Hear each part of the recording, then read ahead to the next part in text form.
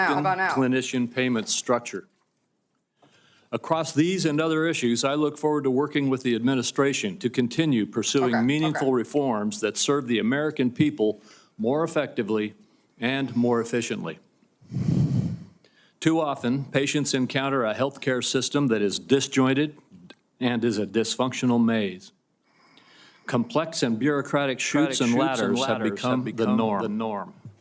Meanwhile, even as healthcare spending climbs, outcomes across a range of conditions continue to decline. I might as well just like rewind to the joke. And ladders have become the norm. Meanwhile, even as healthcare spending climbs, outcomes across a range of conditions continue to decline.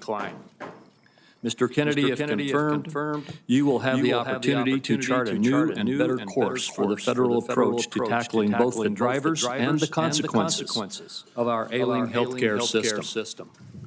Your commitment to combating chronic conditions that drive healthcare costs will be critical to our success. Prioritizing disease prevention and addressing the factors that fuel conditions such as diabetes, cardiovascular disease, metabolic disease, Alzheimer's disease, COPD, and cancer will save lives, reduce costs, and build a healthier. Oh, you mean all of the things that funding just got cut for? Yeah. Stronger country. Private sector breakthroughs from groundbreaking cancer medications to curative gene therapies also offer hope.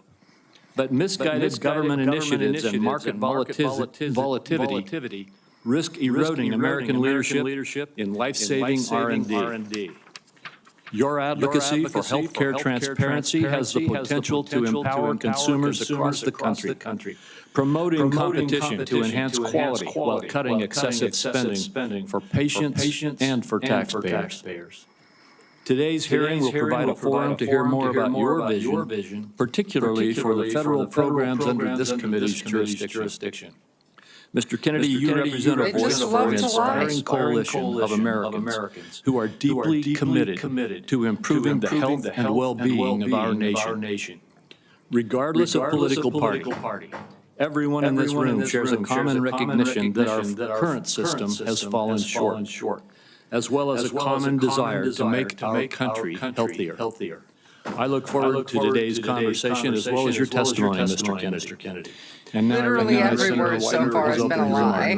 Thank you very much, Mr. Chairman. The question before the Finance Committee this morning is whether Robert F. Kennedy should be trusted with the health and well-being of the American people. Absolutely not. Examined thousands of pages, statements, books, and podcast transcripts in a review of his record. The receipts show that Mr. Kennedy has embraced conspiracy theories, quacks, charlatans, especially when it comes to the safety and efficacy of vaccines. I love the word charlatans. He has made it his life's work to sow doubt and discourage parents from getting their kids life-saving vaccines. It has been lucrative for him and put him on the verge of immense power. This is the profile of someone who chases money and influence wherever they lead, even if that may mean the tragic deaths of children and other vulnerable people. In fact, he's responsible for the deaths of children. Fond of saying he's not making recommendations about whether parents should vaccinate their children. He's just asking questions and giving people choices. It's a slippery tactic to dodge any real responsibility for his words and actions. And it is, in my view, absurd coming from somebody who's trying to win confirmation for a job that is entirely about making recommendations. These recommendations are going to have life or death consequences for the American people. Mr. Kennedy, if you are confirmed your recommendation to determine which vaccines senior citizens get for free Grunting like a pig. Medicare, Your recommendation will determine which vaccines are given to millions of kids. So none of them. Peddling these anti-vaccine conspiracy theories as our chief health officer is going to endanger the lives of kids and seniors across the nation. Just look at what happened when Mr. Kennedy inserted himself into an anti-vaccination crisis in the island nation of Samoa. There we go. He traveled there himself to push his views and pour fuel on the fire of a measles outbreak that began due to low vaccination rates. In the end, 83 Samoans died, mostly kids, from a disease that is easily preventable. Americans cannot afford to import this experiment to our great nation. Coming in strong with Another that. healthcare matters from abortion to universal healthcare. Mr. Kennedy has changed his views so often it is nearly impossible to know where he stands on so many of the basic issues that impact Americans' daily lives. He stands wherever he stands to make money. In a gobsmacking statement of irresponsibility. In November 2023, Mr. Kennedy said that he wanted to pause infectious disease research for 8 years. Mr. Kennedy has indicated he's open to restricting access to the abortion medication mifepristone, which remains a primary target of the Republican crusade against reproductive freedom. I took this on back in 1990 when I chaired the first congressional hearing on the topic. The science is clear then, it's even clearer today. Mifepristone is safe. The only reason it's under question in 2025 is because people with a political agenda have been out lying about it. Women deserve to know if Mr. Kennedy will abuse his power as our country's chief health officer to essentially implement a national abortion ban by restricting access to the safe and legal medication. Meanwhile, as the Trump budget office through the Medicaid program... Is it just me or is somebody snoring and grunting in the background here? I clearly hear it. Into chaos yesterday, Republicans in Congress are proposing deep cuts to the program that will rip away health care from millions of Americans who count on this vital lifeline. Cuts to Medicaid of this magnitude are going to jack up the cost of health insurance. It'll shutter nursing homes and rural hospitals, deprive seniors and Americans with disabilities of home-based care. That approach amounts to handing over our nation's health system to for-profit insurance companies, Which is the whole point. made a fortune delaying and denying care. Mr. Kennedy has virtually no knowledge or experience in handling these issues.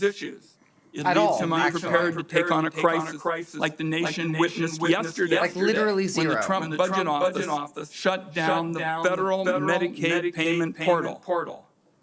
After a careful review of Robert F. Kennedy Jr.'s statements, Oh, it's RFK grunting? reviews, Or him? materials that I have reviewed personally and closely, I've reached the conclusion that he should not be entrusted with the health and well-being of the American people. When he's taken every side of every issue, how can this committee and the American people believe he has anything to say? Let me close by saying I believe more strongly than ever. And I have specialized in healthcare during my time in public service. There were a turning point with regard to healthcare in America. Yeah, his pro-alternative treatments are like heroin for ADHD. Word to describe Americans' feelings towards the healthcare system is disillusioned. At every single turn, people feel like they're rolling a load of dice. Loaded dice when they try to get health care. Americans are justifiably angry, fed up, and tired of a system that puts profits over patients. Instead of debating meaningful ways to improve Americans' health care, now the committee is being forced to relitigate settled science about vaccines and whether or not the federal government should help Americans get affordable health care. I know where Democrats on this finance committee stand. I'm sorry, but like, I can't take the fact that we're having a hearing for the guy who is sitting here and can't breathe to be the Health and Human Services Secretary. When it comes to an agenda to lower costs, He sounds like he needs to be on a respirator. Get this man to a hospital. I cannot say the same about the nominee sitting in front of me. And let me acknowledge, finally, Mr. Chairman, Terry Mills from Portland, Oregon, who is here to represent Nurses for America, and I'd like to enter a statement from her organization into the record at this time. Thank you, Mr. Chairman. Without objection.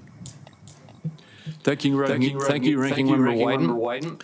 Mr. Kennedy, in a few moments, you will be given the opportunity to make your opening statement and respond to these attacks and other questions that the members of this committee have.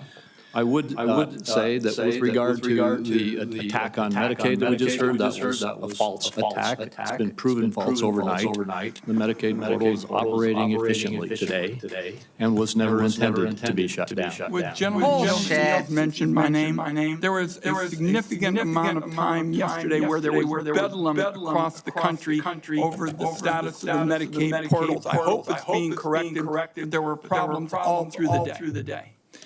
There certainly were attacks yesterday.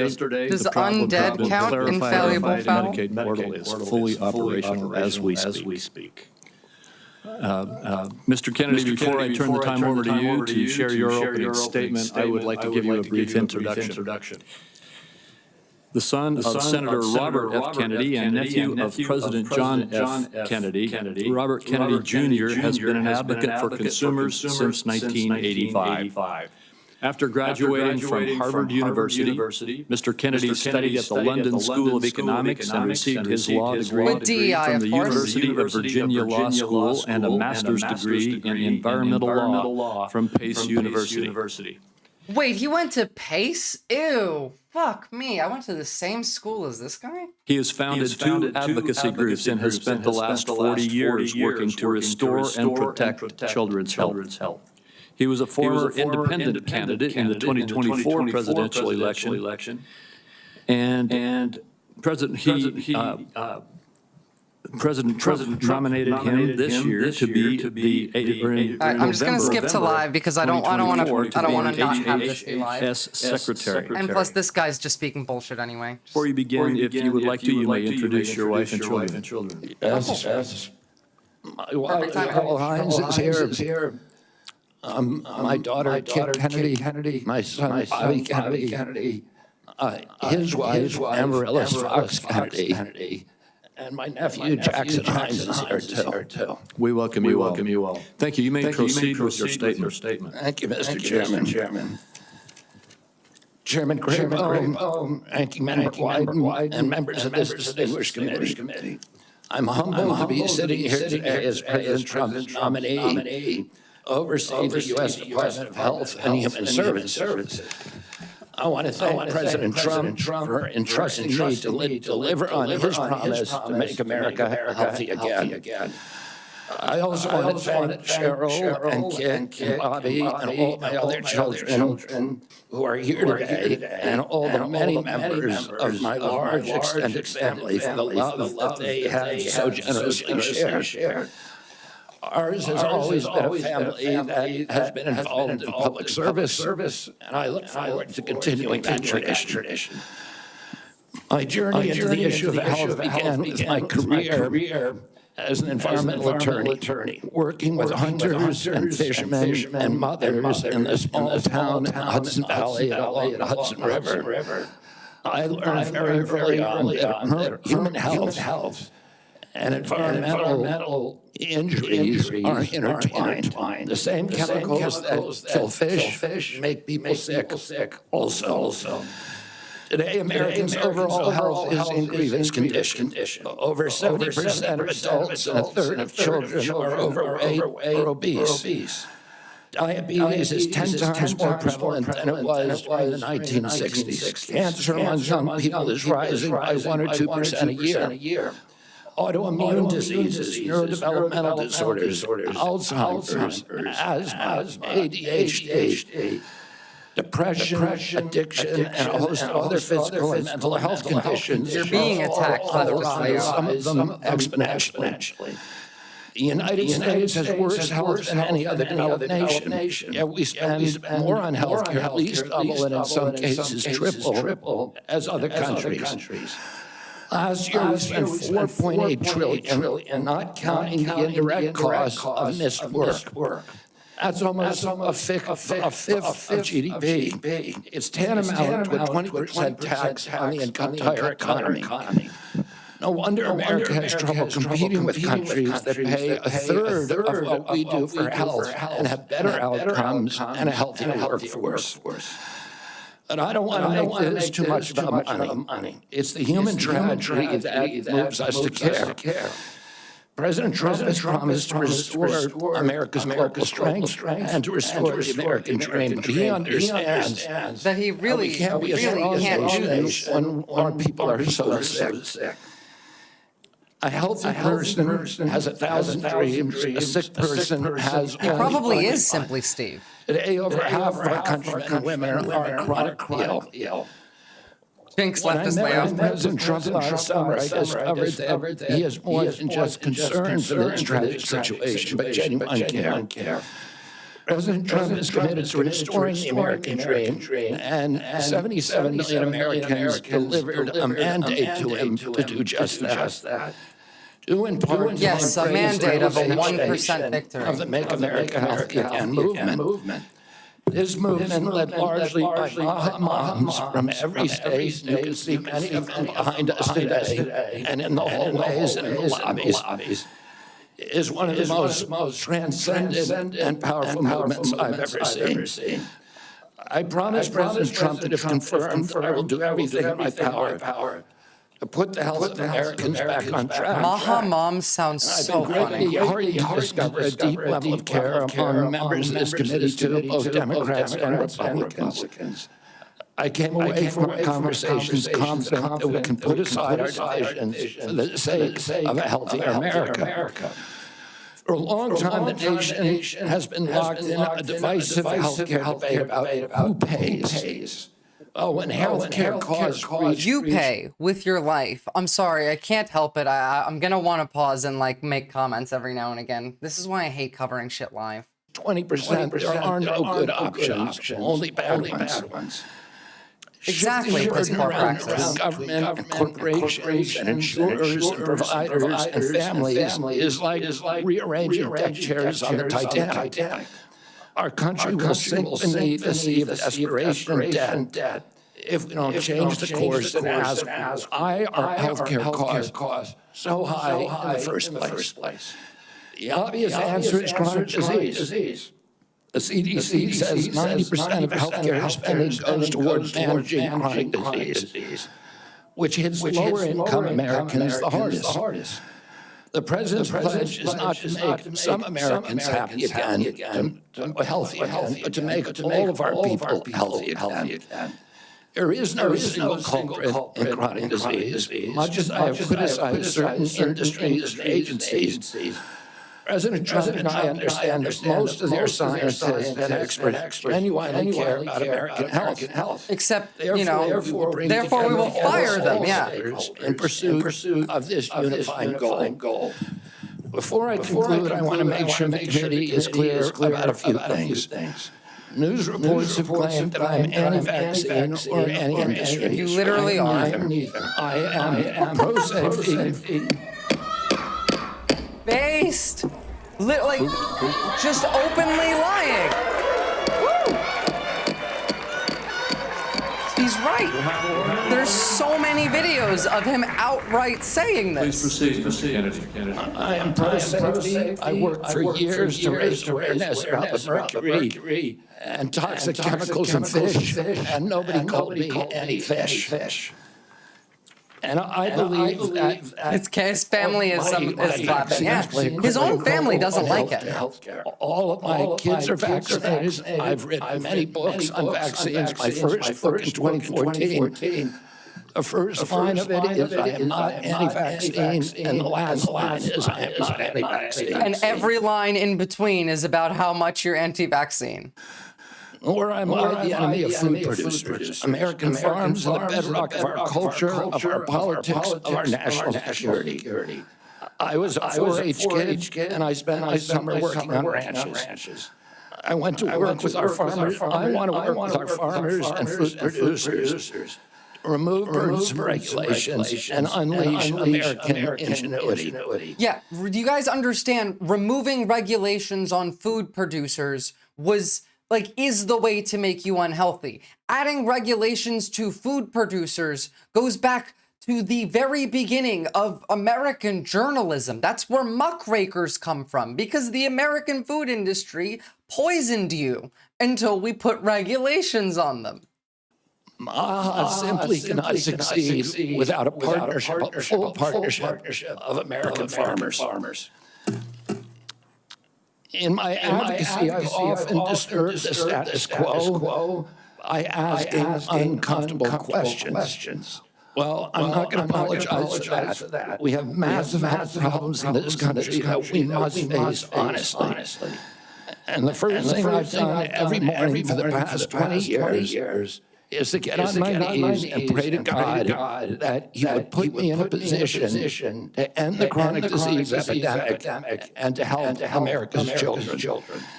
That's why I'm so grateful to President Trump for the opportunity to sit before you today and seek your support and partnership in this endeavor. I will conclude with a promise. The members of this committee, to the President, and to all the tens of millions of parents across America, especially the moms, who have propelled this issue to center stage. Should I be so privileged as to be confirmed, we will make sure our tax dollars support healthy foods. We will scrutinize the chemical additives in our food supply. We will remove financial conflicts of interest from our agencies.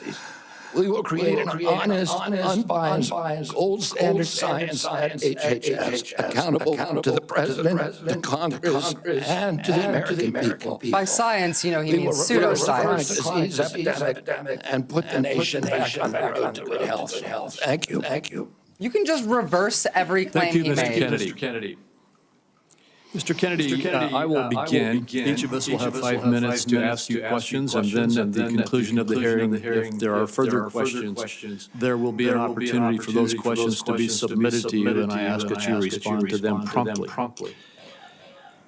Mr. Kennedy, you have emphasized the importance of nutrition in preventing and managing chronic disease, improving health outcomes, and reducing health costs. I share your interest in the relationship between our diet and our well-being. And if confirmed, I look forward to partnering with you on those efforts. Would you share with the committee why you are passionate about the nutrition-oriented disease prevention and what you have learned? Yes, Mr. Chairman. I've learned how to make diseases be much worse using nutrition. I was raised in a time where we did not have a chronic disease epidemic. No, we did. We just didn't report things. Again, like this every data sample that he's going to give you, this entire hearing is going to be, well, back in my day when we didn't test for things and when we didn't know these things and when people were afraid to come forward about how, they might be neurodivergent or they might be trans or they might be it's just lying. All of these things existed for the entirety of human history, and a lot of these diseases existed for the entirety of industrialized human history. We just didn't test for it. We didn't have numbers for it. My uncle was president, 2% of American kids had chronic disease. Today, 66% have chronic disease. We spend zero on chronic disease during the Kennedy administration. Today, we spend $4.3 trillion a year. With 77% of our kids cannot qualify for military service. When I was a kid, a typical pediatrician would see one case of diabetes in his or her lifetime, 40 or 50-year career. 1 out of every 3 kids who walks through his office door is diabetic or pre-diabetic.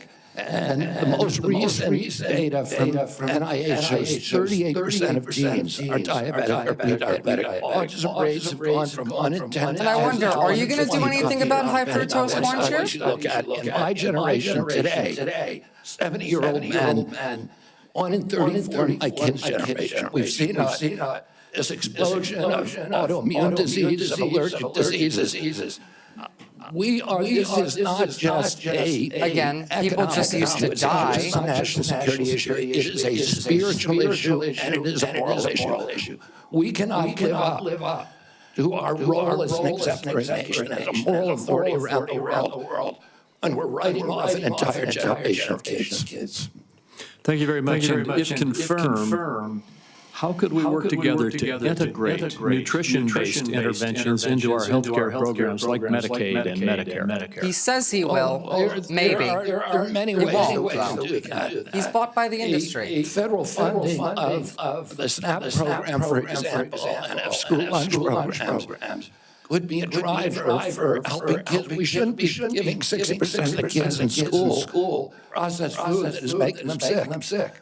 We shouldn't be spending 10% of the SNAP program on sugar drinks. Okay. So we have a direct ability to change things there. We also, in Medicaid and Medicare, we need to focus more on outcome-based medicine, on putting people in charge of their own health care. Of making them accountable for their own health care so they understand the relationship between eating and getting sick. Okay, I can agree to this one. Most importantly, we need to deploy NIH and FDA to doing the research to understand the relationship between these different food additives. And See, that's the thing, leftist Leo. Some of the stuff that he says, I do agree with. I just have no faith that he'll actually follow through with any of the good stuff because he's entirely captured by the industry. That's where the deregulation of the industry comes in. How are you going to do any of the positive things that you're saying if you are also deregulating the industries that are perpetuating these exact issues? disease. And yes, the veggies don't cure brain damage. And make sure that Americans are aware. I don't want to take food away from anybody. If you like a cheeseburger, a McDonald's cheeseburger, or a Diet Coke, which my boss loves, you should be able to get them. If you want to eat Hostess Twinkies, you should be able to do that. But you should know what the impacts are on your family and on your health. Thank you. Senator Wyden.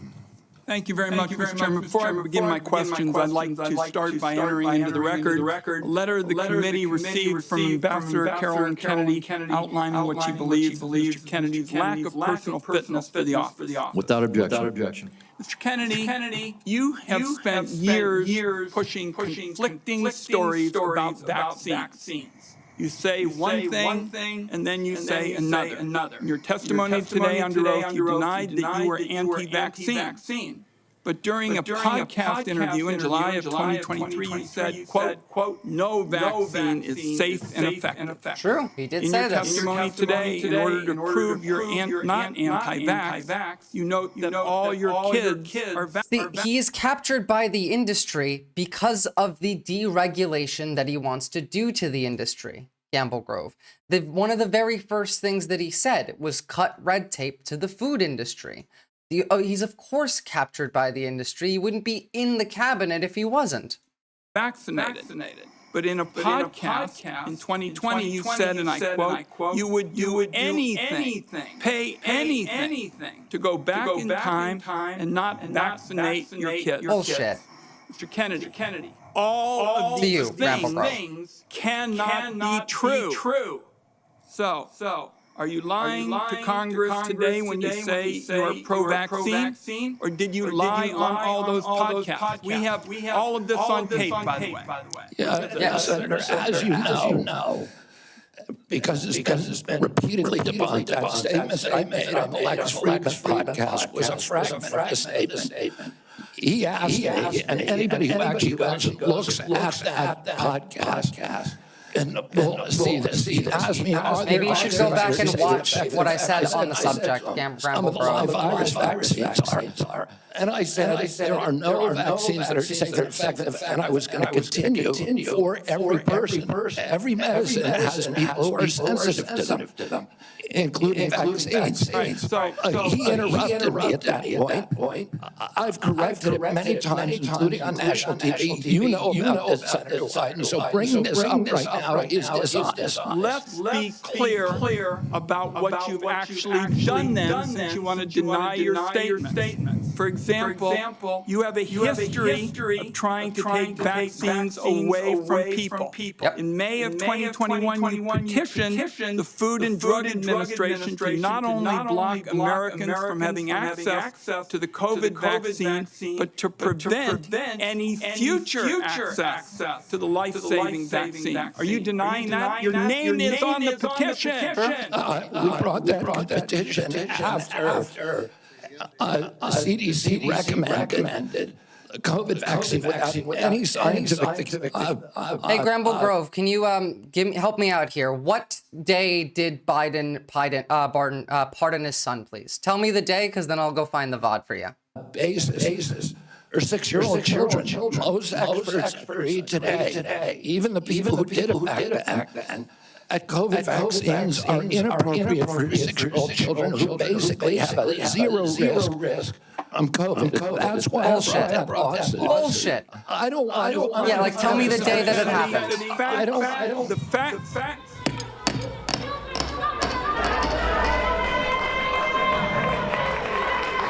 Again, he's responsible for the deaths of 84 children for his anti-vax claims. There you go. So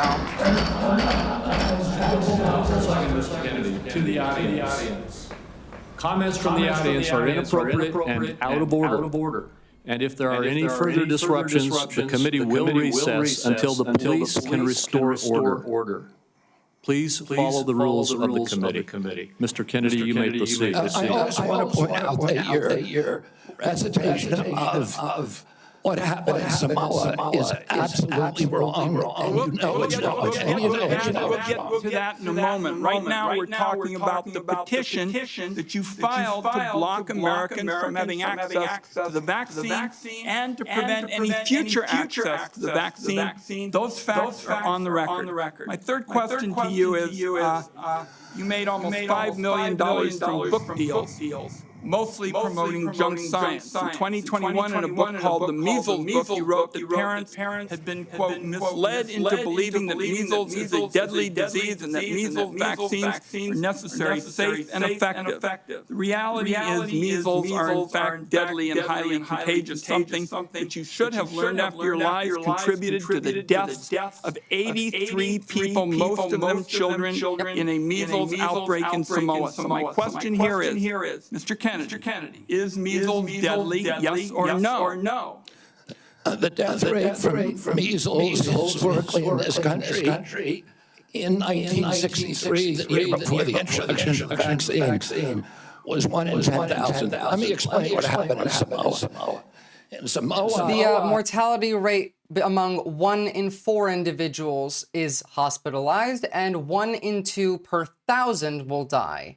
So, that is the actual rate of mortality for measles. In 2017 or 2015, there were 2 kids who died following the MMR vaccine. And the vaccination rates in Samoa dropped precipitously from about 63% to the mid-30s. So they've never been very high. And in 2018, 2 more kids died following the MMR vaccine, and the government of Samoa banned the MMR vaccine. I arrived a year later when vaccination rates were already below any previous level. I went there, nothing to do with vaccines. I went there to introduce a medical informatics system that would digitalize records in Samoa and make health delivery much more efficient. I never gave any public statement about vaccines. You cannot find a single Samoan who will say, I didn't get a vaccine because of Bobby Kennedy. I went in June of 2019. The measles outbreak started in August. Oh, clearly I had nothing to do with the measles. Not only that, Mate, what the fuck are you talking about? You said, when did I say it? I sent it before any of the links that you sent me. I sent it before he actually did it. That's when I said it. Either give me the $500 or shut the fuck up. If you let me finish, You have had some time. if you let me finish, Senator, if you let me finish. One more time. I want to hear that again. Break started in August. Oh, clearly I had nothing to do with the measles. Not only that, Kennedy, not only that, if you let me finish, you have had some time. if you let me finish, Senator, if you let me finish. That's not what I said. I said, you know what, fuck you. Out of here. 83 people died Come back in an hour. when the tissue samples were sent to New Zealand. Most of those people did not have measles. We don't know what was killing them. The same outbreak occurred in Tonga and Fiji, and no extra people died. Where you didn't go and then tell people to not take the vaccine. 7 measles outbreaks in the 13 years prior to my I would like arrival. to get my time back.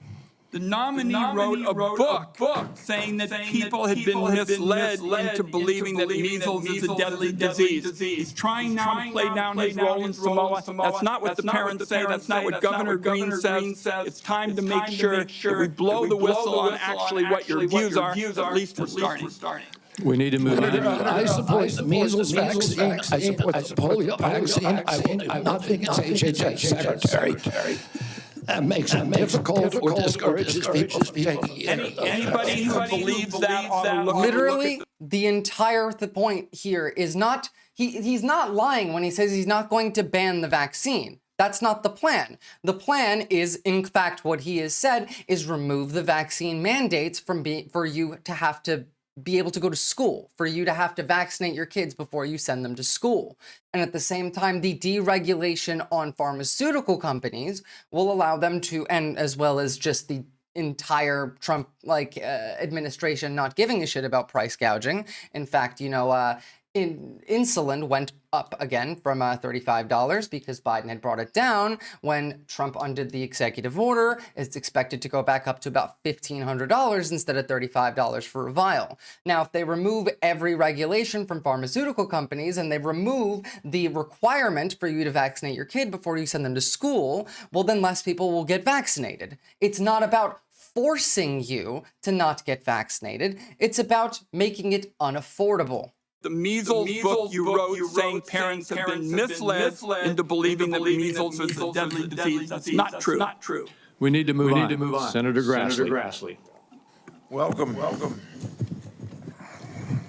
I'm going to do like I did in my office. I'm just going to make some points to you. I got about 7 I want to quickly get done. And then at the end, I'm going to ask if you disagree with anything I say, and then address those things you disagree with. I'll make sure I save time for you to do that. A key responsibility of each member of Congress is oversight. Oversight allows us to hold bureaucrats accountable to the rule of law, and it helps keep faith with taxpayers. I expect HHS to provide timely and complete responses to congressional oversight. Number 2, PBMs. Something you and I discussed in our office. I've been working to hold pharmacy benefit managers accountable in order to lower prescription drug prices. I expect you to work with us to hold PBMs accountable, and that may even asking your support for legislation that's before the Congress. Chuck Grassley talking about lowering medication prices when they're literally raising medication prices. Drug pricing. Senator Durbin and I have for a while been trying to get a bill passed that requires price disclosures on TV ads for prescription drugs. Knowing what something costs before buying it is just common sense. President Trump tried to do this by regulation in his first term. Vice President Vance co-sponsored our bill last Congress. I ask you to support this bill. Or if you can do it by regulation, do it by regulation.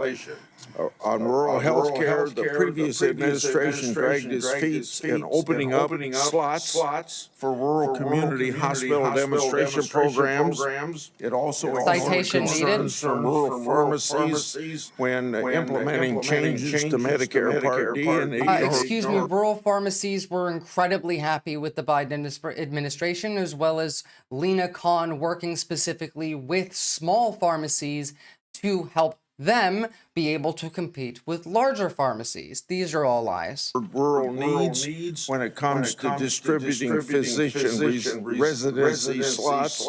I expect you to prioritize rural Americans' healthcare needs on agriculture. In our meeting earlier this month, we talked at length about agriculture. You prefaced the conversation by saying you will not have jurisdiction over these issues. I expect you to leave agricultural practice regulations to the proper agencies, and for the most part, that's USDA and EPA. On dietary guidelines, I've sent letters to the Secretaries of Agriculture, HHS, requesting that they provide information regarding conflicts of interest on the Dietary Guideline Advisory Committee to increase transparency. I expect you to provide Congress with confidential financial disclosures from the Advisory Committee before finalizing dietary guidelines, so we know that nobody has a vested interest in it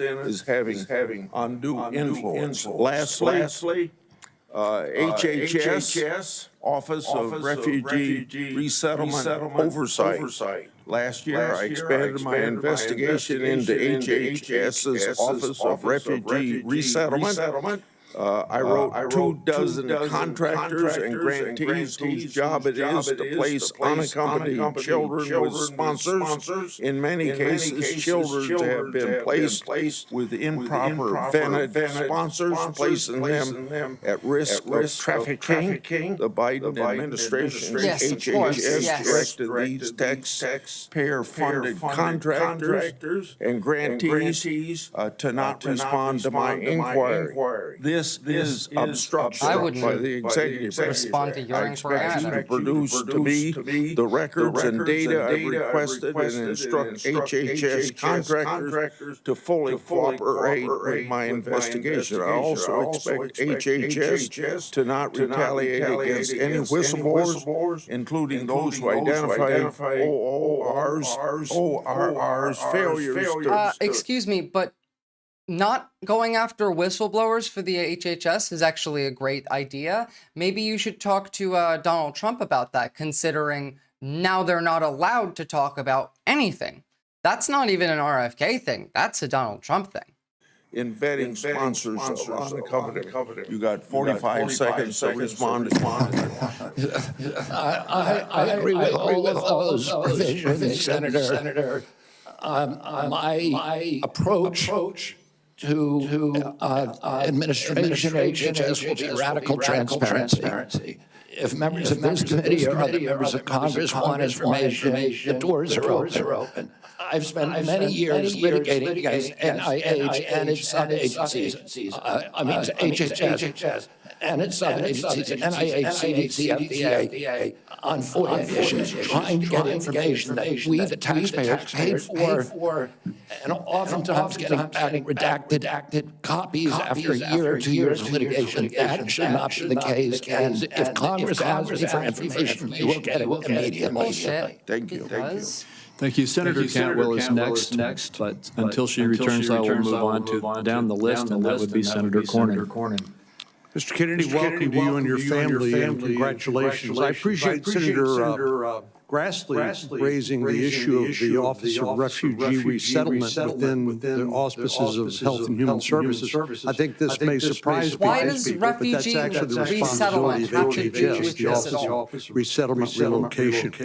Under the previous administration, as Senator Grassley alluded, there were roughly 500,000 children, unaccompanied minors that were placed with sponsors in the interior of the United States.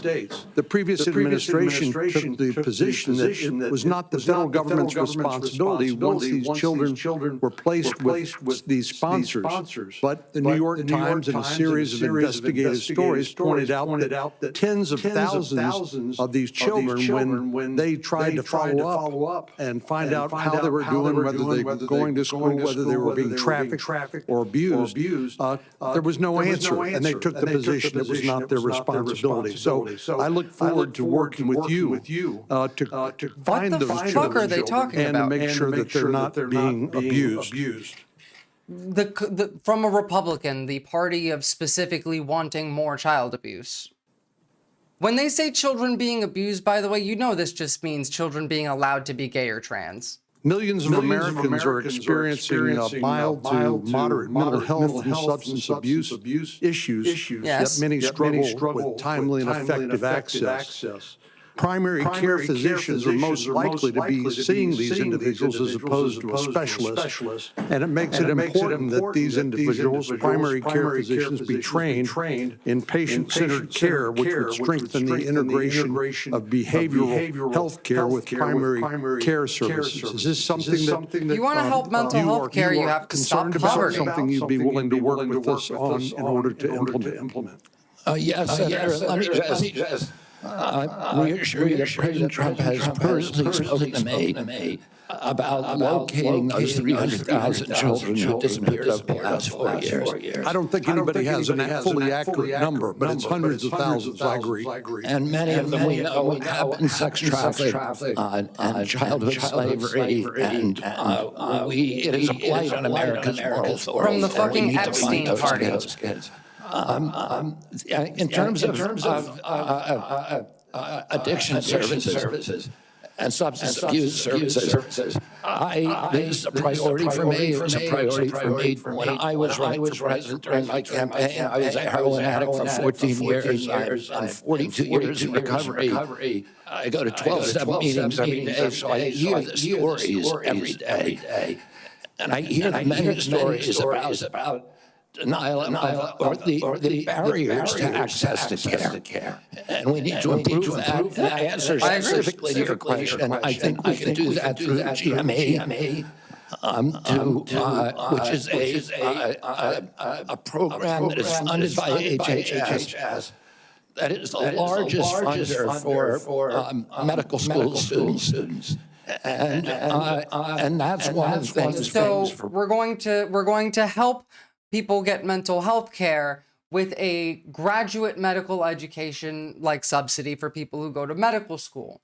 Kind of missing the point here, because yes, we do need more doctors, but I feel like people being able to afford to go see a doctor might be a bigger issue than not having the doctors to begin with. Now, of course, they're both an issue, but at the same time, you know, you could maybe incentivize immigration, and that could, you know, generally help with that. Also, yeah, most addicts aren't going to become doctors. Most addicts need to see a doctor and can't afford to. Primary care without Medicare, apparently. Should understand addiction care. Addicts almost always go through a cycle where there is a moment where they hit periodic bottoms where they're ready to go into treatment. But it's fleeting and it's momentary. And we have the opportunity to save their lives. And then if we miss that little short window, they're off to the races again. I appreciate your answer. Our time is short. Let me get to one more question that I think is very important. Under the first Trump administration, the number of people receiving HIV treatment in Africa through the President's Emergency Plan for AIDS Relief, otherwise known as PEPFAR, it increased, this is during the first Trump administration, from 13 million people to 18 million people across 50 countries, primarily in Africa. Africa has about 1.3 billion people today. The people that have the most health problems are in red states. It's projected to have 2.5 billion people by 2050, or 25% of the global population.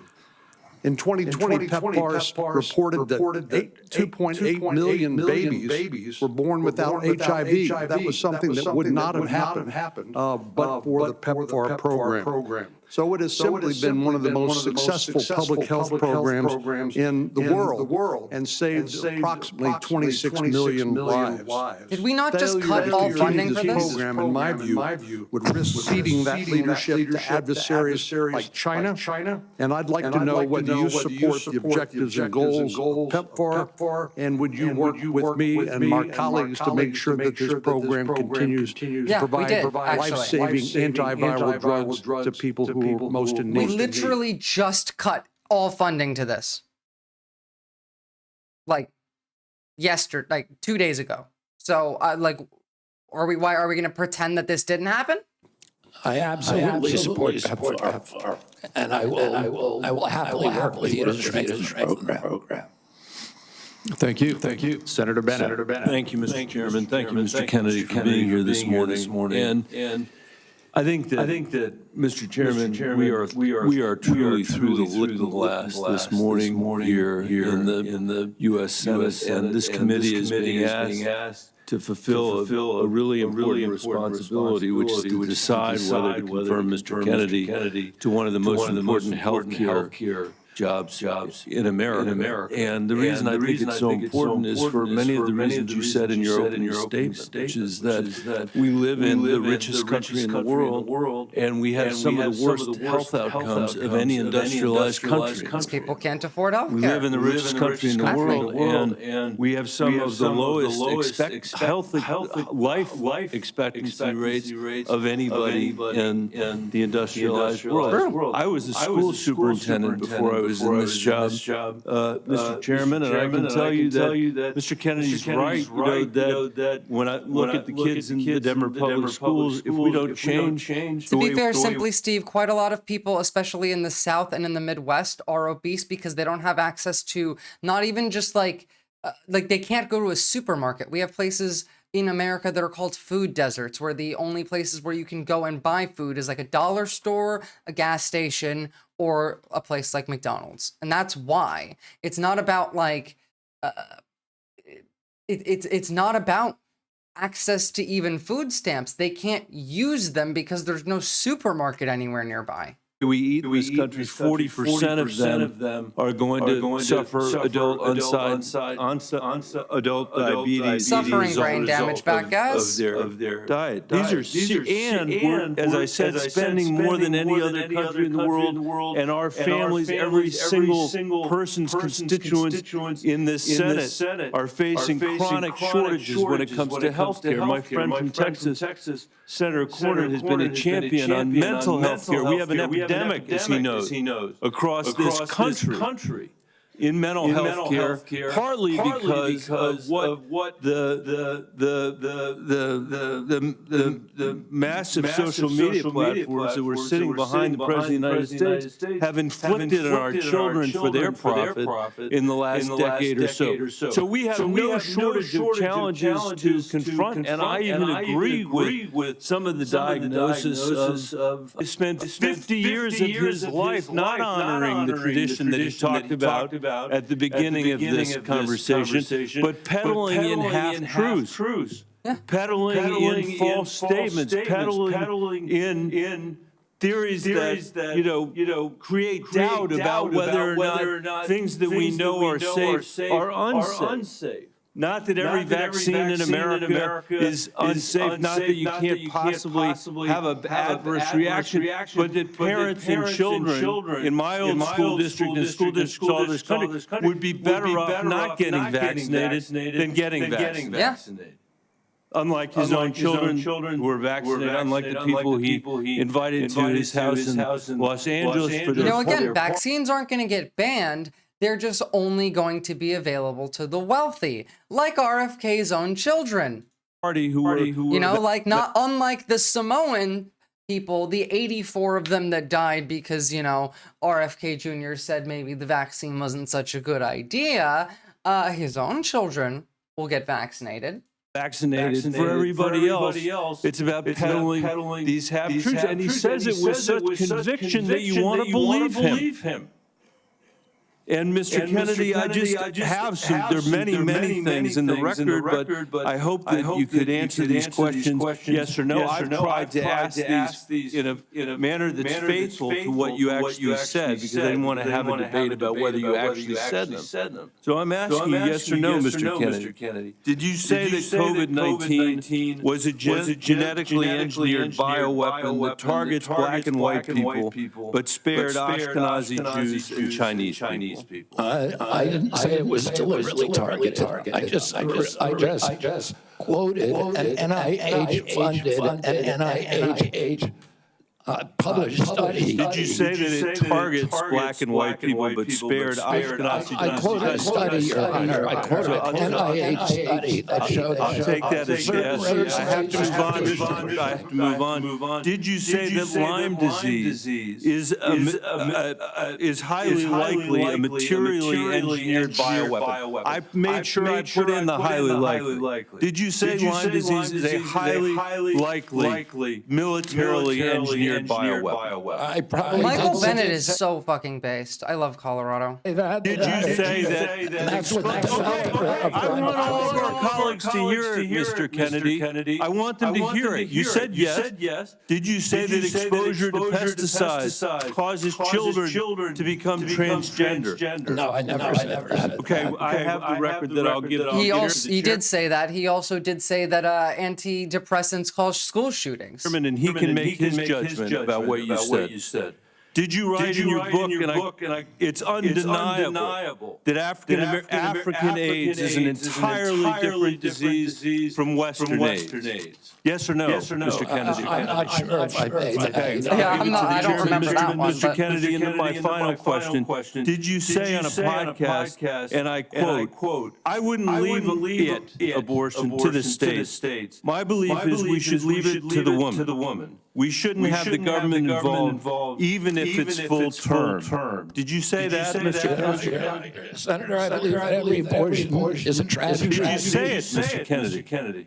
This matters. It doesn't matter what you come here and say that He doesn't believe what he says. reflective of what you really believe, that you haven't said over decade after decade, because unlike other jobs we're confirming around this place, this is a job where it is life and death for the kids that I used to work for in the Denver public schools, and for families all over this country that are suffering from living in the richest country in the world that can't deliver basic health care and basic mental health care to them. It's too important for the games that you're playing, Mr. Kennedy. And I hope my colleague will say to the president, I have no influence over him. I hope my colleagues will say to the president, out of 300... Sundry, we'll talk about that a bit later, actually. Because, like, I do want to address that. After this, let's talk about that, if you'll remind me of it. 30 million Americans. We can do better than this. Thank you. We need to move on. Senator Cassidy. Mr. Kennedy, President Trump has sworn to protect Medicare. Republicans are exploring reforms to Medicaid that could help pay for Trump administration priorities. By cutting it. With this context, what will you do about dual eligibles? About dual eligibles. He doesn't even know. Dual eligibles are not right now served very well under the system. Those are people who are eligible for both Medicaid and Medicare. I suppose my answer to that is to make sure that No infallible foul. What he was trying to do was he was trying to get RFK to say the pro-choice argument he had prior, and he wouldn't say it. That was it. It was like he was trying to point out the hypocrisy that even in something that they would agree on, and he has said in the past that he can't continue and say that again, because this is not freedom, of speech in this administration. If he were to say that, he'd be gone.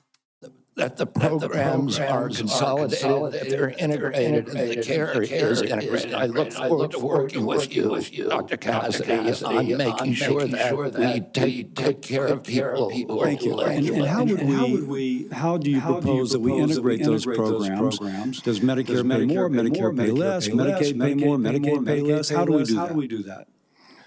I'm not exactly sure because I'm not in there. I mean, it is difficult to integrate them because Medicare is under fee-for-service. It's paid for Actually, a good question. Employer taxes. Medicaid is fully paid for by the federal government, and it's not a fee-for-service. So, I do not know the answer to that. I look forward to exploring options with you. Republicans, again, are looking at ways to potentially reform Medicaid to help, pay for President Trump's priorities, but to improve outcomes. What thoughts do you have regarding Medicaid reform? Well, Medicaid is not working for Americans, and it's specifically not working for the target population. Most Americans, like myself, I'm on Medicare Advantage. I'm very happy with it. Most people who are on Medicaid are not happy. The premiums are too high. The deductibles are too high. It's also incredibly difficult to stay on Medicaid. Look, Medicaid needs to be reformed. It's just none of the reforms that these people will do will improve Medicaid. The networks are narrow. The best doctors will not accept it. The best hospitals. Yeah, it's all part of the plan. Medicaid was originally designed for a target population, the poorest Americans. It's now been dramatically expanded, and the irony of the expansion is that the poorest Americans are now being robbed. Are we going to talk about the fact that Medicare for, we will when we get to Bernie, but Medicare for all is literally cheaper than any of this at all. It's also cheaper than our current system. It would save the government money. Have dramatically decreased, even though we've increased the price of Medicare by 60% over the last 4 years. The target population is being robbed. With that said, obviously you thought about that, and I appreciate that. What reforms do you recommend, again, that would improve services, I suppose, but also make it more cost efficient?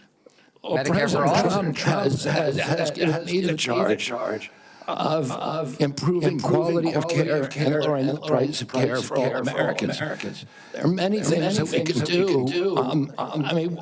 Like Medicare for all. The ultimate outcome saves money. is to increase transparency, increase accountability, and to transition to a value-based system rather than a fee-based system. So on Medicaid in particular, can you just kind of take those kind of general principles and apply it to the Medicaid program? Listen, I think that there are many options with telemedicine, with AI right now, and there's including direct primary care systems. We're seeing that movement grow across the country. There's one of the largest. So going back to Medicaid though, and speaking of these specific advances, what reforms are you proposing with these ideas vis-a-vis Medicaid? Well, I don't have a broad proposal for dismantling the program. I'm not saying, of course not saying that. I think what we need to do is we need to experiment with pilot programs in each state. We need to keep our eye on the ultimate goal, which is value-based care, which is transparency, accountability, access. And one more thing, going back to Medicare. You mentioned you're in MA. You mentioned earlier the Medicare fee-for-service. Do you have any kind of thoughts as to whether or not patients on fee-for-service should move into MA, or how should we handle that? Whether patients who are on Medicare fee-for-service. Traditional Medicare. Yes. That's their choice right now. We have, I think, 32 million Americans, or 30 million Americans on Medicare, on traditional Medicare, and then another 34 on Medicare Advantage. Roughly half and half. And I think more people would rather be on Medicare Advantage because it offers very good services. But people can't afford it. It's much more expensive. In answer to your first question, I wonder, how can we fix, access to healthcare being too expensive? exciting things that we can be doing, including cooperatives, which President Trump has supported, including health savings accounts, which President Trump has supported. Oh, by the way, like those things sound good. I'm not sure exactly what do you mean? Exactly what a health savings account would look like or what they've laid it out as, but I guarantee you that it's not as good as it sounds. All of these things to make people more accountable. Yeah, hey man, what's your opinion on this? Oh, well, that's their The decision. health savings accounts in Medicare and Medicaid? Exactly. We try to increase those, the use of those, and to direct primary care. To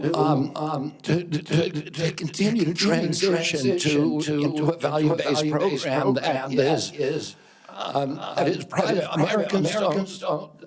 Here we go. Let's make it more private. Like the Affordable Care Act. People are Actually, Americans largely love the Affordable Care Act. They just don't like Obamacare, but they think that these are two different things. They love the Affordable Care Act. They just don't like calling it Obamacare. They don't like Medicaid. They like Medicare.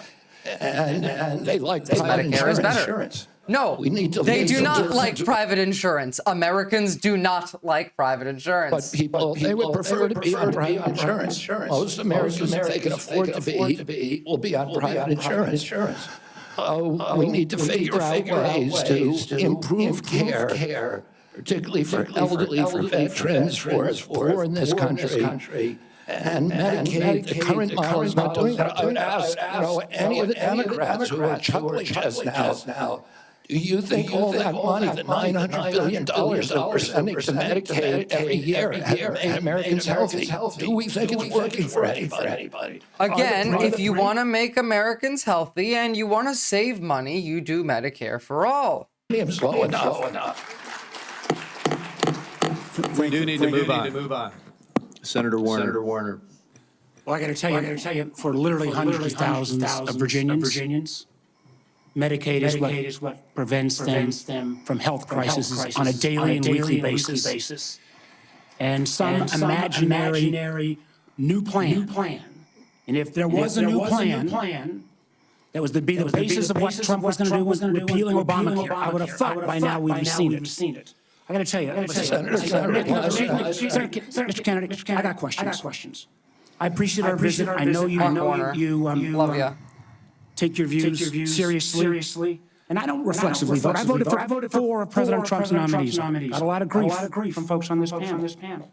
But I got to tell you, I saw an email that you put out Monday night through your campaign. And the fundraising email, your presidential campaign celebrated that the freeze on all new regulations, guidance, and announcements is a way to protect unelected bureaucrats from further undermining our health freedom. Then you ask your donors to help pay for your campaign. Yes. Did your campaign and you put out that? I don't think my campaign exists anymore. Well, listen, I got to tell you this. Somebody's out there soliciting money for it. Maybe you ought to find out who is. Look, they're trying to steal money from you? A guy who's a Republican? Almost someone in Trump's orbit is trying to steal money from you? I could never imagine such a thing. Celebrate this freeze. Do you think that was a good idea to put all of this on hold for 90 days? Funding and any kind of further work? NIH research? As Chairman Crapo pointed out. I'm not asking for. I love Mike Crapo. I'm asking you. Very important position. As he pointed out, Senator, the polls were closed or not closed as a result of the Trump. Let me just tell you.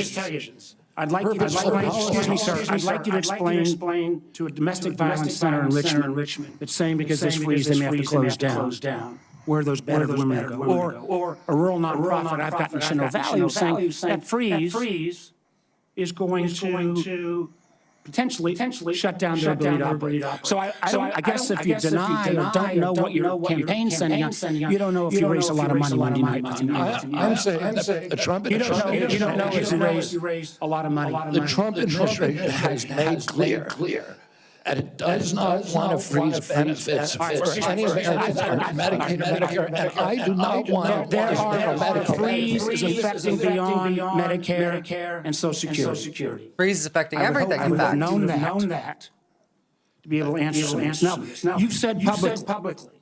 You want to. It's kind of funny. RFK, every now and again when he's asked a question that he can't answer, it's almost like the Victor Gao in the debate we watched yesterday when he's asked a question that would have him directly insult the Supreme Leader, directly criticizing the Supreme. It's the same face.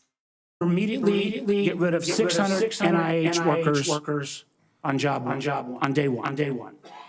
When we had our meeting, you said you actually like to get rid of 2,200 people from HHS. Which offices are you going to start cutting and riffing Specific. these 2,200 workers from? Senator, there's 200 political appointees that are changing everything. So if you got rid of those 200 political appointees, you're not going to replace them with your political appointies. Well, President Biden this year changed 3,000 employees. And then replaced them. 3,750. So in your 2,200, what departments are you going to pick them from? Well, the same as President Biden did when he changed 3,000 out. Let me just run down to a minute 30. The chairman's been generous with colleagues on both sides and may have to go a couple minutes over. But let me just say, so let's just answer. This would be, I hope, since you're asking to become the top healthcare official in the United States and from the HHS. Huge ramifications. And part of his job is to be the senior advisor to the president on health issues. So when we're looking at this purge, when we're looking at laying off workers, when we're looking at potentially the president's illegal offer to try to buy out federal employees, which I would say to any federal employees, think twice, has this individual... That golden parachute that's exactly what he said. It is a way of getting these people out now easily, just to erase any stress. Do not leave. Do not preemptively bend the knee. Make their life difficult. They'll make your life difficult, but you're a public servant. It's your job to sacrifice for the public. Is business world ever fulfilled his contracts or obligations? He doesn't answer the question simply, Steve. But if you are in this position, will you pledge that you will not fire federal employees who work on food safety, work on trying to prevent things like salmonella? Waffle incoming. There's 91,000 employees. So that's a simple yes. I'm going to take that as a no. I take that as a no. We talked about protecting Americans from cyber criminals. Something we need to do a lot more on. Will you commit not to fire anyone in the health arena who currently works on protecting Americans from cyber attacks in their healthcare files? I will commit to not firing anybody who's doing their job. No. Based on your opinion? Based upon your opinion or your political agenda or Mr. Trump's agenda? Based upon my opinion. I guess that means a lot of folks who've had any type of views on vaccines will be out of work. Will you freeze grant funding for community health centers? Will you freeze federal funds for community health centers the way the current administration is? The White House has made clear that no funds are going to be denied to any American for benefits in any program. Except they are now already. Happens at community health centers. Those are direct. Are you talking about the Indian health centers? No, I'm talking about community health centers across the country. I understand that. I mean, Like Planned Parenthood, for example. So you're going to excuse Indian health centers, which is good, but others are not.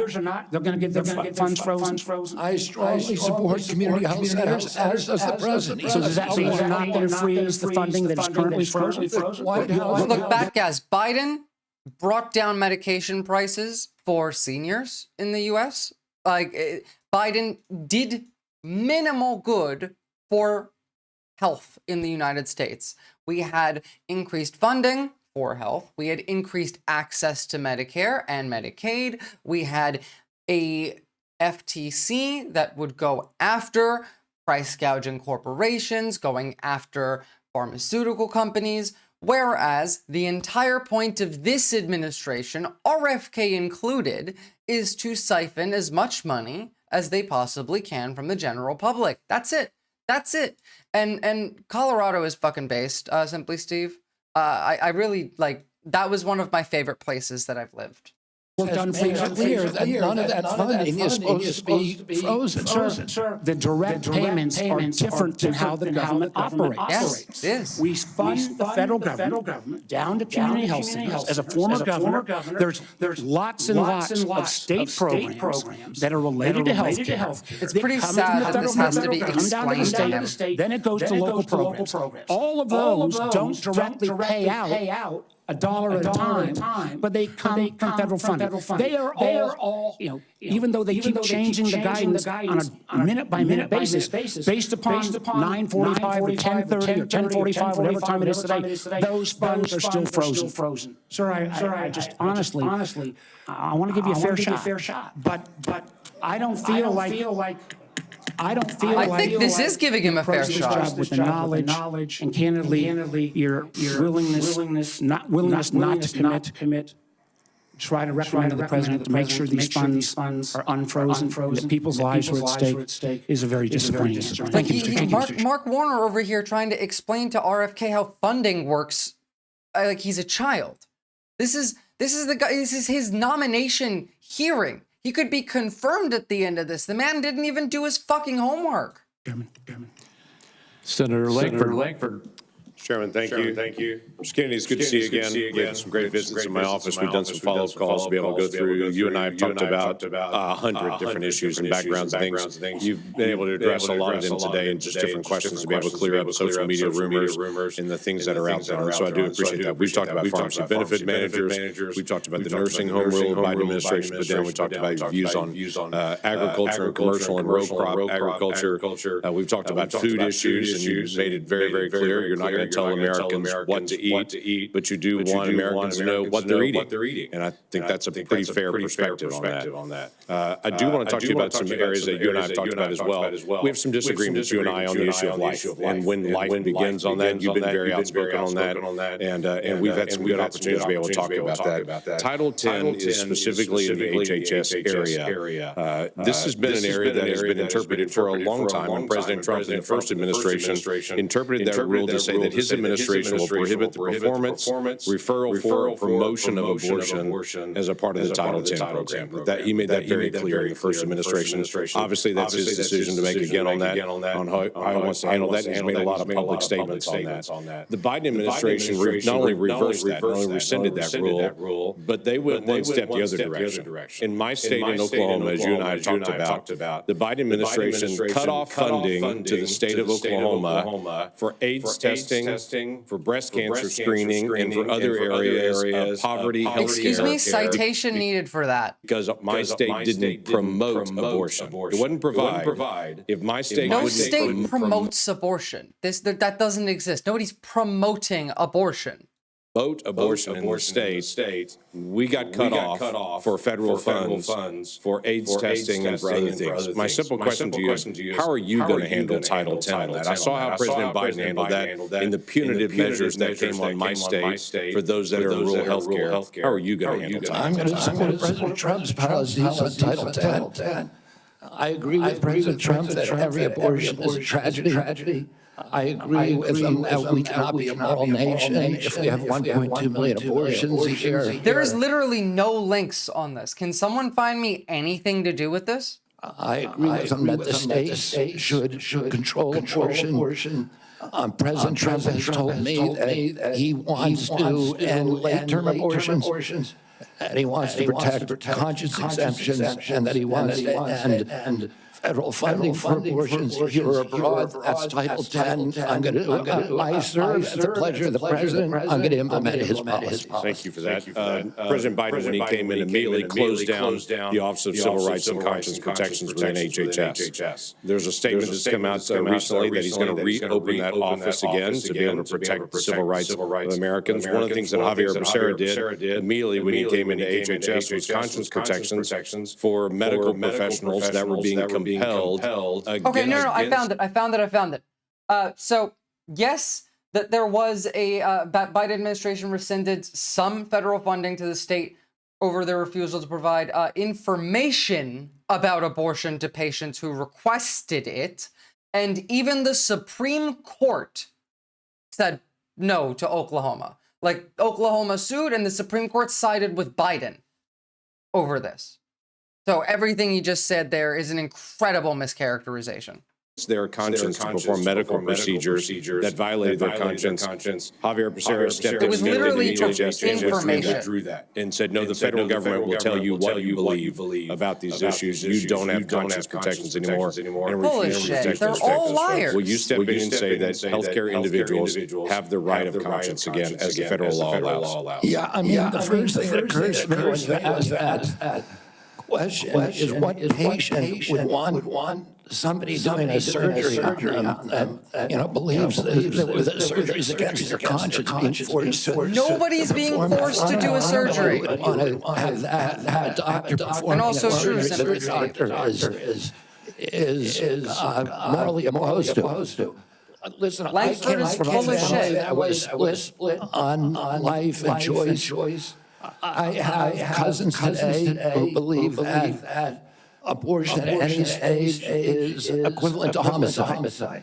Now, And that's insanity. Who believe the opposite. Genuine, psychosis. The good thing in my family that I really loved is that we were able to have those conversations and respect each other. And I wish that we could do that nationally. And if forcing somebody to participate in a medical procedure as a provider that they believe is murder does not make any sense to me. We need to. If you're a doctor, if you are a medical professional, a medical practitioner, you're a doctor, I don't care whether you believe in the healthcare being moral or not. You swear an oath to do no harm, which includes saving this person's life. I don't care if you think that, this, whatever that you're doing is immoral. Your job is to save that motherfucker's life and nothing else. Now shut up and do your job. If forcing somebody to participate in a medical procedure as a provider that they believe is murder does not make any sense to me. We need to. Then you shouldn't be a doctor. In this country, we need to respect diversity, and we need to respect each other when we have different opinions, and not force our opinions on other people. Yeah, thank you for that. The FDA, Except nobody does this. under the Biden administration, changed the rules for the chemical abortion drug and said you no longer need to see a physician. So if you have an ectopic pregnancy or all kinds of other, don't even go anymore to see a physician. But they also changed an area that has been something that's been very particular. You've talked about a lot, and that's transparency. They changed the position and said, don't tell us if there's a side effect on this drug unless she dies. But other than that, don't tell us anymore. Literally give again, citation needed. to the American people or to the women. Because he's already lied several times throughout this. Citation needed? This drug anymore. We don't want that reported. My question to you is, will FDA move to be able to actually give transparency to the American people and to say, this drug is no different than any other drug. We don't argue protect it just because it's political for some folks. People should know side effects on this drug and there should be reported. Yeah, I mean, it's against everything we believe in this country. That patients or doctors should not be. Oh, look, you can just, Google the side effects of mifepristone. And, right there. Should I know? What should I use it for? What may interact with it? What are the side effects? Reporting adverse events. We need to know what adverse events are. We need to understand the safety of every drug, mifepristone and every other drug. And President Trump has made it clear to me that one of the things he is not taking a position yet on mifepristone, a detailed position, but he's made it clear to me that he wants me to look at. This should just be illegal. Like people like James Langford, this entire time, all he's done is lie. This should be illegal. It genuinely should be. I think that you should lose your job for this. I think that you should have a criminal court case put against you for lying to the public as an elected official. Knowingly and willingly, by the way, because he knows that this is a lie. Ask NIH, FDA to do that. Thank you. Senator Whitehouse. Every medication does come with a list of every known side effect and possible effect. It literally does. And I've got a lot of experience with CMS. So you're just going to have to listen. Two things. One, if you want to move from advocacy to public responsibility, Americans are going to need to hear a clear and trustworthy recantation of what you have said on vaccinations, including a promise from you never to say vaccines aren't medically safe when they in fact are. Yeah. And making indisputably clear that you support mandatory vaccinations against diseases where that will keep. Because he's lying, Batgaz. That's why. He's lying. People safe. James Langford said almost nothing that wasn't a lie there. Where that will keep people safe. You're in that hole pretty deep. We've just had a measles case in Rhode Island, the first since 2013.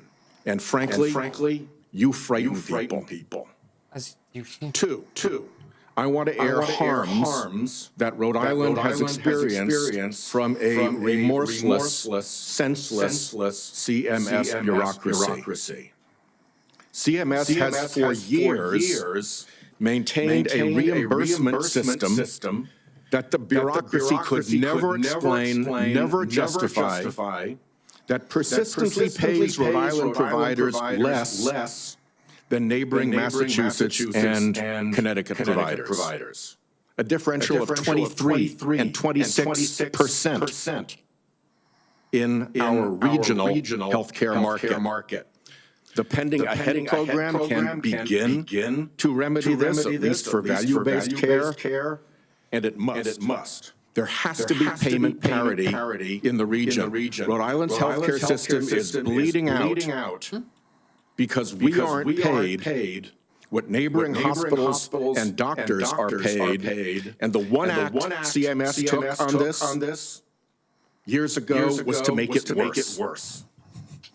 Of course. The CMS bureaucracy has also attacked one of the best accountable care organizations in the country. Rhode Island's Integra Family Doctors tried to throw them off the shared savings program because they said Integra years ago briefly fell 137 patients short of the 5,000 patients that ACOs need. CMS wouldn't listen until a court found that to be unjustified, likely illegal, irreparable harm to this high-performing ACO and its patients, and contrary to the public interest. That must stop. What are you going to do about this, CMS has refused to approve waivers granted elsewhere for Rhode Island from rules that are stupid for Medicare patients who are nearing the end of their days. And remember, by the way, we're talking about CMS, which is the Center for Medicare. CMS was Medicare and goddamn thing. It was the Centers for Medicare and Medicaid Services. So HHS is above CMS, which is going to be run by RFK Jr. Do you know who's going to be running CMS? It's going to be Dr. Oz, Dr. Mehmet Oz, who recently we watched a video of him saying that Americans don't have a right to health care, but they have a right to an opportunity to get health care. Do you think that he's going to, I don't know, give two fucks about any of this? No, of course not. Here's what families see. Granny is home dying. She needs to transfer to a nursing home. And Medicare insists on putting her 3 days and 2 nights in a hospital. Expensive, frightening to Granny and the family, and stupid. Yeah. Granny's home dying and can't get palliative and curative care together. Inhumane and stupid. Granny's home dying and can't get home care. If she can still get out into the yard, or be driven to see the shore, to see Narragansett Beach, say, one more time, to recall childhood memories before she dies. Inhumane and stupid. Granny's home dying and the family's exhausted. And the respite care benefit is not to send a nurse or a caregiver, but to stuff Granny in an ambulance and haul her off to a hospital. Some respite. It's all expensive, frightening, inhumane, and stupid. But the insensate CMS bureaucracy takes a court order to be awakened to the harm they cause. I have had enough. CMS should let Rhode Island try humane end-of-life care through CMMI. Let's see if it works at a state. I bet it will save money. Again, if you want to save money, Medicare for all is going to save you money. And even make a model for better health care everywhere. I've said a lot. My time is out. You're welcome to respond in writing. Ask unanimous consent that the order declaring CMS's actions to constitute irreparable and illegal harm be put into the record. Without objection. Let me just respond very briefly. The White House, I'm an implacable enemy of tyrannical, insensate bureaucracies and stupid rules, and I will work with you. Make CMS responsive to the needs of Rhode Island and to remedy those disparities that you talk about. I am familiar with the Integra Health plan. And it is the template for what we ought to be doing, the value-based plan. And I look forward to you to making sure that we create pilot programs like this. Unfortunately, Mr. Chairman, one of the things I've learned in my tenure in the Senate. These were already behind because I keep yelling. They're willing to work with me. Sorry, guys. We're gonna be a bit slow. Zero. We need to get this fixed. Thank you. I help caregive for my grandparents because they can't afford caregivers for more than a few hours and the state won't cover them. I also help for my great uncle. Getting help is difficult and we're exhausted. Yeah, all of this should be covered by the state. It is both cheaper for the government and reduces more people having mental health issues, physical health issues, and burning out and not being able to work, which also costs the government money. It's like almost like a domino effect, you know? If people in your community are sick and none of them get health care, then more people in your community have a higher degree, a chance of getting sick, and B, also can't work because they have to help members of their family that can't get assistance. Like, all of this ties in together. If you want to save money, which keeps coming up of this is expensive, this is stupid, Medicare for all saves money. If you want better healthcare, better access, and more efficient healthcare, Medicare for All provides more accessible and more efficient healthcare. Remove private industry from the equation, and all of these problems go away. Well, I guess at that point then we will move on to Senator Daines. Mr. Chairman, thank you. Mr. Kennedy, I'm glad to see you here this morning. I listened to your opening remarks. And you mentioned you want to make HHS the gold standard of science. I have found my engagements with you, both behind closed doors in my office, as well as listen to you publicly, be very thoughtful and science-based. I applaud that. I thank you for that. And I realize this will likely be a very partisan vote on this committee and on the Senate floor. But let the record state there are three medical doctors on this side of the dais. I'm a chemical engineer. We believe in science. I'm thankful that you do too. You made that comment in your opening remarks. Except it seems like he only believes in science when it's rich people. I want to talk about agriculture for a moment. We talked about our common love for Montana. You've been to Montana many times. It's a wonderful state. A lot of folks have discovered it. They watch the show Yellowstone, and people are coming and moving into our state. But it's an amazing place. But as you know, agriculture is our top economic driver in Montana. We produce some of the highest quality crops, the best livestock in the country and the world. Our farmers are all, by the way, all of your livestock is currently dying from avian flu, so. Our ranchers are truly some of the most effective environmental stewards in ensuring we have a safe food supply chain in the world. I wonder, how can we I share your view that protecting the integrity and safety of our food supply is of utmost importance. I appreciate the research happening in places like Montana State University to help farmers produce resilient, healthy, and safe crops, as well as their agricultural practices. You mentioned you were a 4-H kid growing up. I think our 4-H kids and our FFA kids are some of the best kids in America. My question for you, Mr. Kennedy, is simply, Steve, bringing things to the states does not make anything better.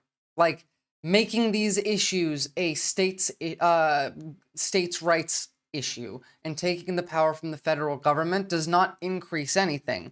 It just happened to ironically work out better that most states enshrined abortion into their constitution. But like taking the federal government out of the equation still reduced the accessibility and the funding for these programs in the states. Confirmed. As I'm listening to my farmers and ranchers talk about the future, will you commit to working collaboratively with partners at USDA, at the relevant federal agencies, as well as our Montana farmers and ranchers, thank God before for the USDA implementing right any now. policy that might affect or impact food supply? Absolutely will make that commitment. I share your personal commitment and a long career working with farmers. I want to make sure I understand. Simply, Steve, don't think that you're safe because California is the largest food producer in the country and is the largest economic, is one of the largest economies as state-wise in the country, and he's constantly beefing with California. You think that he won't beef with Colorado? Very narrow margins, slim margins. And American farmers and ranchers are dealing with.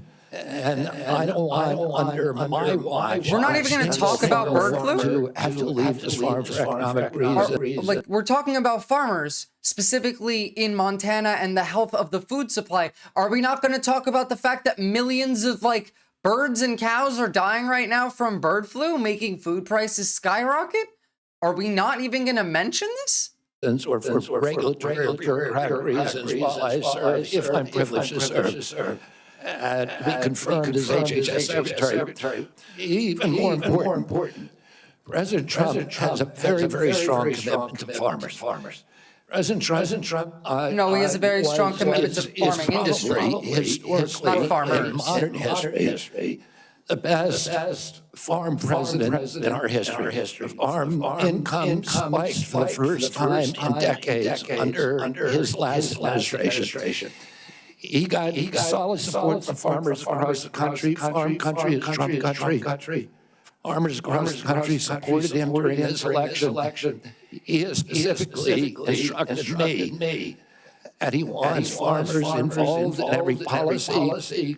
And he wants me to work with Brooke Rollins at USDA to make sure that we preserve American farmers, that all of our policies support them.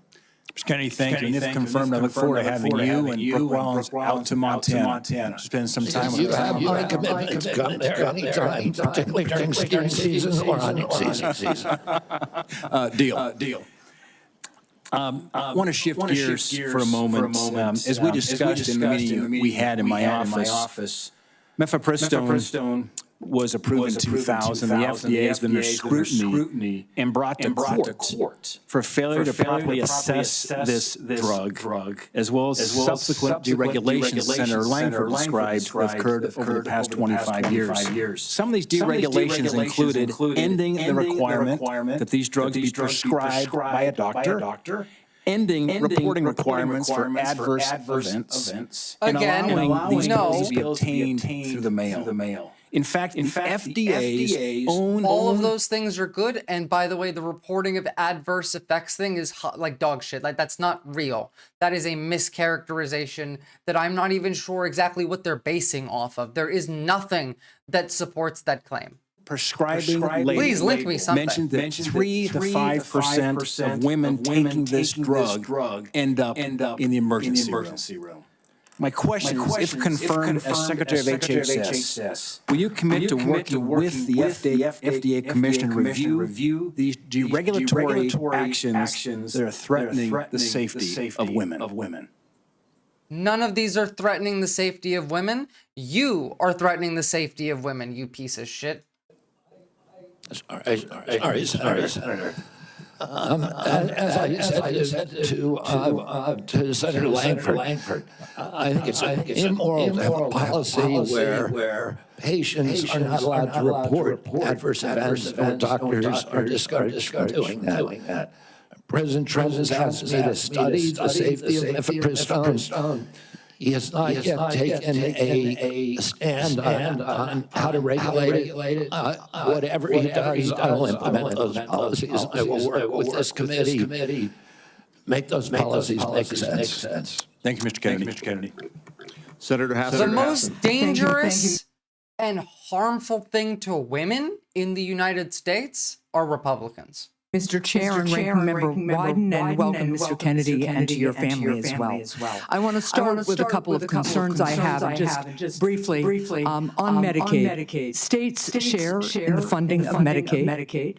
Millions of disabled children in this country are alive because of Medicaid. Millions of people with addiction in this country are in recovery because of the services provided to them by Medicaid. And millions of chronically ill people who, until Medicaid expansion was enacted, who couldn't get health care and therefore couldn't work because they were too sick, got health care through Medicaid expansion, then went back to work, and now they're on private insurance. So those are some facts about Medicaid that you might want to brush up. Those are actually true. I'm also extremely concerned about your endorsement of radical fringe conspiracies that, if implemented at HHS, would put American families' lives at risk. Vaccines are one of our greatest public health triumphs. And you don't need, I'm not talking about abstract medical science. One of the people who helped raise me was my grandfather, who was a pediatrician. He practiced medicine in this country from 1921 until the mid-1980s. And I heard details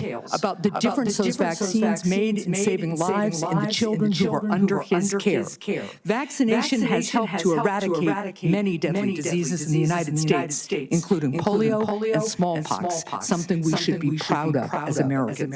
I am extremely concerned that as Secretary, you would be able to hold critical vaccine research and to exploit parents' natural worries by advising them not to vaccinate their children. This will lead to more children getting sick, and some will even die. Before the measles vaccine, about 500 American children died a year from measles. This is too much of a risk for our country, and there is no reason that any of us should believe that you have reversed the anti-vaccine views that you have promoted for 20 There's no reason to believe. You have previously falsely suggested that the polio vaccine killed many more people than polio ever did by causing fatal cancers. While rigorous safety studies show that to be completely false. Literally, again, just during COVID, Kennedy sought to stop COVID vaccinations 6 months after the rollout, the point in time where the most people were dying in the United States from COVID. Why would you ever believe that he's changed his views on his anti-vaccine views when that was just a couple of years ago? Now, let's go to something we agree upon. I am really heartened to see that one area where we agree on is on women's reproductive freedom. In your own words, it's not the government's place to tell people what to do with their bodies. You said that, correct? Yep. Mr. Kennedy, in 2023, you came to New Hampshire and said, quote, "I'm pro-choice." I don't think the government has any business telling people what they can or cannot do with their body.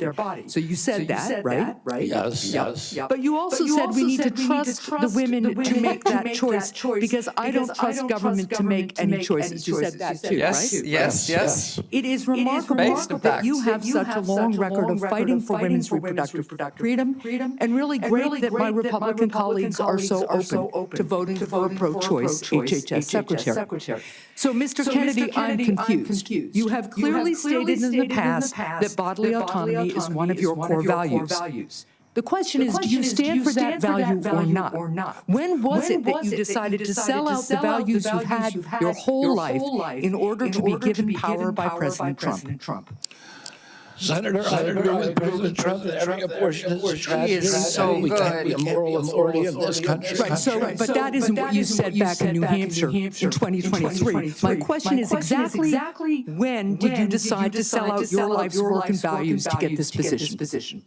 Senator, I agree with President Trump that every abortion is a tragedy. So what you're telling us, just to be clear, because my time is limited, is that regardless of what you believe, regardless of what values you have, if President Trump tells you to do something, you're going to do it. You said just now the discussion about mifepristone. Oh, he's asked me to study the safety of it.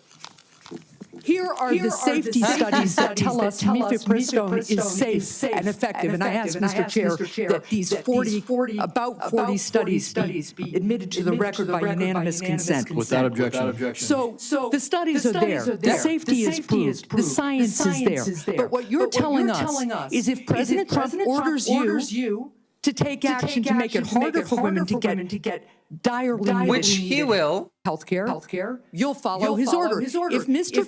Trump, as he did yesterday, orders a halt on Medicaid payments that are essential for taking care of people with disabilities all around this country, you're going to follow that order because you are willing to sacrifice your values, your knowledge, if President Trump tells you to do that. That, to me, is unacceptable in a secretary. Just admitting that he's a cuck. As I explained before, the White House He's so scientific, of course. a statement saying that that policy will not deprive any American. The problem is the White House issued that statement only after we pointed out the damage it would do, and it became politically uncomfortable for them. You know what else that freeze on federal funding did?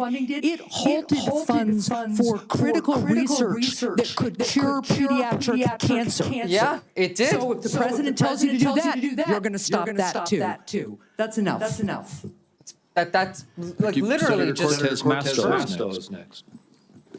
Just absolutely eviscerated. Thank you for coming. All he said there was, "Yeah, I am a cock. I'm cocked."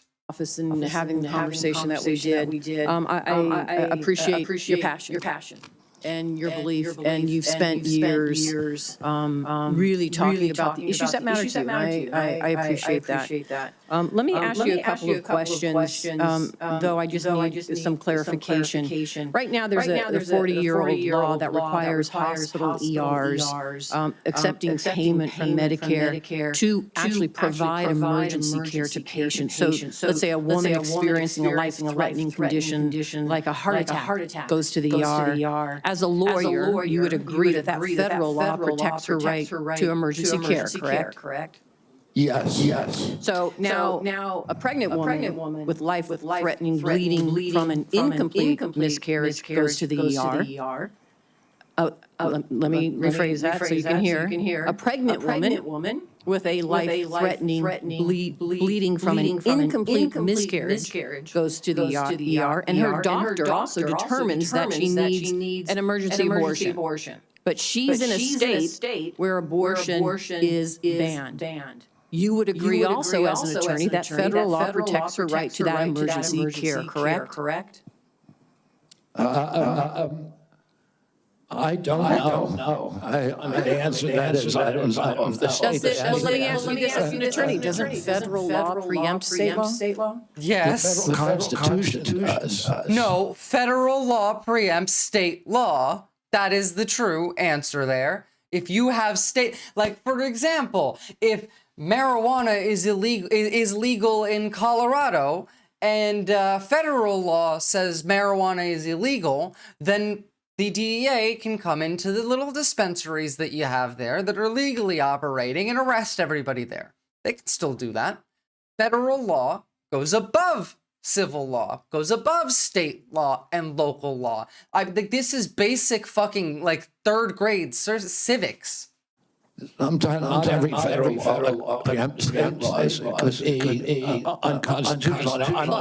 No, simply Steve, they don't have to be under the table. Remember, the brain worm actually reproduces via spore and is in all of them. It's like a hive mind. He just has one of the worms in his brain and the other has the other. They like telepathically communicate. I appreciate that. But what authority do you have over this as the director of HHS? What authority do I have? Yeah, to enforce the law. In what regards? In regards to To make sure health? that a hospital that receives payment from Medicare is ensuring that they're providing the necessary emergency care to patients who present. It's actually the EMTALA law. So what Kind of like one of your main jobs. do you have with respect to EMTALA? My understanding is that I have budgetary power, and that it's pretty much limited to that. Dems don't have enough money to pay him more. I don't even think that. And to be fair, Beck, guys, Trump was also for sale to the highest bidder. We just couldn't afford it. Well, let me tell you. Law enforcement branch. Actually, you do. And that's CMS. CMS actually It is. investigates complaints of EMTALA violations, as well as the Health and Human Services Inspector General, who, by the way, was just recently fired by Donald Trump. So you will be enforcing EMTALA laws. And it's important that you understand their impact and don't play politics with the patient Again, at the ER. if he becomes HHS secretary and CMS is the part of is the agency whose job it is to make sure that these laws that HHS, these regulations that they put out are enforced, and the person who's going to lead CMS is going to be Dr. Memedos, who's also for sale to the highest bidder, and who's also openly said Americans don't have a right to health care. Do you think that these people give a flying fuck about you? Your health care? No, of course not. Are based on a position that this administration has taken. Let me ask you another question. When we met in my office, you said about lowering drug prices, that when Big Pharma price gouges, American people suffer. I think we both agree on that. And I think you're sincere in your belief that you want to reduce prices for Americans, correct? Yes. Yeah. The Inflation Reduction Act empowered Medicare to negotiate prescription drug prices. It penalizes drug companies for price hikes above inflation. And it caps seniors' out-of-pocket drug costs, along with reducing insulin prices to $35 per month. And all of this is gone now. But your future boss, Donald Trump, on his first day in office, revoked President Biden's executive order that actually directed the health secretary to examine ways to reduce drug prices and improve access to innovative therapies for the American people. And unfortunately, Republicans in Congress want to repeal the Inflation Reduction Act, which means reversing all of those things that we worked on to lower prices for Americans. So my question to you is, what do you do? Why are you there? Are you there to be a rubber stamp? Yes, that would be his job, yes. To this administration and cave into all of these His job would be to rubber stamp and then go and say some stuff that sounds good, but not actually do any of the stuff that sounds good in the media. That's his job. It's to talk. And even though you know they're in disagreement with your positions on lowering drug prices and that they could harm Americans, how do you handle that as HHS director? Senator, my understanding is that the White House issued an executive order, I believe today, supporting the drug negotiations under the IRA. President Trump was very Again, why the fuck are we negotiating with these drug companies? Almost all of them are either based in America or make most of their money from America. We are America. You just tell them, no, you're going to charge as much money as you do everywhere else, or either if you're an American company, we're just going to nationalize your company. We're going to take all of your money away and you're all fired. We're going to just run it from the state.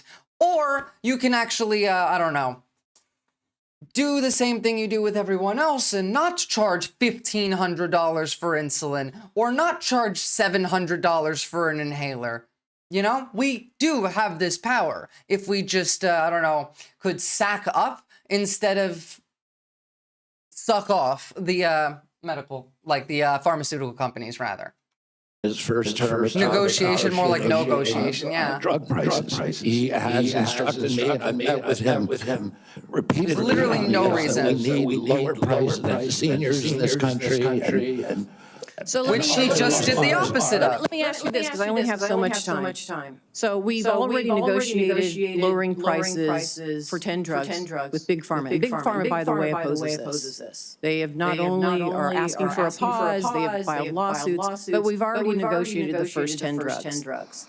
And we want to expand it to the next 10 to 15 that the Biden administration has put forward. Would you agree and continue that path of really mandating that Big Pharma come to the table and negotiate drug prices for Medicare? Just make them do it.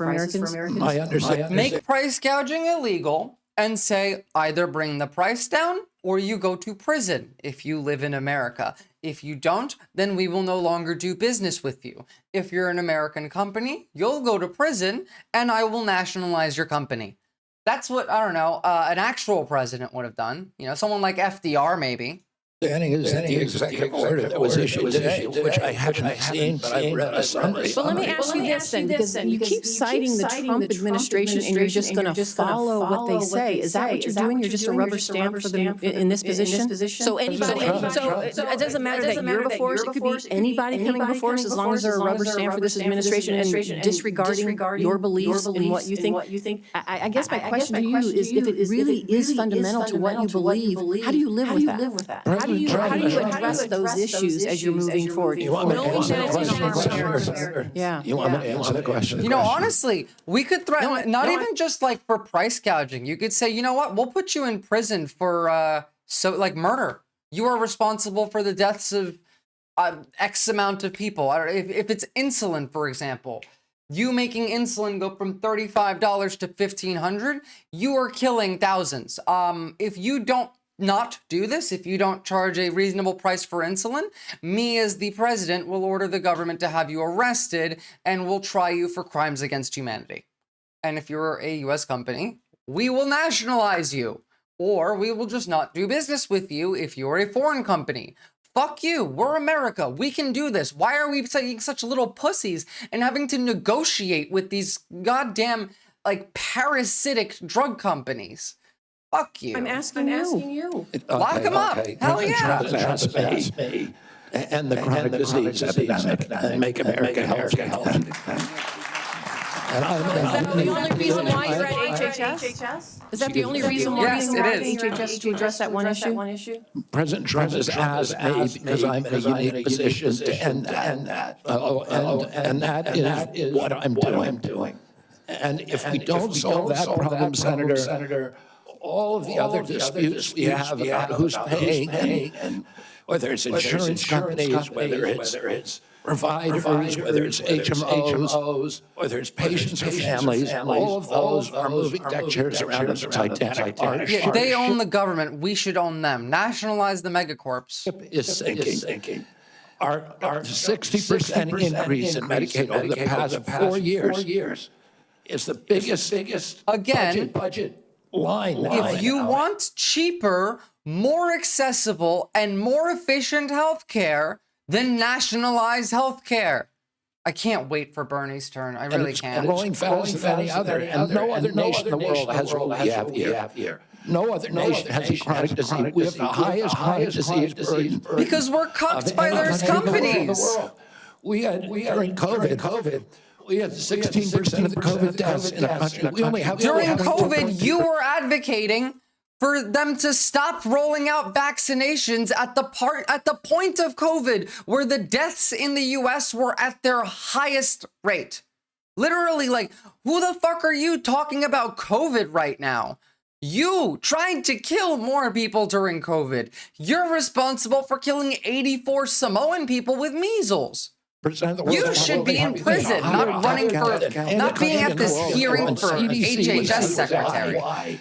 He said it's because Americans are the sickest people on earth. The average person who died from COVID, American had 3.8 chronic diseases. This is an existential threat economically to our military, or health, to our sense of well-being. And it is a priority for President Trump. And that's why he asked me to run the agency. And if my privilege be confirmed, that's exactly what I'll do. Who the fuck is clapping? Senator Barraza. Thanks so much, Mr. Chairman. Mr. Kennedy, thank you for taking time to visit with me in my office prior to today's hearing to talk about a lot of the important issues affecting healthcare in my home state of Wyoming as well as the nation. And I appreciate your willingness to serve our country. During our meeting, we discussed the challenges that healthcare providers and patients are facing in really quickly. I feel like I'm not rural going to miss financial obstacles facing rural hospitals, workforce shortages, issues of OBGYN, and then new regulations that are painful that have come out of the Biden administration are hurting our ability to provide nursing home staffing. So let me start, if I could, with rural hospitals and the closures of hospitals like that. There are a lot of challenges facing hospitals in rural communities and frontier areas. We have 33 hospitals in Wyoming. 26 are really located in various locations, often hard to get to. Weather impacts them. 6 of the hospitals are at risk of closing. 2 are at immediate risk of closing in the next 2 years. 10 have had to cut available services. And this is a concern of rural hospitals in both Republican and Democrat states. Either way, bipartisan. Critical that the workforce challenges, financial challenges that we're facing are addressed. Can you commit to working with us on a plan to address the critical nationwide issue of rural health care? Yes, Senator. And I would say that during my visits, I visited almost 60 senators so far.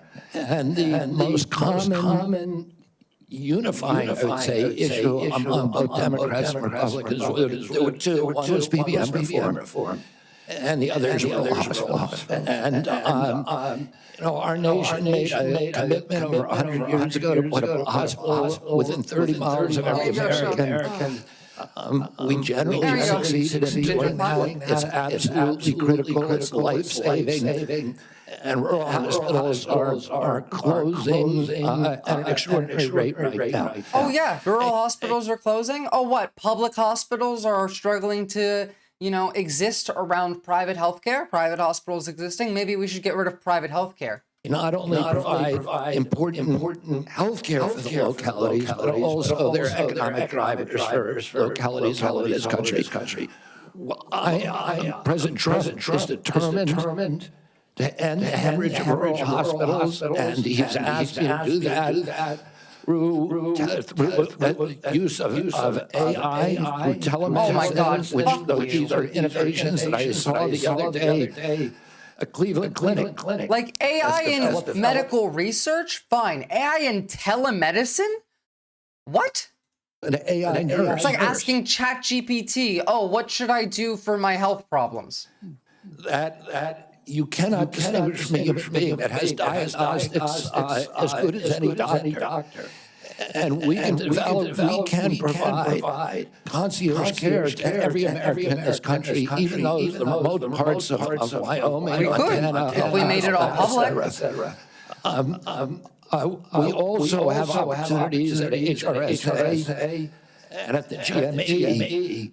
They just want people to die. Live to GMA's mission of providing personnel to rural hospitals. And I intend to use all my power because I've seen the priority that is given by both Democrats and Republicans on this committee I intend to make that a priority of mine, if I'm privileged to be confirmed. I appreciate it, because often with financial strains on the local hospital, one of the common services to be cut in rural hospitals is maternity services. So now we have women in Wyoming having to drive over 100 miles to access care. 13 counties in Wyoming don't have access to OB. And we're talking counties larger than the states of Vermont, New Hampshire, Rhode Island, Connecticut, New Jersey, Delaware, counties larger than those whole states. So will you commit to working with my office to find solutions to help address these specific maternal health challenges? You think it's going to be any better if you go to Mars with Elon? Are you kidding me?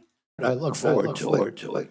Another issue we specifically spoke about with this harmful Biden administration rule that have really been bad for our rural nursing homes. And it's a rule that would triple let them go to Mars. requirements in nursing homes. This is going to lead, there just aren't enough registered nurses in our state to be able to comply with this.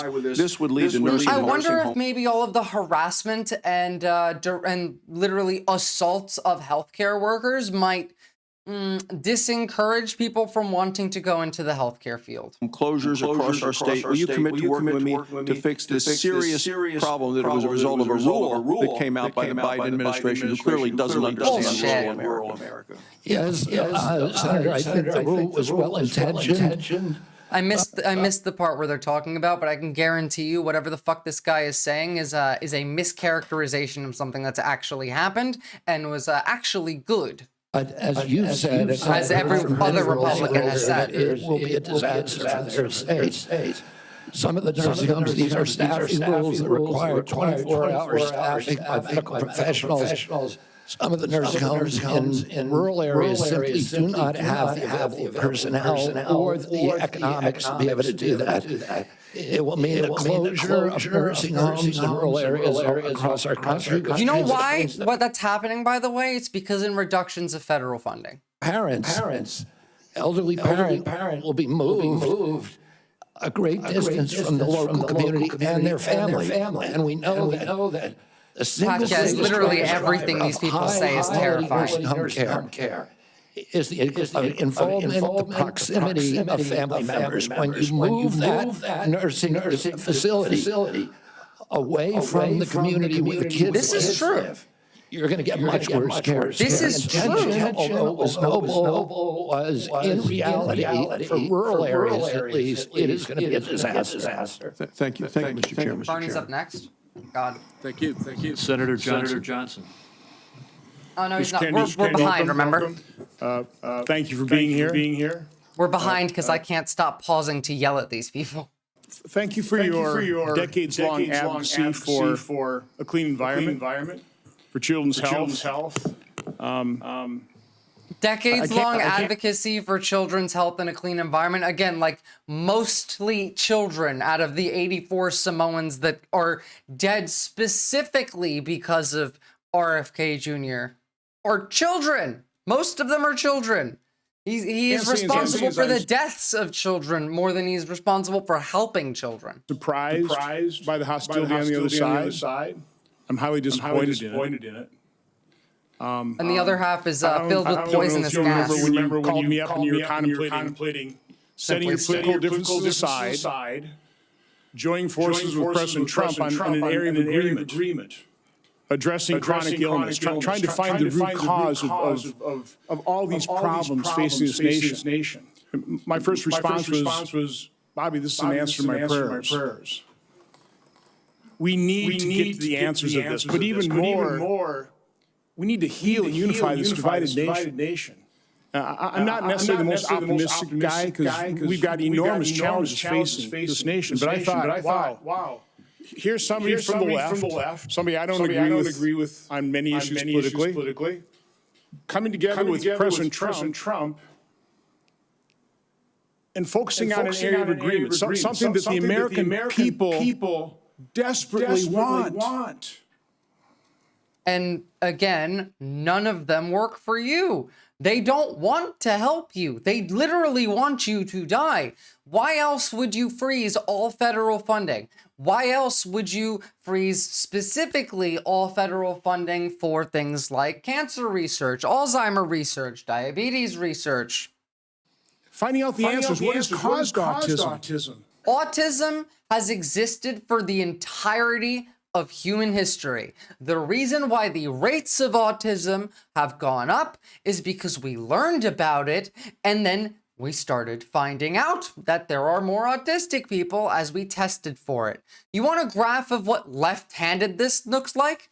I'll find it while we keep watching. Do you think that people became more left-handed over time? What is causing chronic illness?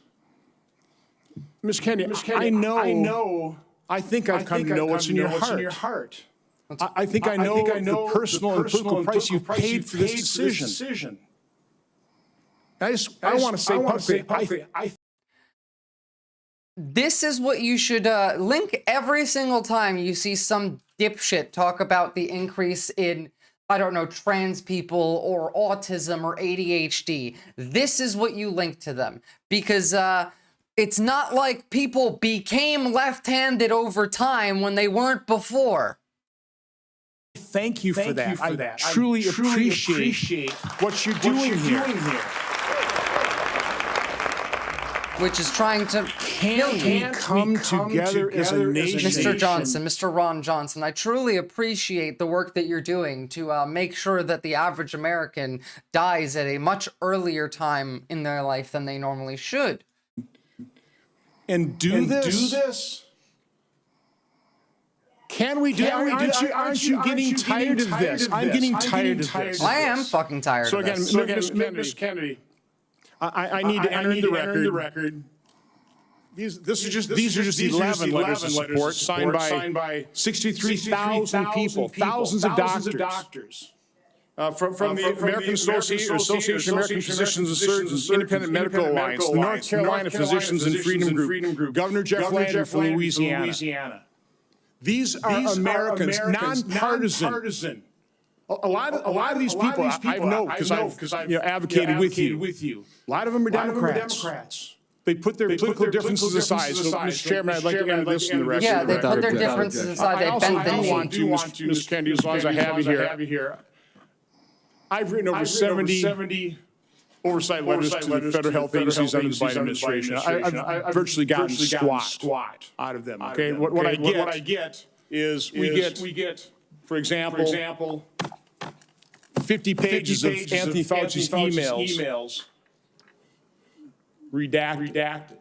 Oh, by the way, the latest one was 17 pages. Instead of issuing a health alert on the myocarditis they knew was impacting young men early in 2021, instead of issuing an alert on the Health Alert Network, they developed 17 pages of talking points. This was given to the public under a FOIA request. They had to go to court. They've got a new way of redacting. They don't black things out. They just give you white pages. So you don't even know what they have redacted. So again, I've issued a subpoena now to cover the information I've requested in 70 oversight letters. My question to you is, as Secretary of HHS, will you honor these requests from Congress, and will you make HHS transparent? My approach to HHS, I said before, Senator, is radical transparency. Democrats and Republicans ought to be given a no more hydrate, because I'm out of water. And get information that was generated at taxpayer expense, that is owned by the American taxpayer. They shouldn't get redacted documents. Public health agencies should be transparent. I wonder, can we also get documents on Epstein? Can we have unredacted Epstein logs? Everything that the government has, because we pay taxes and we have the Freedom of Information Act. I would very much like to see the unsealed Epstein files with no redactions, please. And if we want Americans to restore trust and the closed-door meetings with our transparency. I want to say something about what you first said. When I launched my campaign, it was about uniting Americans, Democrats and Republicans.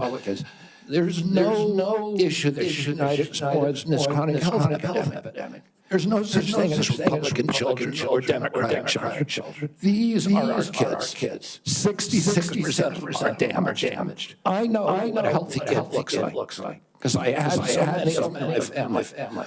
I didn't know anybody with a food allergy growing up, peanut allergy. Why do Because they would just die. Kids have allergies?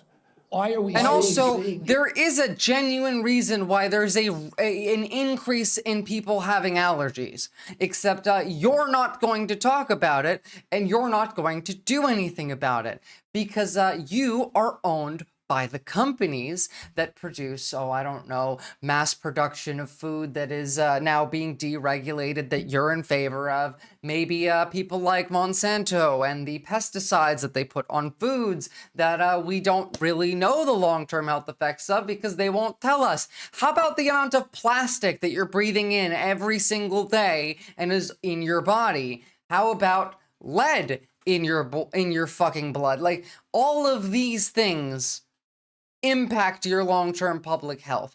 But what really affects allergies is genuinely things like pesticides, things like the way that we have food regulations are not even remotely strong enough. And they want to cut it even more. It's going to make it so much worse. These explosions of diabetes, rheumatoid arthritis, neurological diseases, depression, all of these things that are related to toxic environment. Some of this is correct. With each other. Like, that's the issue with him. Half of the things he says are mildly true, but he says them in an incredibly misleading way and then goes to the entire wrong result from it. He like the outcome where he goes to with this conversation where he's adding these small little bits of truth is the entire opposite of where it should be. He's going to make all of this worse. To put differences about so many issues, intractable issues aside, and say we're going to end this. I don't think anybody is going to be able to do this like I have. Because of my 2-year experience, because I've litigated against these agencies. When you litigate against them, you get a PhD in corporate capture and how to unravel it. PhD in corporate capture, yeah, you have that. Agencies. I know a lot about them, and I know how to fix it. And there's nobody. And you won't do it. Who will fix it the way that I do, because I'm not scared of vested interest. I don't care. Put me in charge. I'll fix it. I'm not here because I want a position or a job. I have a very good life and a happy family.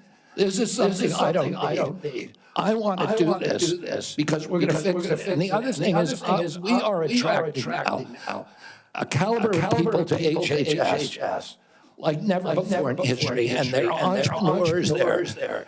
They're disruptors, they're innovators of immense talent. They're walking away, many of them, from growing concerns. They're not coming there for position. They're coming there because they want to save our country. And they're from across the political spectrum. And all these Democrats are opposed to me for partisan issues. They used to be my friends. Agreed with me on all the environmental issues. If you're just coming in, male rights, some of the things that RFK says are mildly true, but everything that he says that he's going to do about it will make every issue significantly worse. He doesn't actually know half of the shit he's talking about. He'd have to be schooled by the people that are asking him the questions. And then on top of this, like, he doesn't understand basic sciences. It's another issue of people who are too dumb to read, thinking that they can understand PhD level information. This guy was falling asleep because he was on heroin in school. Like, the people that were in his class go out and say, no, he was just like nodding off in the middle of class. He doesn't know what the fuck he's talking about. I've been working on for my And also, career. I'm not even remotely on the side of Big Pharma. I was screaming earlier about how we should nationalize the pharmaceutical industry. The existence of private healthcare makes public healthcare bad.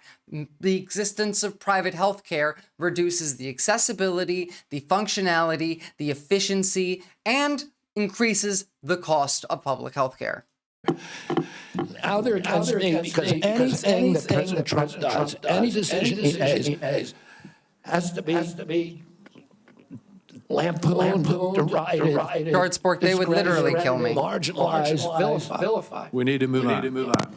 Senator Warren.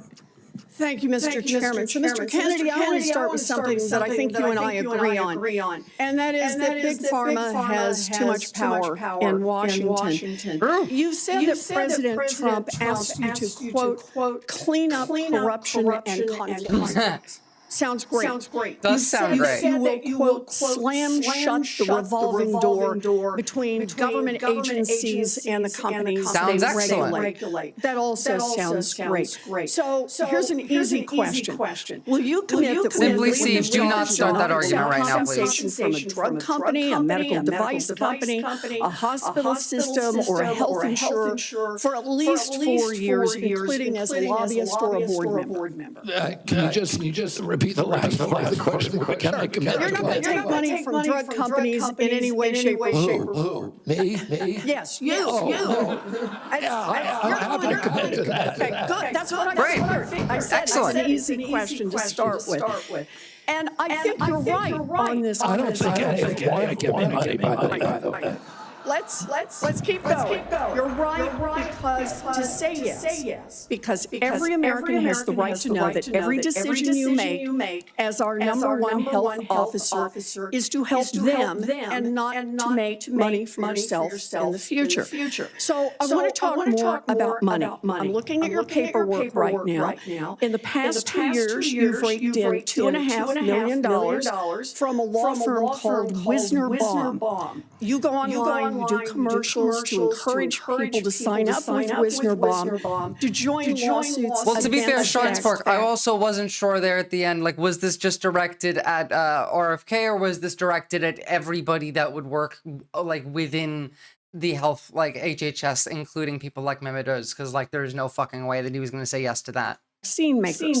And for everyone who signs up, you personally get paid. And if they win their case, you get 10% of what they win. So if you bring in somebody who gets $10 million, you walk away with $1 million. Now, you just said that you want the American people to know you can't be bought. Your decisions won't depend on how much money you can make in the future. You won't go to work for a drug company after you leave HHS. But you and I both know there's another way to make money. So, Mr. Kennedy, will you also agree that you won't take any compensation from any lawsuits against drug companies while you are secretary and for 4 years afterwards? Excellent question.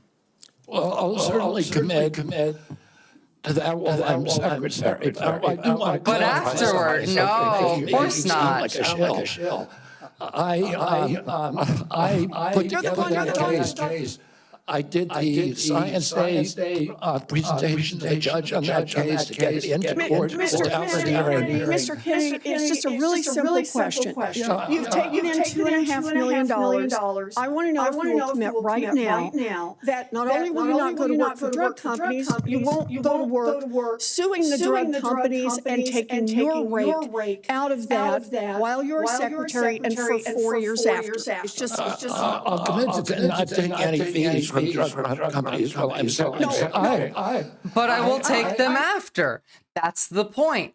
Because he doesn't actually believe any of this shit. He will say he'll commit while he's, secretary, but that's the point. The revolving door, that's what we're talking about. There are no mods around, but I'm paying attention to chat. But Shard Sports, congratulations. Fees from suing drug companies. Will you agree not to do that? You're asking me to not sue drug companies. No, I'm not going to agree with drug companies as much. Simply, Steve, please, just hold off on that conversation. You're going to distract me. Thank you. I'm not going to agree with not sue drug companies or anybody. So let's do a quick I want to rewind that little bit just because I. I'm not going to agree with drug companies as much as you want. I'm not going to create a lawsuit or anybody. So let's do a quick count here of how, as Secretary of HHS, if you get confirmed, you could influence every one of those lawsuits. Well, let me start the list. You could publish your anti-vaccine conspiracies, but this time on U.S. government letterhead, something a jury might be impressed by. You could appoint people to the CDC vaccine panel who share your anti-vax views and let them do your dirty work. You could tell the CDC vaccine panel to remove a particular vaccine from the vaccine schedule. You could remove vaccines from special compensation programs, which would open up manufacturers to mass torts. You could make more injuries eligible for compensation even if there is no causal evidence. You could change vaccine court processes to make it easier to bring junk lawsuits. You could turn over FDA data to your friends at the law firm, and they could use it however it benefited them. You could change vaccine labeling. You could change vaccine information rules. You could change which claims are compensated in the vaccine injury compensation program. There's a lot of ways that you can influence those future lawsuits and pending lawsuits while you are Secretary of HHS. This is kind of like the revolving door that she mentioned at the very beginning. Ask you to commit right now that you will not take a financial stake in every one of those lawsuits so that what you do as Secretary will also benefit you financially down the line. I'll comply with all the ethical guidelines. That's not the question. You and I, you have said You're asking me, Senator, you're asking me not to reserve vaccine pharmaceutical companies. Yeah, you are. That's exactly what you're doing. I want to hear that again, real specific. Why, with all the ethical guidelines. That's not the question. You and I, you have said You're asking me, Senator, you're asking me not to reserve vaccine pharmaceutical companies. Yeah, you are. That's exactly what you're doing. Look, no one should be fooled here. As Secretary of HHS, Robert Kennedy will have the power to undercut vaccines and vaccine manufacturing across our country. And for all of his talk about follow the science and his promise that he won't interfere with those of us who want to vaccinate his kids, the bottom line is the same. Kennedy can kill off access to vaccines and make millions of dollars while he does it. Kids might die, but Robert Kennedy will die. Cashing in. Kids will die because kids are already dead because of Robert Kennedy. He has killed 84 people. Senator, I support vaccines. I will support the childhood schedule. I will do that. The only thing I want is good science, and that's it. How about then say you won't make money off what you do as Secretary of HHS? Before we go to Senator Tillis, I think it would be important for me to make it very clear that Mr. Kennedy has gone through the same Office of Government Ethics process as every single other nominee in the Finance Committee this year and in previous administrations. In addition to listing his assets, including the items that you've identified, he has signed an ethics letter that has been reviewed by the Office of Government Ethics concerning any possible conflict in light of its functions and the nominee's proposed duties. And we have a letter from the Office of Government Ethics that he has complied completely with all applicable laws and regulations governing conflicts of interest. Mr. Chairman, point of information here. Have we had a single nominee come through who's made $2.5 million off suing one of the entities that it would be regulating and plans to keep getting a take of every lawsuit in the future? Have we had that before? I haven't reviewed the past documentation with every other nominee's financial. I still cannot believe that they're just allowed to legally lie. Half of this, every single Republican asking questions has been lying, openly lying. I've been pointing them out as best as I can, but like some of them are just some of these are just like schizophrenia. Interests. Like hallucinations. Every single time we get a nominee, their financial interests are attacked. That's why we have the Office of Government Ethics. That's why they've reviewed everything that's in his record. And that's why he has even. Financial ethics does not exist I don't in know that I want Congress. to ask him to get into it, but he has listed his assets and has gone through a discussion of the responsibilities under our ethics laws and is complied with all of those requirements. Senator Tillis. The bare minimum of the requirements, yeah. The literal functional revolving door of legalized bribery that is our government. Sure, yeah, he has definitely followed all of the rules of, legal bribery and being able to be lobbied by private corporations and industries. He is entirely cucked. He's entirely cucked. Even the remotely good things that he says will just be used in the worst possible context. And will harm the most possible Kennedy, people. how's your morning going? So far, so good. Good, eh? You came prepared. I'm glad that you did. I believe, addressed my satisfaction and question about Title X and the President's priority with respect to Planned Parenthood. Can you just affirm that you are 100% behind the President's policy on Title X and the implementation? I'm 100% behind it. Thank you. It's amazing to me that people. Well, first off, you need to understand.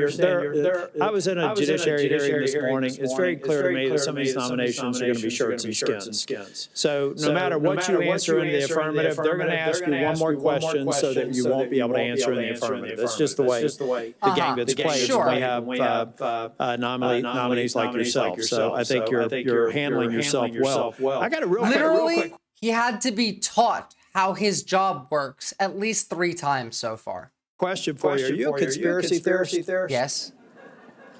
That is a pejorative that's applied to me. It's a pejorative applied to me as well, except it's untrue when it's applied to me, and it's incredibly true when it's applied to you.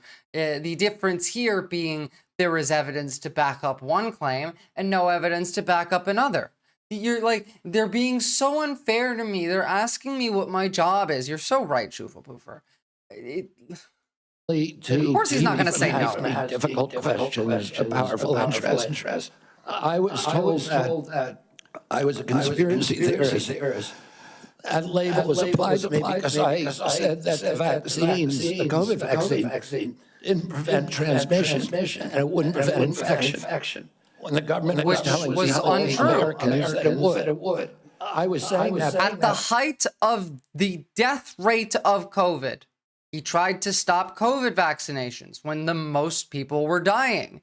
And obviously, his claims were untrue because they did work everywhere in the world, including in the United States. Every single one of them. Beyond this, the man tells you to drink raw milk and eat raw meat.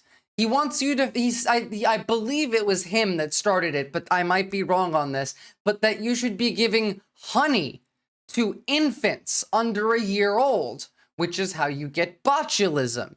The guy is responsible for several deaths, dozens of children, because of his anti-vaccine views. He is absolutely a conspiracy theorist. There's literally no doubt about this.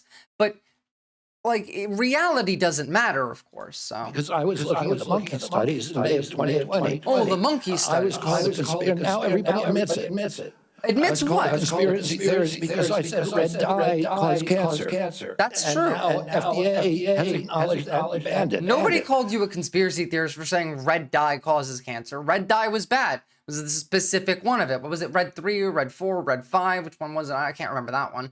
I was right once. I have no clue why Dems stopped liking him. The Dems never liked him. I was called a conspiracy theorist because I said, fluoride lowered IQ. Last week, Emma published IQ is not a real statistic. You can study for an IQ test. There's no way to determine intelligence like this. Sorry, it was Red 40. Thank you. Nobody disagreed with him on that. Review of 87 studies saying that there's a direct inverse correlation between IQ loss. All right, so I'm going to assume a lot of them. Is there any one of them you can say, you got me? That really was a conspiracy theory, or are you in a position to submit for the record? I think it'd just be helpful for every one of these narratives for you to submit that maybe for the record. You said something about Snap Lunch. I was in the State House in North Carolina before I came here. Anytime I'd go visit an elementary school, the first thing I would do was go to the trash cans in the cafeteria. And what we have now are kids that are not eating the food because the dictates of the federal government have made it something that they don't want. No, that's horseshit. They're not eating the food because school lunches are disgusting, because school lunches are underfunded.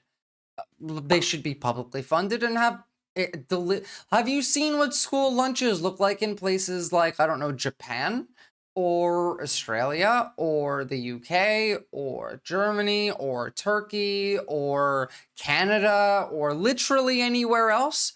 When I was in school, when I was in high school, I graduated in 2013. So 2011, 2012, 2013, 2010, we would get food that had mold on it. I was given a hot dog that was fucking purple once. Are you kidding me?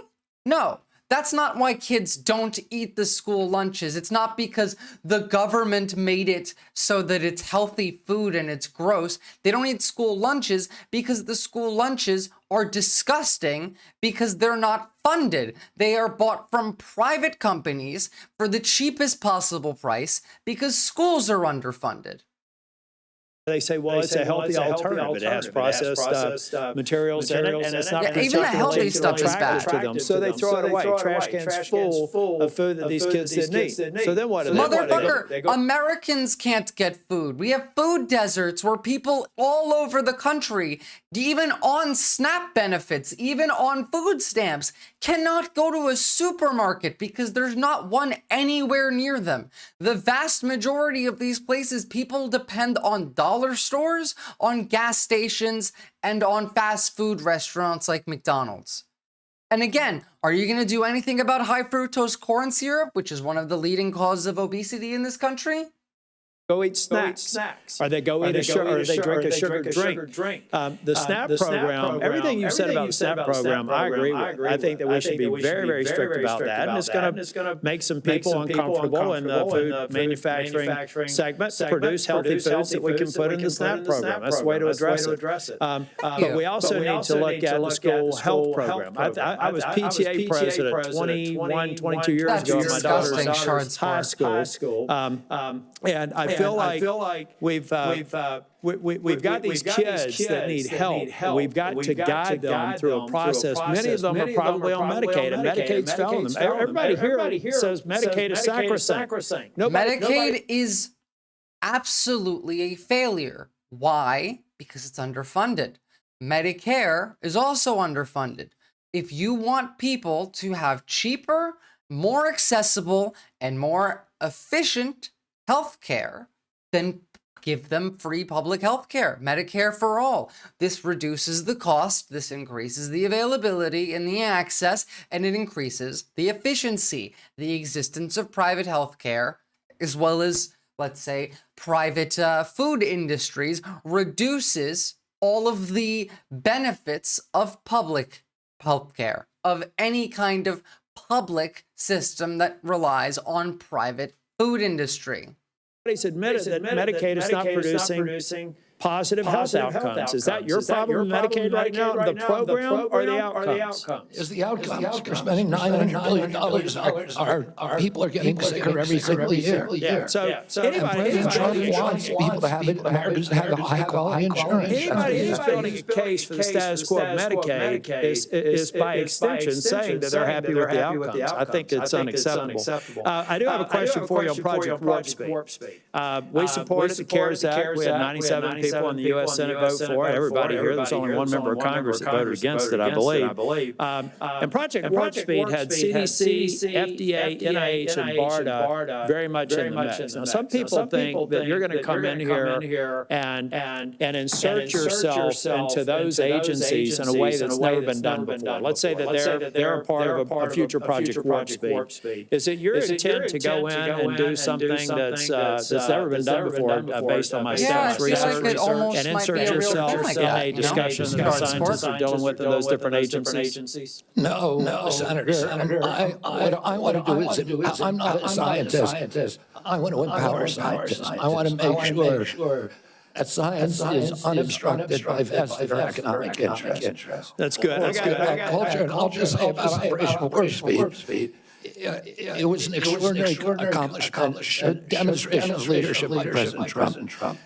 When he promoted Operation Warp Speed, he was looking at all of the different remedies, including vaccines, therapeutics, ivermectin, hydroxychloroquine, famotidine, chlorine dioxide. And he was not looking at shutting down our country for the year, forcing people to wear masks for a year. Forcing all the social distancing that did not have any Really? It didn't work at all? Really? He said we took it out of thin air. No, that's not what he said. He said, we don't know how this works yet, because obviously this was early on in the pandemic. This was a novel virus. We didn't have information. And so he said, we, to the best of our ability, hypothesized that social distancing would be beneficial, so we recommend that you do it. It's not that we pulled it out of thin air. It's that experts who've been working in the field of virology, of epidemiology for their entire lives know that generally social distancing has positive benefits, especially when it comes to illnesses that are airborne. So it was probably a good idea. Guess what? It was a good idea. But it worked.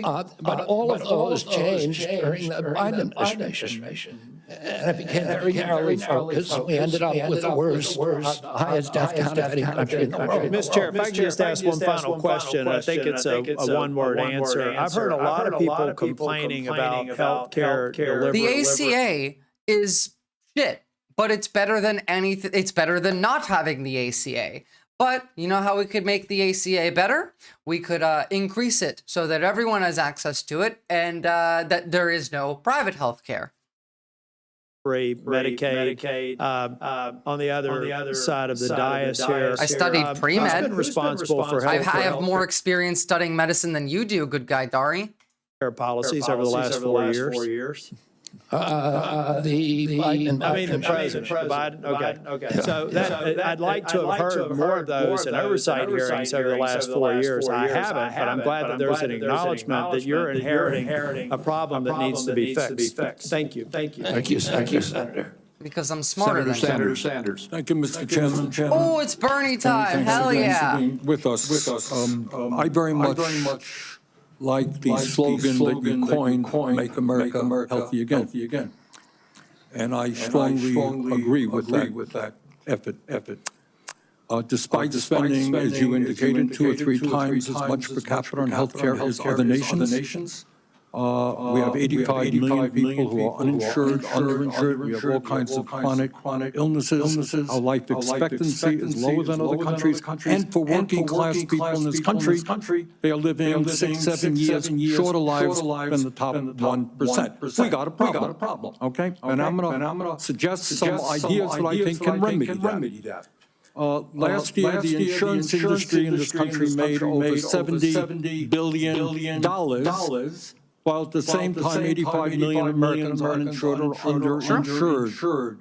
By the way, even insured Americans hold the vast majority of healthcare debt. Do you agree with me anyway, that the United States should join every other major country on earth and guarantee health care to all people as a human right? Yes? No. Again, as he's struggling to answer, if you want cheaper health care for everybody, if you want a greater access to healthcare for everybody in the country, to make it easier, more accessible, if you want a more efficient healthcare system, one that works better, well then, this is the way to do it. The existence of private healthcare makes public healthcare worse. Senator, I can't give you a yes or no answer to that question. Healthcare is a human right. Is healthcare a human right? In the way that free speech His mic wasn't cut. right, I would say, in the way that free speech is a human right, I would say it's different because if free speech doesn't cost anybody anything, but in healthcare, if you smoke cigarettes for 20 years and you get cancer, you are now taking from the pool. And so are you guaranteed the same? I'm sorry. I'd love to talk for an hour with you. We got a few minutes left here. All right. Really quickly, just to really bounce in. Remember that HHS goes above CMS, and CMS would be run by this guy. You do.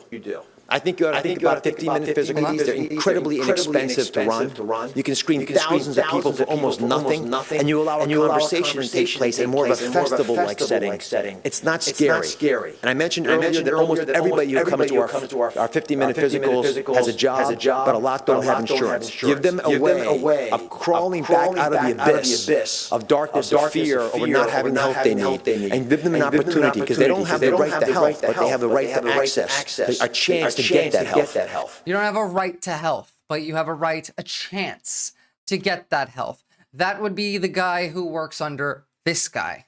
The country says healthcare, whether you're poor or rich. Yes is not a difficult question, not a difficult answer to give, like, even if they're talking.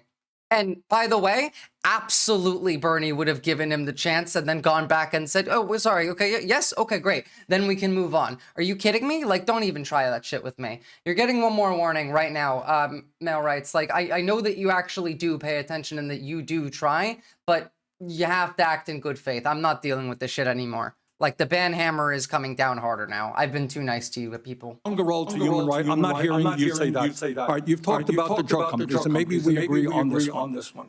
As you all know, despite the drug companies making over $100 billion in profits, paying CEOs outrageous compensation packages, we in some cases pay 10 times more for the same drug. Will you support legislation that I will introduce which says that in America we should not be paying a nickel more for prescription drugs than people around the rest of the world? Yes, no. To equalize it. Not to equalize it, that we should not be paying more than other countries for the same damn drug. President Trump has asked little pussy. In fact, I had Of course he gets confirmed. Matt Gaetz was the sacrificial lamb and everyone else gets confirmed. You don't have to be sorry, male rights. It's just some of the times that you answer me, it just feels like you're being bad faith. And it's frustrating. President Trump a week ago, we showed him the charts. He knows. But I know you try. We're paying 10 times more from Europe. That's right. Yeah. And are you going to commit to us that you will end that absurdity? I think in principle we can. We should end that disparity. Okay. In principle. All right. But whatever. By the way, that is Bernie being charitable, because he could have kept pushing there. In principle, I believe this. In practice, obviously not, because everything he's said before this goes entirely against the idea of that. Every single thing. If you want, again, cheaper medicine in this country, we are fucking America. Most of these countries are in the United States or like the largest base of consumers they have are in the United States. Now, obviously, India is another place where they sell a lot of their medicine too, and Indian drug companies also sell us a lot of medicine. I don't care where they're from. If they're in the US, you threaten them with nationalization, or you just say that's the law. Fuck you. You're not going to overcharge our citizens. You go to jail as the executive. This is the price cap. You are not allowed to charge more than the average around the world, period. If they are from a different country, we won't do business with you unless you charge us a fair rate. They will fold. We are America. We have power. Stop negotiating with these companies and start dictating that they are not allowed to steal from the American citizen. Believe that climate change is real, it's an existential threat, and it is a healthcare issue. Donald Trump thinks that it is a hoax originating in China. Question is, in your judgment, is climate change a hoax, or is it real, causing devastating problems?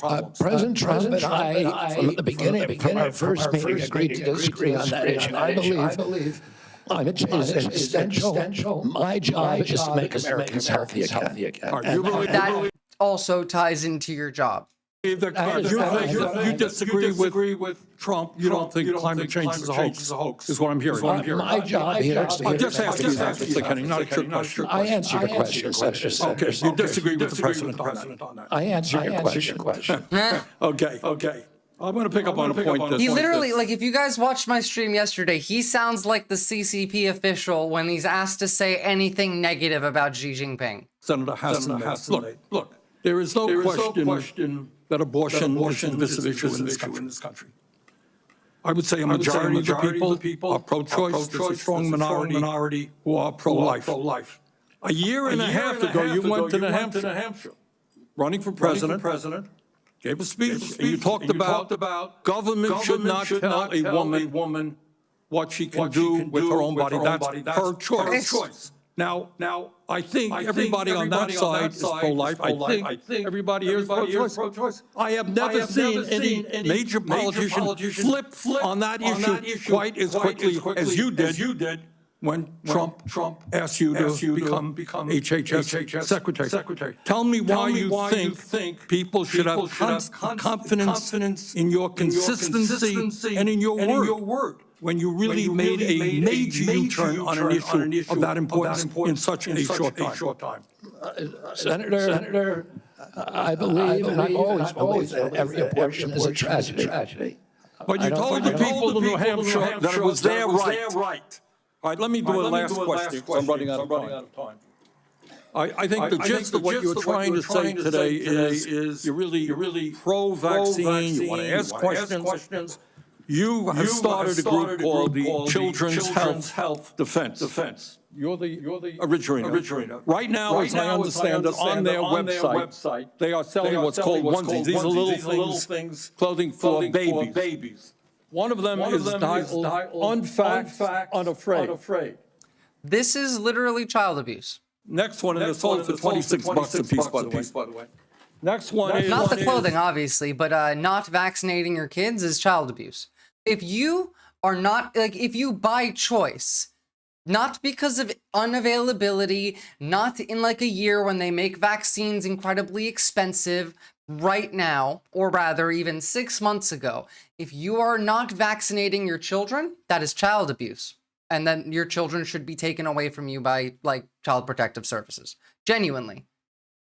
No vax, no problem. Now you're coming before this committee and you say you're pro-vaccine. You're killing your children. I just want to ask some questions. And yet your organization is making money selling a child's product to parents for $26, which casts fundamental doubt on the usefulness of vaccines. Can you tell us now that you will, now that you are pro-vaccine, that you're going to have your organization take these products off the market?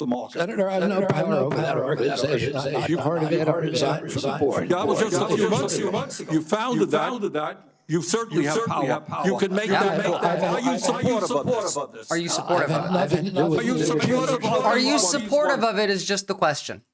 I'm supportive of vaccines. Are you supportive of this clothing, which is militantly anti-vaccine? I am supportive of vaccines. I want good science, and I want to protect. But you will not tell the organization you founded not to continue selling that product. Thank you. Senator Blackman. Thank you so They're much, gonna Mr. get Chair. so many people And killed. thank you so much for being with us today. And I have no doubt that you will be confirmed and you are going I also have no to doubt do that you'll be such a confirmed. solid job. And that you are going to be responsible for millions more Americans' deaths. Hey guys, remember I explained this the other day. The death rate for COVID was about 2% mortality. And if we ever do get a bird flu outbreak, do you want to know what the mortality rate for influenza H5N1 or H5N9 is? It's about 60%. The people of this country. And If you want me to hydrate, you're going to have to wait for a second. I'm out of water. 2 seconds.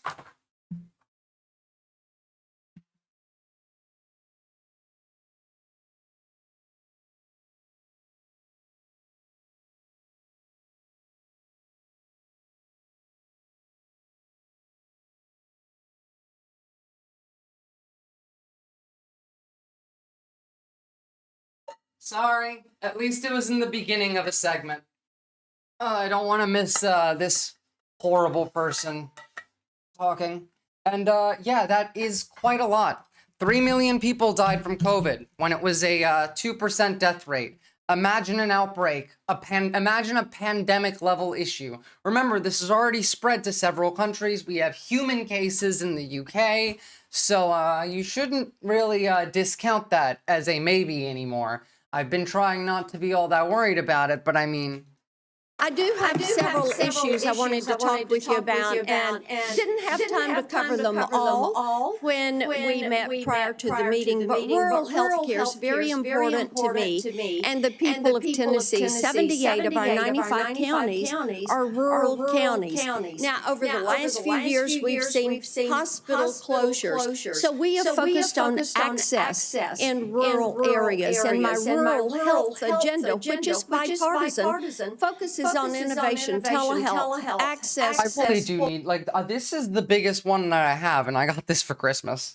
It focuses on work shortages, and also Senator Warner and I have together focused on making certain that we address the area wage index and do that fairly for our citizens that are in rural communities. So I would like a commitment from you that when confirmed, you and your CMS administrator will work with us to make certain that the area wage index is balanced and that it is fair to rural areas. The link that I just sent you explains why rural hospitals are closing. Guess what? It is poverty and lack of government funding. Senator Dr. Oz and myself recognize that rural health care is a crisis in this country. Dr. Oz literally doesn't think you have a right to health care. We just watched him say it. That is catastrophic for our entire country. And I talked a little bit about my commitment to rural health earlier in this hearing. The regional price points, as you know, are set by Congress. And not by HHS. I will certainly, and I know Dr. Oz will certainly work with you to make them sensible. We look forward to that. Also, you and I, before you came forward as the secretary, the nominee, we had talked in years past about over-medicating youth and concerns over that. And I was looking at a report from TennCare, which is our Medicaid program in Tennessee. And I was concerned when I saw a number. Over-medicating youth. Now, let's talk about how ADHD is really just in your head, and you have to pull yourself up by the bootstraps. That TennCare had spent $90 million in 2024 alone on ADHD. This was 417,000 of our children. Okay. And $90 million. To me, that is heartbreaking. Okay, the children need medication, and giving it to them is heartbreaking to you. Okay. What is happening there? So what is happening there? The children have ADHD and they need medication. ADHD is a genetic It is literally hereditary. It has existed for the entire history of human existence. Puxerta, they will never talk about the societal impact of the way we construct children's lives gives them ADHD. No, that's not how ADHD occurs. Or ADHD it's genetic. Do you think that the rates of ADHD increasing have anything to do with society? No, you motherfucker. It's just the fact that we test more now. We know about it when we didn't before. This is left-handedness. Do you think that people become left-handed over time when they're not born that way? Do you think that this is influenced by societal constructions? Left-handedness? No. It has always existed. So has autism. They're just variants of humanity. There's nothing wrong with that. You don't know that, though, because you have no prior data to match against. We began testing, and we started to find more people that have ADHD. We started to find more people that are autistic. We started to find more people that are queer. Why? Because we started to pay attention to it and we stopped punishing it. People used to be beat for writing with their left hand with a ruler in school. We used to call it devil shit. Like, are you insane to think that just because the rates are going up, that means we're doing something to make it happen? No. No. Now, you can see this with depression. Depression absolutely has societal correlatives. Anxiety, absolute societal correlatives. PTSD, absolute societal correlatives. ADHD and autism are just parts of being human. That's it. That's it. Do you know how many kids get diagnosed with ADHD and then their parents are like, oh shit, fuck, I have ADHD too. Oversight of prescribing practices while promoting And so that one's alternative true, absolutely. solutions such as counseling, behavioral therapies, community-based interventions for our youth. Exactly, and that's the solution. 15% of American youth are now on Adderall or some other ADHD medication. You used to self-medicate for your ADHD with heroin. Even higher percentages are on SSRIs and benzos. We are not just medicating our children, we're over-medicating.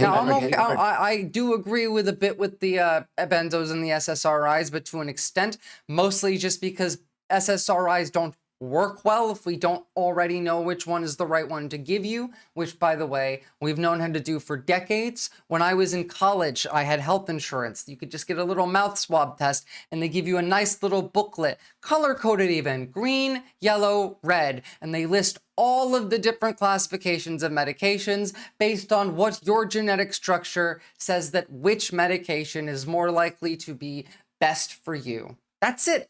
That's it. You can just test that. That's the issue with SSRIs. Benzos are really not even all that overprescribed anymore. They used to be much more. They're useful for short-term. They're not useful for long-term use. It's not like, it's not rocket science here. Child population. Ace Ginger Puff. Half the pharmaceutical drugs on Earth are now sold here. 70% of the profits from pharmaceutical companies are from the United States, even though we only have 4.2% of the world. Yeah, because they get to overcharge us by 300%. Population. Not only that, but a recent study by Cochrane Collaboration founder Peter Ghosh found that pharmaceutical drugs are the third largest cause of death in our country after heart attacks. Oh, you mean pharmaceuticals like opiates, right? Are we going to do anything about the Sacklers? You know, because they got settled. They're fine. They get to live happily, even though they are responsible for the opiate epidemic. Now, he says prescription drugs, but he's not being very specific about it because those prescription drugs that he's trying to label as antidepressants or Adderall are opiates that were overprescribed.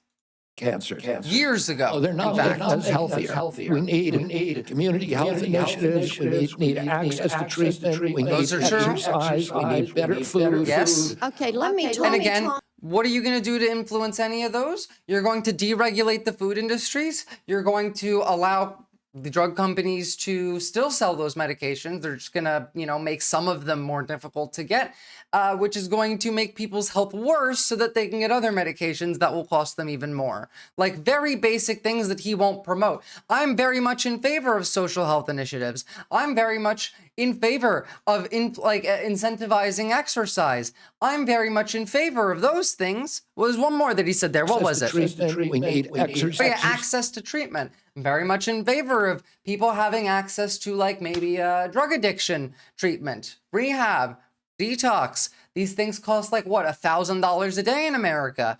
I want people to be able to access these things. I agree. He will do nothing to make that happen.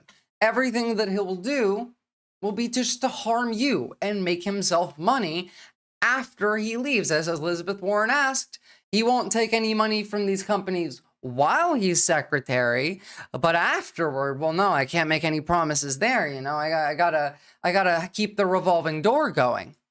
We need better food. What's up, Leftist Leo? Welcome back. Let me talk to you about one of those access points in treatment. And this highlights a problem we have in the federal Medicaid law. Since Medicaid's enactment, states have been prohibited from using Medicaid funds for care provided by institutions for mental disease. We refer to them as IMDs. These are psychiatric hospitals, residential treatment facilities with more than 16 Am I about to agree with Marsha Blackburn?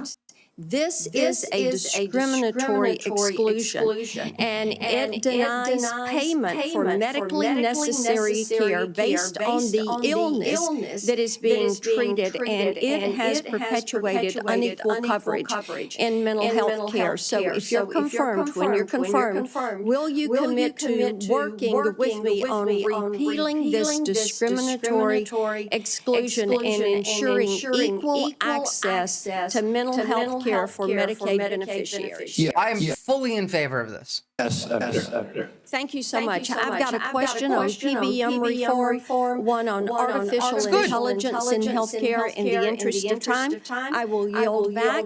I look forward to seeing you help make us healthy again. Thank you, Senator. That last thing that we all agreed on, not going to happen. We're going to cut Medicaid and Medicare off anyway. Wait, I want to know what that whisper was. Hold on.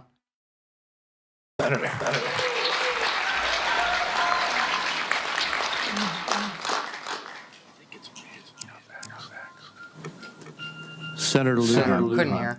What? No. You're next. I'm next. Excuse me, just.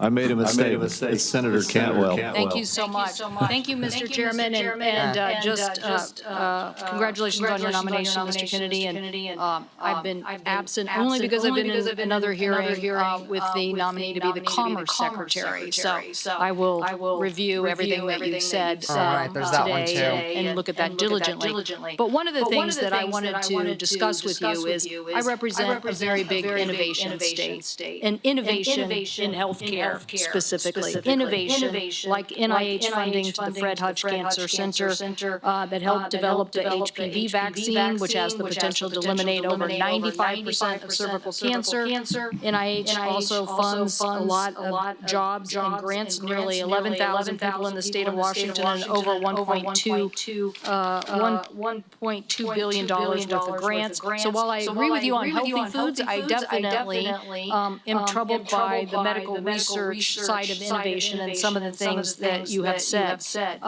In fact, this issue about laying off 600 employees at NIH, or giving the fact that to quote, give infectious disease a break for 8 years. So literally, again, we've had a chance to talk. Stop studying infectious disease for 8 years. Do you know how stupid that is? About this a little bit. But the most striking example of this is when COVID hit. And we were the first in the nation. We had the first case. And it really was the fast response by the University of Washington that really helped save lives.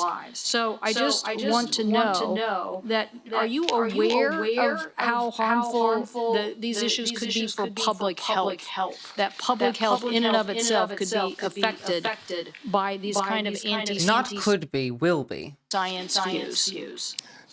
Senator, I have always been a science person, a pro-science person. I believe in evidence-based medicine and gold standard science. You literally don't believe in vaccines.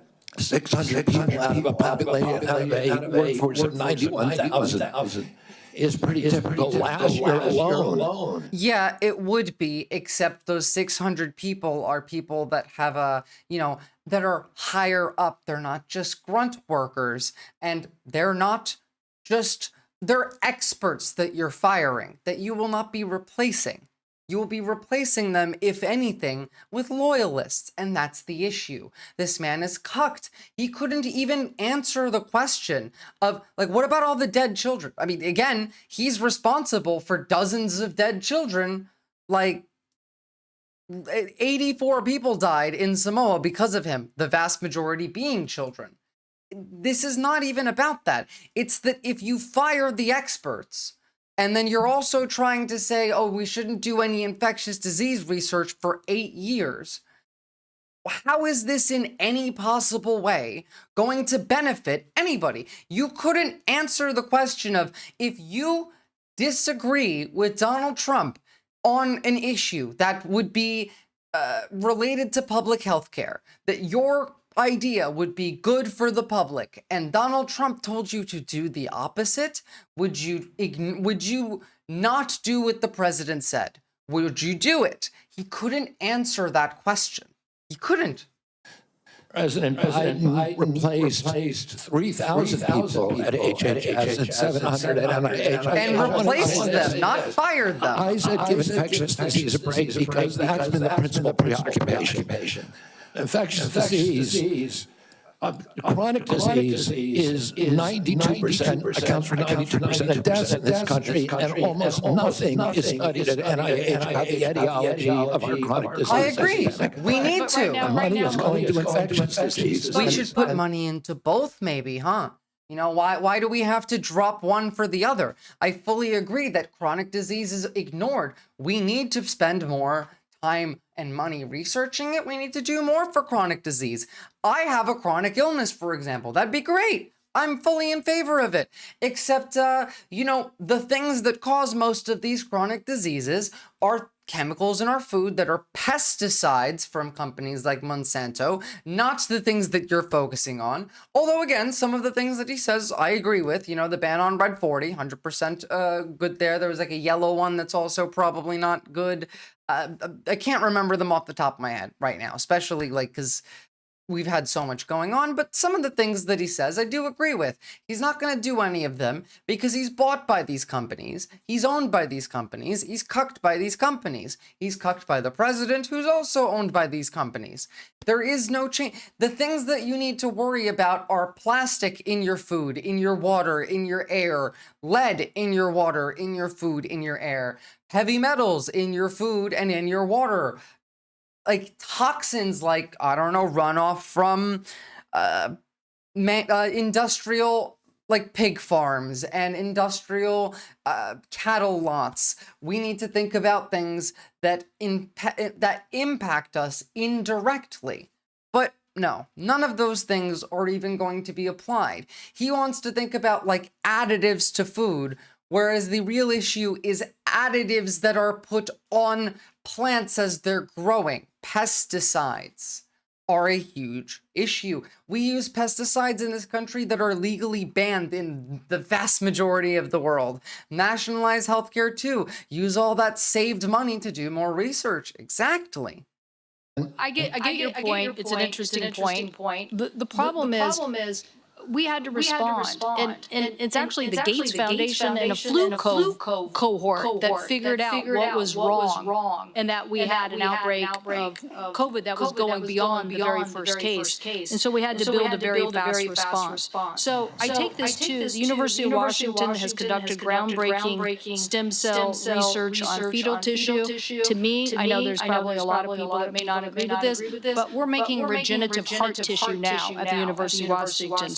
So, yes or no, do you commit to protecting stem cell research for scientific agencies if confirmed? I will protect stem cell research. I'm a stem cell research today and be done on umbilical cords. Oh, yes, I did forget about that. The lithium and heavy metals in the atmosphere, water, and soil. You know that right near that lithium fire that's burning and poisoning all of the soil nearby, did you know that that's the area of California where 70% of lettuce, celery, cauliflower, strawberries are grown in the United States? 70%, all being absolutely just covered in toxins that are coming from a heavy metal fire, a lithium fire. That facility is poisoning the food supply. But we're not even talking about it. The officials aren't even testing it because they don't know what to test for. They are not going to make America healthy again. They're going to make America dead. That's what they're going to do. Need fetal tissue. Oh, at the same time, remember that this is what's happening now. England, first case of bird flu spreads amongst birds. We have a human outbreak as well. We have the largest tuberculosis outbreak in American history since we've started recording them in 1950 in Kansas. We have a different strain of bird flu now, H5N9. Shit's getting bad. MADA, yeah. Today, the research is done. My job is to enforce the laws. Okay, so I want to move to PBMs because PBMs are driving up drug prices. And one of the biggest things that we need to do here, I think, in a new administration, is get a handle on everything that is driving up prices and lower them. The report found that PBMs generated $1.4 billion from spread pricing. That is where they are able to basically set the price, not reimburse pharmacies, and then pocket the rest. We've had bipartisan legislation. Stealing, that's what that is. That's called theft. That's called, robbery? That's called larceny. In several different committees now to get out this. It might not be What do you think larceny. the solution is? I think one of the really notable achievements of this panel was the PBM legislation that they put together in a bipartisan way. I haven't met a single senator, well, actually one only, but of the 60-odd senators that I talked to, all of them talked about PBMs and how important it was, and President Trump, during his first administration, pushed through a law, or pushed a law to give transparency to PBMs. Oh, look what happened. I think all of the pressure actually hit. Trump administration rescinds memo freezing financial assistance grants. Got overruled by the administration. Luckily, this I mean, good, but President Trump is absolutely committed to fixing the PBMs. My time is running out, so I just want to clarify. You believe that we should pass these laws that now have been proposed in the Senate? I haven't read the entire law, so I don't know, but I think that we need to reform the PBMs. I think we need. But Because of all of these vested interests that are draining money from the system. Okay, somebody suggested, though, that you thought you should convene the PBMs and talk to them about some sort of self-regulation. So I am trying to distinguish between these people who basically are doing illegal activities and ripping off. Really, they're creating pharmacy deserts in my state. So I'm asking you whether you believe that we have to legislate in this area. Again, I'm not being evasive. I just don't know exactly what the law says. I met with the PBMs. I met with pharma. My job is to meet with all the stakeholders. I've been meeting with stakeholders for 40 years. People I was suing, people I was. You want to hear from the other side. Well, That doesn't mean I would let the PBMs write their own ticket. I support the efforts of this committee. I think all of this is stupid. Because this sounds like he's being evasive, and sus he is. And I think her question's kind of dumb as well. The realistic issue here is if you want to drive down the cost of medication pricing, you don't need to try and negotiate with these companies. They are stealing from Americans. They're charging vastly more money for every medication, for every service in America than anywhere else in the world. An MRI costs $2,000 minimum in the United States. An MRI in Australia, even without using Medicare, let's say you're here on vacation and you don't have Medicare here, you're not part of the public healthcare system, should cost you $200. To come up with bipartisan legislation. President Trump wants to get the excess profits away from the PBMs and send it back to primary care to patients in this country. I'll ask you for the record, since my time's expired. Sorry, just look at $300. the legislation that came out of the Commerce Committee that defines the legal activities that they are doing to drive up prices. And get us an answer for the record. Thank you, Mr. Chairman. In principle, I support that legislation. Thank you, and let me just tell you the list as we have to move forward to the ending here. Senator Lujan will be next, followed by Senator Marshall, Senator Warnock, Senator Smith, Senator Young, and Senator Welch. And let me say again, Mr. Chairman, this is a matter of such importance. A number of my colleagues would like the second round, and I think it would be important to offer, say, a modest amount of additional time to get into this on both sides. I know I have some questions. I want my colleagues to have the opportunity to raise their concerns as well. Well, I've said, as I've indicated to you, Senator White, I'm not going to do a second round. I have been very generous with the senators. I think almost every single senator has had 7 minutes at least. And I will give you a second, as is our practice. I think I'll then divide my time up with my colleague. Okay, you are welcome to do that. Thank you. Senator Lujan. Thank you, Mr. Chairman. Mr. Kennedy, when we met, you stated to me that it is not your goal to take away programs that work but for like, American I mean, Americans. they have to go through. I want Bernie and Hassan and Warren to get like 30 minutes each here. I don't even like Elizabeth Warren, by the way. Do you stand by that statement? But she still eviscerated him. Yes, Senator. Mr. Kennedy, do you know how many Americans rely on Medicaid? About 72 million plus the 7 million kids who are on chips. Appreciate that, 72 million. Yes or no, is it important that expectant mothers and newborns... About 7 million on chips, by the way. So it's actually closer to 80 million people. have access to health coverage? Is it important that expectant mothers and newborns have access to health coverage? Absolutely, Senator. Mr. Kennedy, do you know how many babies born in this country are covered through Medicaid? I would guess. I don't know the answer. I would guess about 30 million. I have it, Mr. Kennedy. About 41% or 1.4 million babies births are financed by Medicaid, according to the National Center for Health Statistics. It would, again, be not only more moral, not only more beneficial to public health, but also cheaper to just make it Medicare for all. Yes or no, do you believe that Medicaid is a critical program? I believe that Medicaid is a critical program, but that it's not working as well as it ought to be. And President Trump has asked me to make it work better. That most Americans are not happy with it. The premiums are too high. This is true. The deductibles are too high.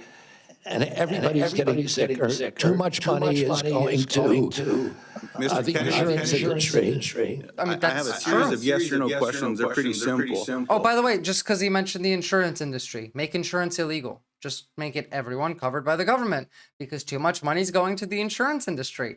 Not enough people are being able to access healthcare. Medicaid costs are too high. Oh, look, maybe if you just get rid of private healthcare, if you get rid of insurance companies and you make it public, it not only works better, but it's cheaper.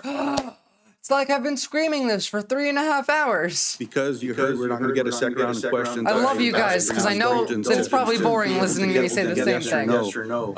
In New Mexico, as you know, Medicaid is often measured state by state. It might surprise you if you look at some of those surveys. In New Mexico, the response was 90% of New Mexicans on Medicaid report satisfaction getting care, 80% getting specialist care, 85% getting urgent care, 95% ease of filings out of focus. Not to pick on any one of my colleagues, but in Louisiana, 86% of people on Medicaid are satisfied with their interactions. 83% are satisfied. They're satisfied, by the way, in a fashion that they're just happy to have health care.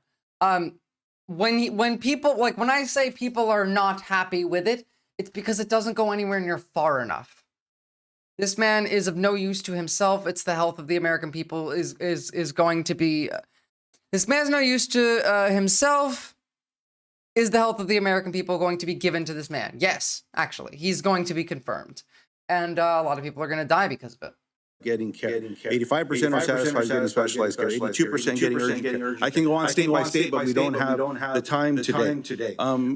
Yes or no, do you support cutting Medicaid or reducing and especially in an area where you and I spoke about with the federal investment in Medicaid, which is known as FMAP. President Trump has not told me that he wants to cut Medicaid. He's told me to make it better. Do you support cutting? Yes or no? Yes or no? Let me ask you this way, since it's only about President Trump. Making it better, Senator. If President Trump asks you to cut Medicaid, will you do it? Oh, yes. It's not up to me to cut Medicaid. It would be up to Congress. That's not how this works. Now, yes, technically it would be up to Congress, but you, as the head of the HHS, do get to allocate funding. You do get to say, no, funding isn't going to this specific thing. You could allocate all of your funding into a new program that you create that's specifically designed to funnel all of that money to, I don't know, let's say President Trump, let's say yourself, let's say a pharmaceutical company, maybe even an insurance company. Mr. Kennedy, you don't want to answer? I'll move on.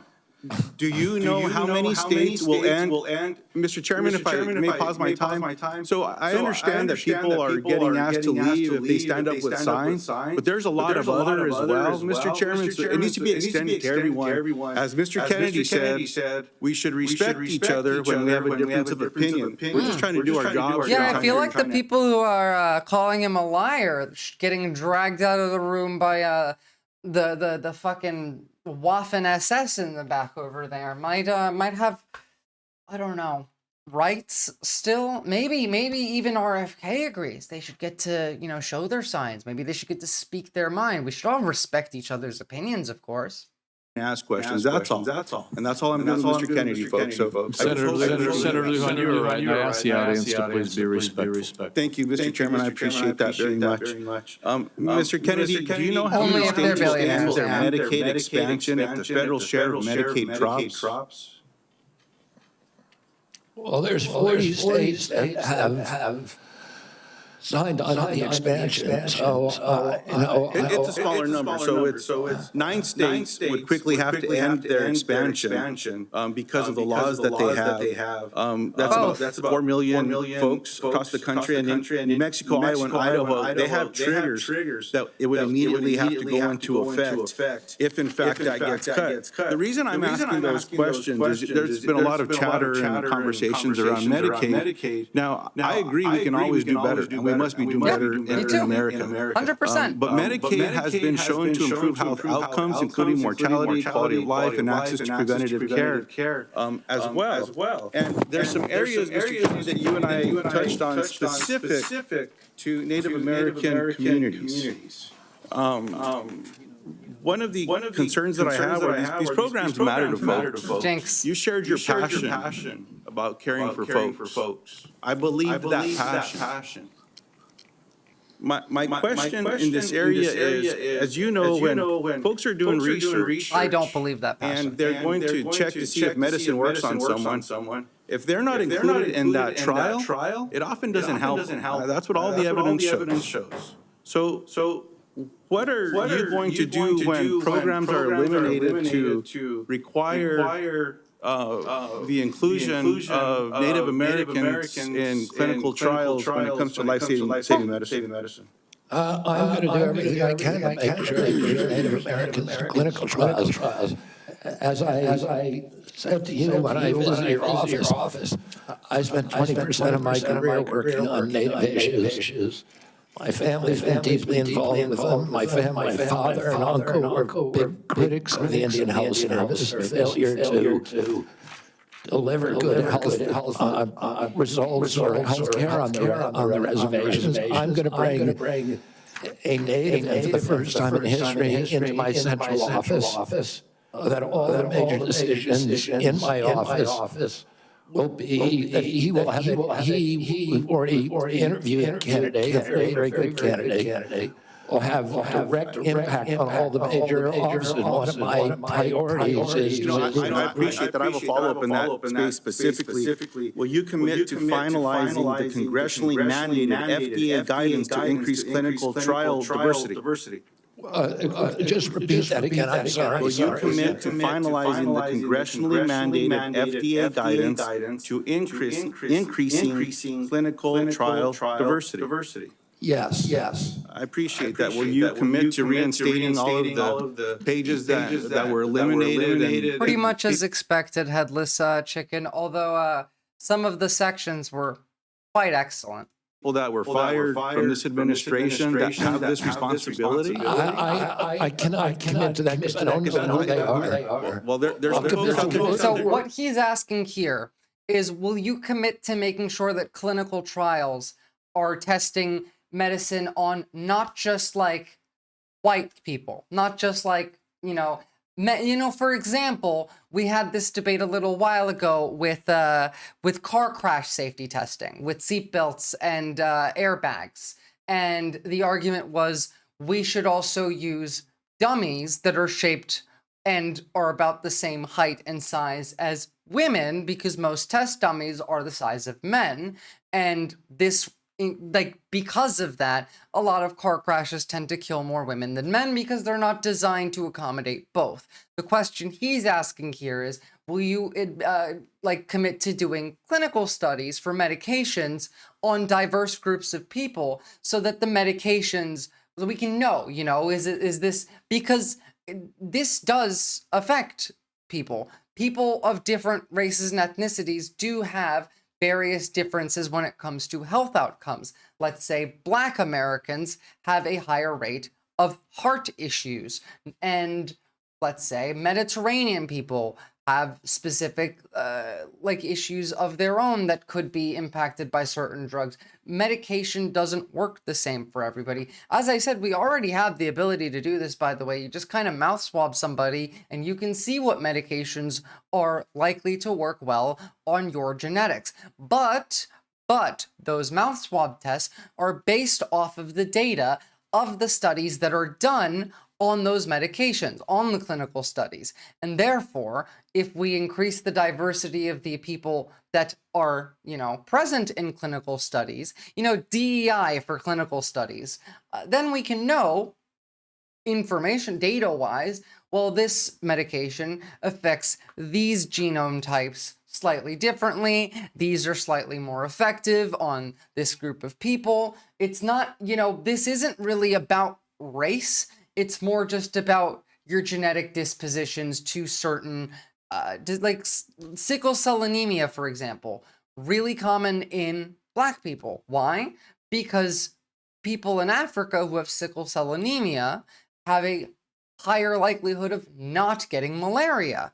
And so we take that into account. This stuff actually matters in medicine. Working with you to make sure those positions are adequately staffed. I will follow up in writing in those specific areas because I think there's some commonality here, but answers matter. And so I'd like to get those as timely as possible. The last thing, Mr. Chairman, that I'll say is one of the conversations I had last before this hearing was with to our nursing home. working with to work with my Republican colleagues when it comes to federal programs, and making a difference in these families' lives and this little girl's life. What I'm asking now, Mr. Chairman, is unanimous consent to enter into the record an article from Autism Speaks titled, quote, "Do Vaccines Cause Autism?" end quote. And I'll note that the first sentence states, quote, "Vaccines do not cause autism," end quote. Thank you. I yield back. Without objection.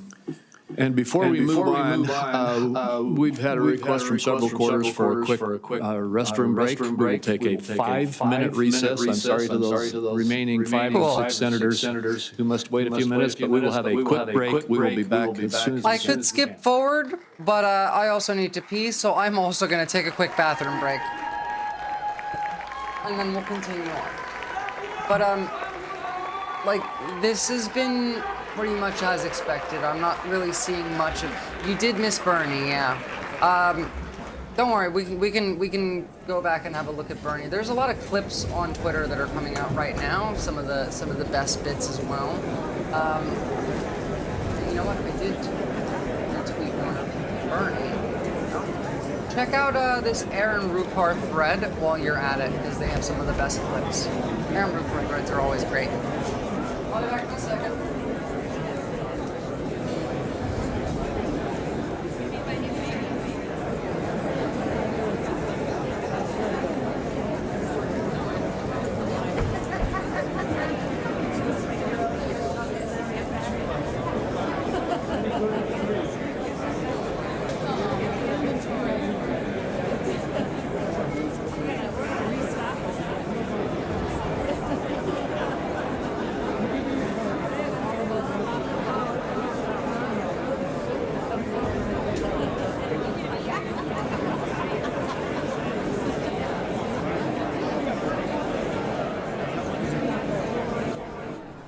Lawmakers calling for a break in the confirmation hearing for President Trump's Health and Human Services Secretary nominee, Robert F. Kennedy Jr., the first of 2 appearances he'll be making this week before senators.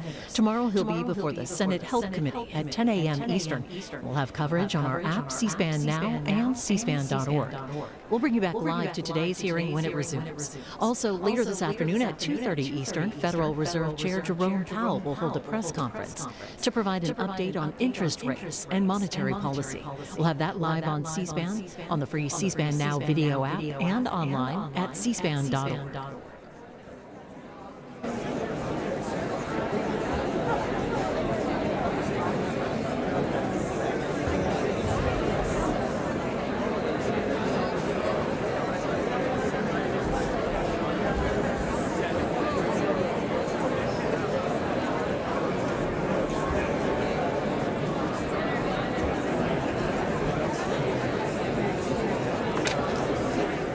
I am back. The fact that he's being taken seriously by anyone is beyond me. Sam Atton, it really is. It's a joke. This man is a joke.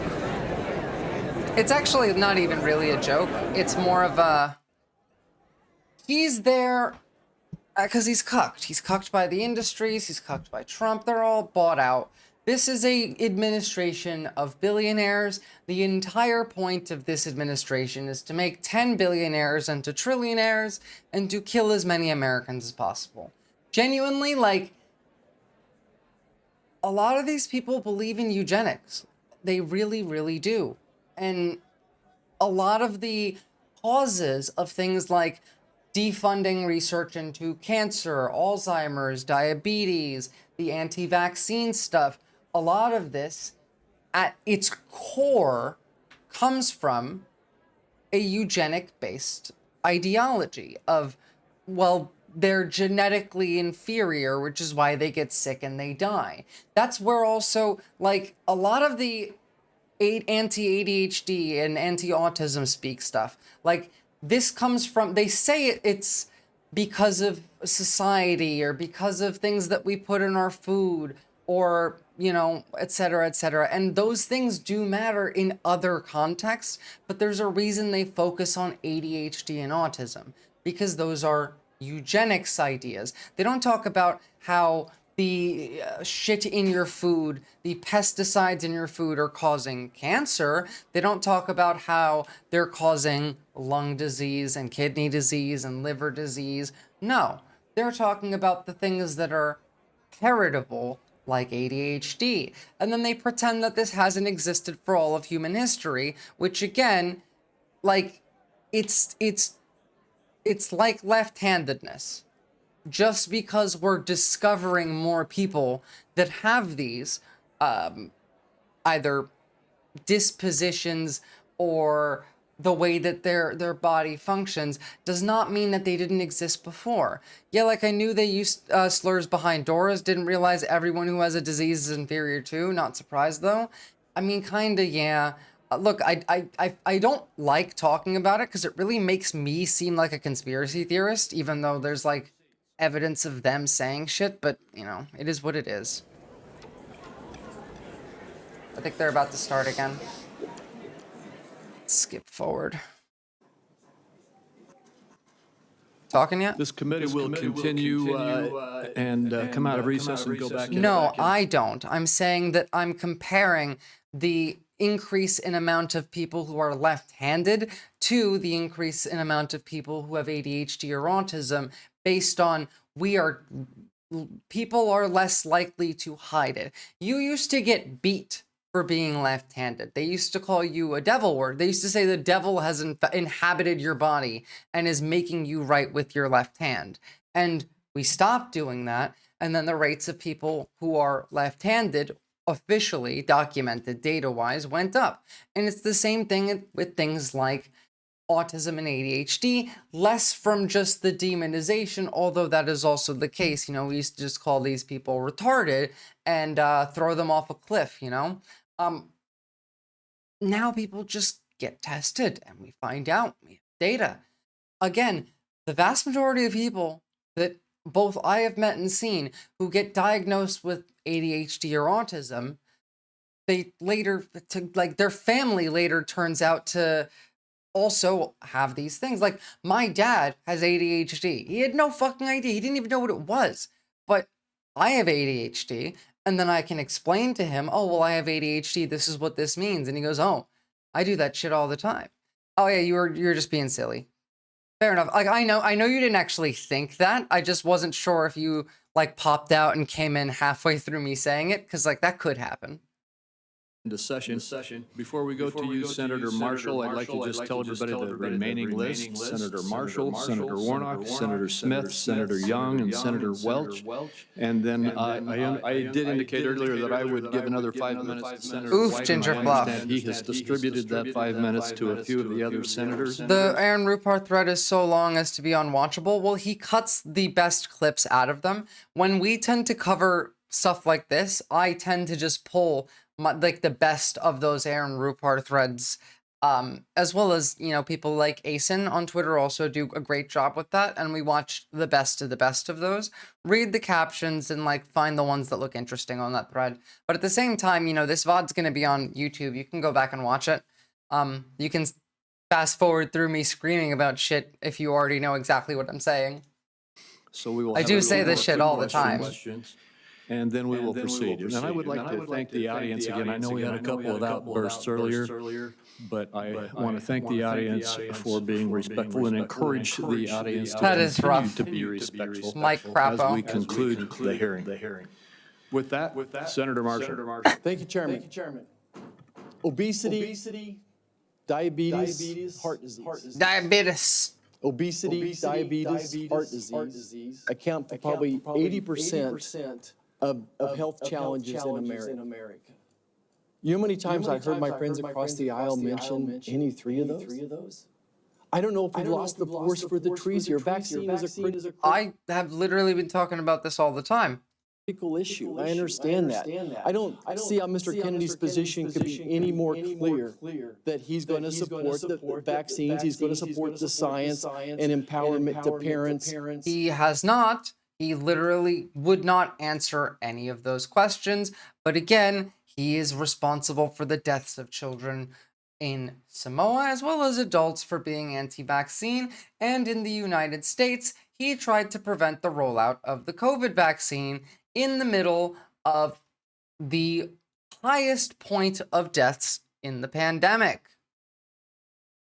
Like, I don't know why anyone would believe any of this shit. Republicans squawking about obesity is kind of rich. No, I mean, well, like, obesity is a real problem. It's just nothing they want to do about it will fix it. Obesity is, I've yet to hear high fructose corn syrup come up once in this, entire session. We've been here for 4 hours now. Has anybody mentioned high fructose corn syrup? They talk about sugar, but not high fructose corn syrup. And their doctors to make these choices. 60% of Americans have a chronic disease. That there's an epidemic of chronic diseases across the country. And this Make America Healthy Again movement is palpable to me. It started on the campaign trail in 2020 when moms I'd never met, that never involved in the political process, came up to me and said, look, I want to make these choices about my children with my doctor, not the federal government. That it's a very real thing. Moms, dads, grandparents across the country grab me and say, look, why do 20% of our children now, why are they on a prescription drug? So, Mr. Kennedy, what is your prescription to help make America healthy again? Again, RFK used heroin to self-medicate for ADHD. Maybe he should have been given some Adderall, and maybe then he would have paid attention in school and not would have needed 3 of these senators having to explain to him what his job is. What's your vision? What does that look like to you? Thank you, Senator Marshall. We're having epidemics of all these chronic illnesses, autoimmune diseases, neurological diseases, allergic diseases. Oh, I wonder if all of the plastic that you're breathing in has anything to do with any of the autoimmune diseases, because autoimmune is when your body detects that your own body is a foreign invader. It attacks, like your white blood cells attack parts of your body because they think that it is an illness, that you are sick. I wonder if maybe having vast amounts of microplastic in you might have something to do with that. What will RFK do about the amount of people drinking water or breathing air? What a stupid starting point. They're all retarded. All of them are. But they all believe nothing. All of them just want money. 3% of Americans are obese. Today, 74% of Americans are obese or overweight. High fructose corn syrup? Has anything like this. Are you going to actually that's not true. Australia has a higher obesity rate than America does. So, and I believe the UK is getting close as well. Obesity rate is still 3%. And epidemics are not caused by genes. Genes may provide the vulnerability, but you need an environmental toxin. Something is poisoning the American people, and we know that the primary culprits are changing food supply, a switch to highly chemical intensive. Oh, I was like, is he gonna say it? High fructose corn syrup? No. We have 10,000 ingredients in our country. Fuck. Sorry. I'll find the spot again. Here we go. What's your vision? What does that look like to you? Thank you, Senator Marshall. We're having epidemics of all these chronic illnesses. Drop it here, please. Autoimmune diseases, neurological diseases, allergic diseases, obesity. When my uncle was president, 3% of Americans were obese. Today, 74% of Yep, I did see that. We already posted it. Thank you, though. No other country has anything like this. In Japan, the obesity rate is still 3%. And epidemics are not caused by genes. Genes may provide the vulnerability, but you need an environmental toxin. By the way, here's actual obesity rates by country. The United States is at 41%. French Polynesia, Samoa, Tavula, Tonga, the Cook Islands, really. So a lot of the obesity rates are actually in my side of the world. But look, Qatar is right by the U.S. There's higher. Now this is adults and males, but let's go to both. Well, here, it seems like the United States is only 19th in the world. Look, Egypt has higher rates. Come on. If we look at children, how about in children? Where's America? Oh, we're 22nd in the world. These are all bullshit numbers. Poisoning the American people. And we know that the primary culprits are changing food supply, the switch to highly chemical intensive processed foods. We have 10,000 ingredients in our country, in our foods. Europeans have only 400. If you buy McDonald's French fries in our country, there's 11 ingredients, my understanding. In This is Europe, true. there's only 3.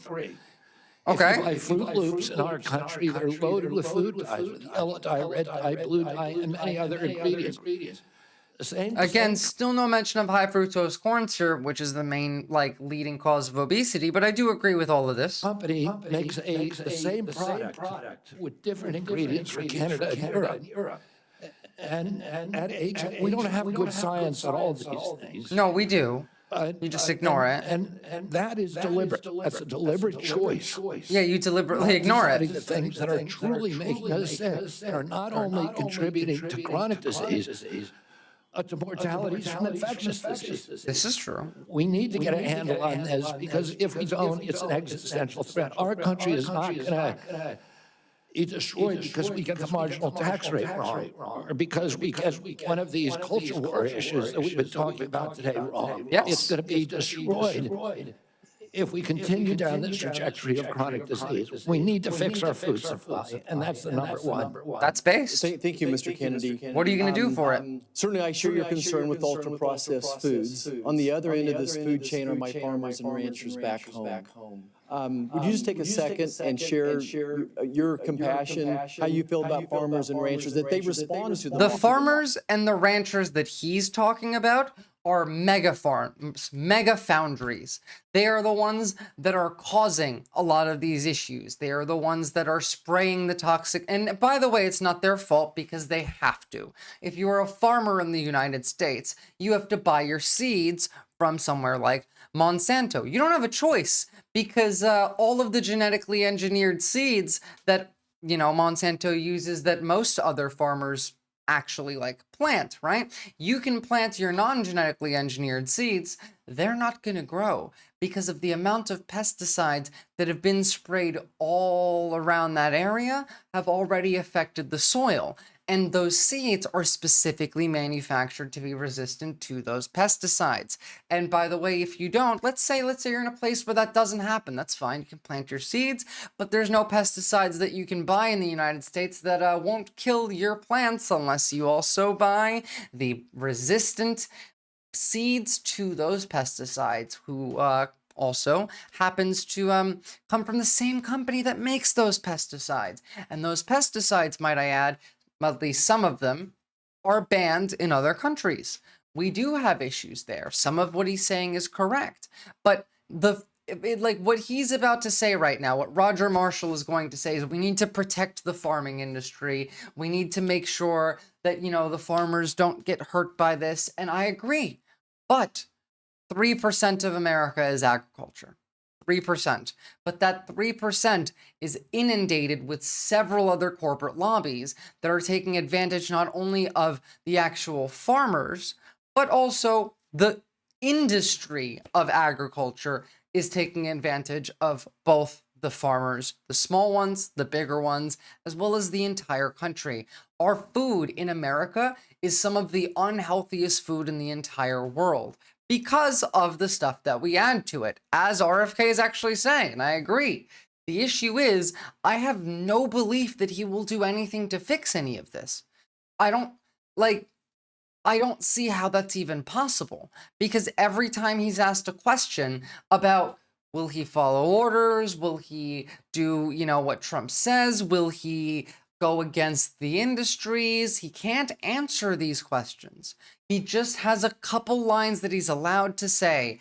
Red, blah, blah, blah. Yellow, 40, blah, blah, blah. And that's it. No high fructose corn syrup, but he will talk about sugar, which, by the way, sugar is actually better for you. In Australia, for example, if I buy a Coke, it has sugar in it, and it is not as bad for me as a Coke in America would be. If I go buy a Kit Kat here, it's not as bad for me as a Kit Kat there would be.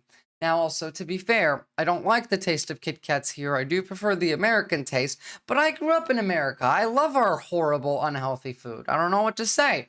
That's maybe an issue, but they're not focusing on the right points here.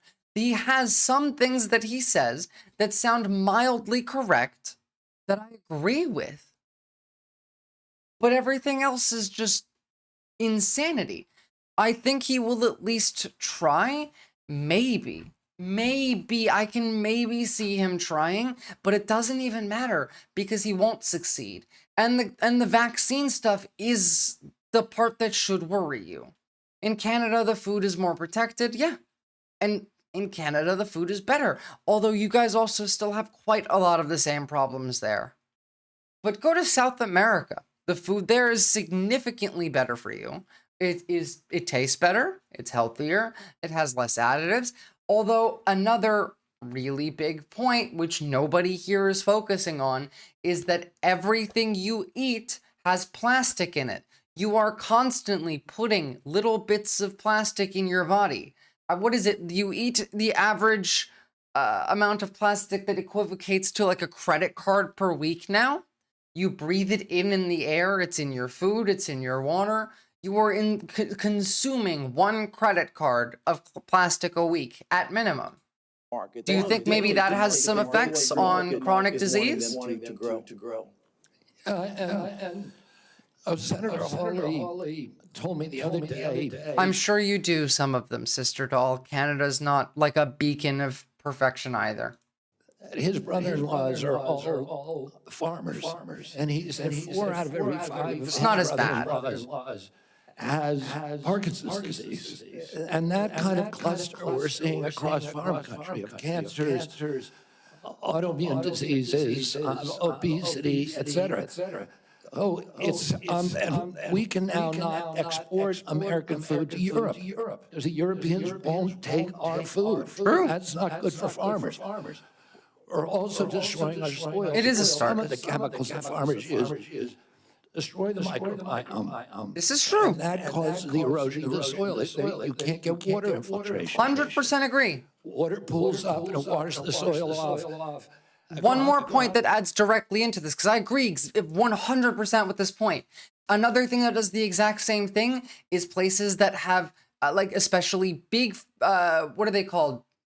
Lots that house cows that are industrially being grown for either milk and dairy products or to be slaughtered for meat, as well as pigs.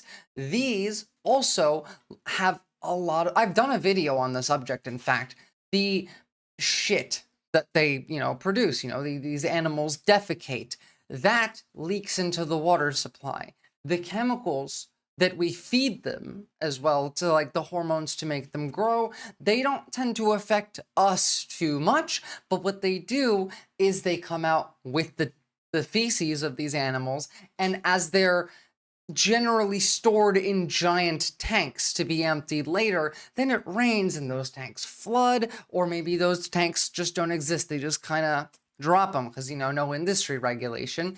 And then we get rivers and water just absolutely fully filled with bacteria that create dead zones for not only like fish and other wildlife, but bacterial life. This is a big problem in places like North Carolina, for example. We'll talk more about it actually at the end of this. I want to go into that. Economists now estimate that we only have, if we continue doing these processes, only 60 harvests left before our soil is gone. Farmers are using Exhale, ultranationalism is absolutely right-wing.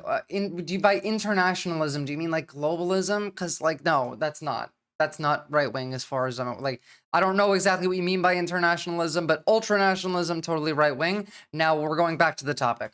Seeds and chemicals that are over the long term. Nationalism is right wing. Them and us. And what we need to do is we need to support the farmers. We need the farmers as partners if we're going to make them work. And I don't want a single farmer to go out of business under our watch. I don't regulate farms. If I'm privileged to be confirmed, I'm not regulating farms. That's under USDA, but I want to partner with all of my decisions. Oh, and fertilizer as with well. USDA and with the farm community to make sure that we don't lose more farmers in this country, but that we also transition.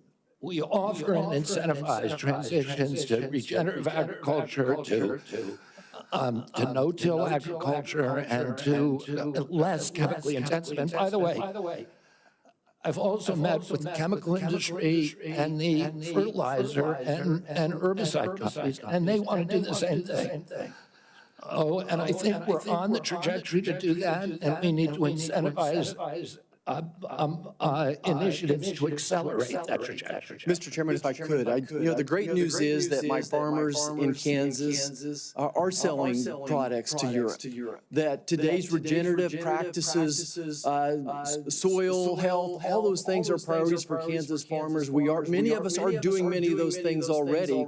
We just need it to be more widespread. If I could just wrap up my remarks, though, is that, again, going back to the big picture here, 60% of Americans have a chronic disease. Mr. Kennedy, I believe for such a time as this that you're not just one of 300 million people. I think that you are the person to lead HHS to make America healthy again, that God has a divine purpose for you, and I look forward to Okay, first of all, instantly you go in the hole. You're a government official. We still have separation of church and state. Shut the fuck up about God. That has no place in the Senate chambers. Affirmation and working with you to make America healthy again. Thank you, Senator. Thank you. Senator Warnock. Thank you so much, Chairman Crapo and Ranking Member Wyden. It's great to be here. Mr. Kennedy, welcome. Welcome to you and to your family. Thank you for meeting with me a few days ago. I'd like to follow up, if I might, with some of the issues that we discussed in my office. I want to talk to you first about the CDC. Or the Centers for Disease Control and Prevention. I'm proud of the work that the CDC does, proud that it's located in Georgia with more than 10,000 employees in my state. If confirmed, you would be the cabinet secretary over the CDC. Representing HHS, it's about 29% of the federal budget. CDC is a part of that. Do you agree that... Remember, the CDC right now is no longer allowed to cooperate or even speak to the World Health Organization. To Georgia, critical for our country and the health of the entire world. Yes, Senator.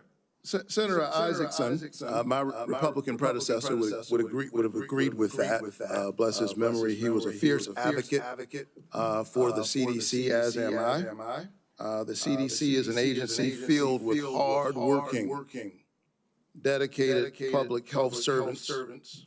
They wake up every single day working to keep us safe. I think we don't think often enough about their work because it's easy not to celebrate folks who are protecting you from that which doesn't appear because of the work that they're doing. So grateful for the work that the CDC employees do. Some of them are members of my church. I saw that deep commitment firsthand when I visited the CDC just last summer. Mr. Kennedy, you have compared the CDC's work to Nazi death camps. You've compared it to sexual abusers. The CDC is Nazi death camps? You also said that again, this goes back to this. Sought to stop the COVID vaccine rollout. Like, the fact that you can go and call the fucking Center for Disease Control Nazi death camps and then still be, like, taken in any kind of serious fashion for being in charge of America's healthcare is... We live in both the worst and the dumbest timeline. Many of them belong, this is a direct quote, many of them belong in jail. For me, those are disturbing. You belong in jail, RFK. The CDC workers that I know who are trying to keep the American public safe every single day. And as you are presented as the nominee for this position. Yeah, like meanwhile, Elon and Trump are actually like dying to build Nazi death camps. Maybe we need a bigger CDC then. Maybe we should empower the CDC. I need to know, do you stand by those statements that you made in the past, or do you retract those previous statements? Senator, I don't believe that I ever compared the CDC to Nazi death camps. I support the CDC. My job is not to dismantle or harm the CDC. My job is to empower the scientists if I'm privileged to be confirmed. So you retract those statements? I'm not retracting it. I never said it. Well, actually, I have a transcript of me saying that it's a Nazi death camp. Let me read your words. It says that the institution vaccinating children to abuse in the Catholic Church. Your description of their work is more important than the children that it's supposed to protect. And you know, it's the same reason we had a pedophile scandal in the Catholic Church. It's because people were able to convince themselves that the institution of the church was more important than these little boys and girls who were being raped. That's pretty provocative language. You said in another statement to me, this is like Nazi death camp. I mean, let me finish. I'm just reading your words. I mean, what happened to these kids?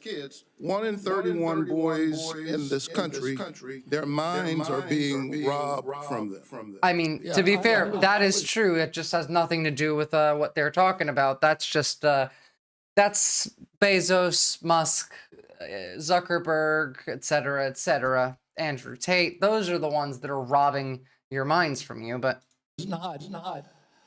Comparing the CDC to Nazi death camps, I was comparing the injury rate to our children to other atrocities. And I wouldn't compare, of course, the CDC to Nazi death camps to the extent that any statement that I made has been interpreted that way. Yeah, I don't agree with that. In 2003, the United States Congress Government Oversight Committee ended an over a year investigation of the CDC and used almost that same language. They said that the CDC, just one division, one branch, the Immunization Safety Office, had put institutional self-interest and pharmaceutical profits ahead of the welfare and health of Americans. I'm sure that's somewhat true. And I repeat that. I am sure that that's somewhat true, but I don't think that's the CDC. I think that's just the federal government making it a mandate so that a certain amount of that funding has to go to certain places, which is into the pockets of CEOs and executives of pharmaceutical companies, yeah, like they didn't use that language. No, absolutely not. But what they likely said, and if I gave a shit, I would pull it up, is that this money is going to the wrong places and it is harming people. That's kind of it. It's just that simple. I'm asking you because you're the nominee for HHS. It sounds like you stand by those statements. Senator, my objective is to support CDC. There's nothing I'm going to do that is going to harm CDC. I want to make I think that's a straight up lie. And it's science. And it's free from that same government oversight investigation committee. That the panels, the ACIP panel, and within the CDC, I think 97% of the people on it had conflicts. I don't believe that that's right. I think we need to end those conflicts and make sure that scientists are doing unobstructed science. I agree. I want to enter this statement, by the way, into the record without objection. Without objection. That's the worst thing about this guy, HHS, is that I agree with half of them. CDC preventing them from communicating all important public health information to anyone including all of our allies, including our allies in the United States in global disease prevention. Can you just answer yes or no, because I'm running out of time? Do you agree with that action? I was not consulted on it, but that's pretty much standard operating procedure for incoming administration. So you agree with the action that GAG, HHS, and CDC from communicating important public health information? That, by the way, is not normal for a incoming administration. That directive made sure that no public health and only non-essential travel and mass communications were temporarily suspended pending the confirmation of a new HHS secretary. That's not how this works. It is not standard operating procedure. I get it. I get it. I don't think what we've seen over the last several days is standard operation for new administration. None of it is. I think we're seeing some unprecedented actions, but you agree with it. Last night, members of the CDC, along with other federal employees, were actually invited to resign, these buyouts. And I got text messages and folks I know work from the CDC, for the CDC, that do this important work, who got that note. And it's really important because my experience is that when you send out that kind of note, the folks who resign are the folks who you least likely want to see resign. They got other options. They're gifted folks. They got a lot of expertise. They have options. A lot of them are doing this work because of their patriotism, because of their commitment. Do you agree with the buyouts that were presented to CDC employees just last week? I agree. At the vast majority of the scientists and experts at CDC are patriots of good government service. Can you tell me yes? I don't think anybody's going to resign who's committed to making America healthy. Can you just answer yes? Okay, you agree with the buyouts. In our meeting, KP Gaming, I mean, it's going as expected. It's kind of just been him struggling to even answer a question, saying things that are partially true and that I agree with, and then saying other things that show that he won't do anything that will actually help those things. So, not great. Bad for America. Confirm your support for the Affordable Care Act. You also mentioned that you and President Trump want... Yeah, every time he denies past bullshit, I just kind of pull it up and show it. Fix the ACA by making premiums more affordable. Can you answer me yes or no? As I don't have a lot of time. Did you know that tax credits that help families afford health insurance and save Georgians an average of $531 per month per person are set to expire at the end of the year? Did you know that? I do. We need to move on. Do you support Congress extending these tax credits so that Americans can continue to afford health care? Congress has to make its own decisions. It's a yes or no question, man. Mr. Chairman, you're saying I'm running out of time, but I'm having a lot of trouble getting the witness to answer yes or no to a yes or no question. The witness. I love that it's referred to as a witness. Well, and I've got one more question. It's just yes or no. You're almost at 9 minutes. Well, I need him to answer yes or no. Yes or no? I'm not going to answer yes or no to a question that's not susceptible to an honest answer. It literally is, are you in favor of Congress doing this? Not are you going to try and do anything, not are you going to make them do anything, just do you like the idea? That's the fucking question. We need to move on. I think the answer is a no. That's the answer. I find it difficult to answer basic questions is deeply troubling for me.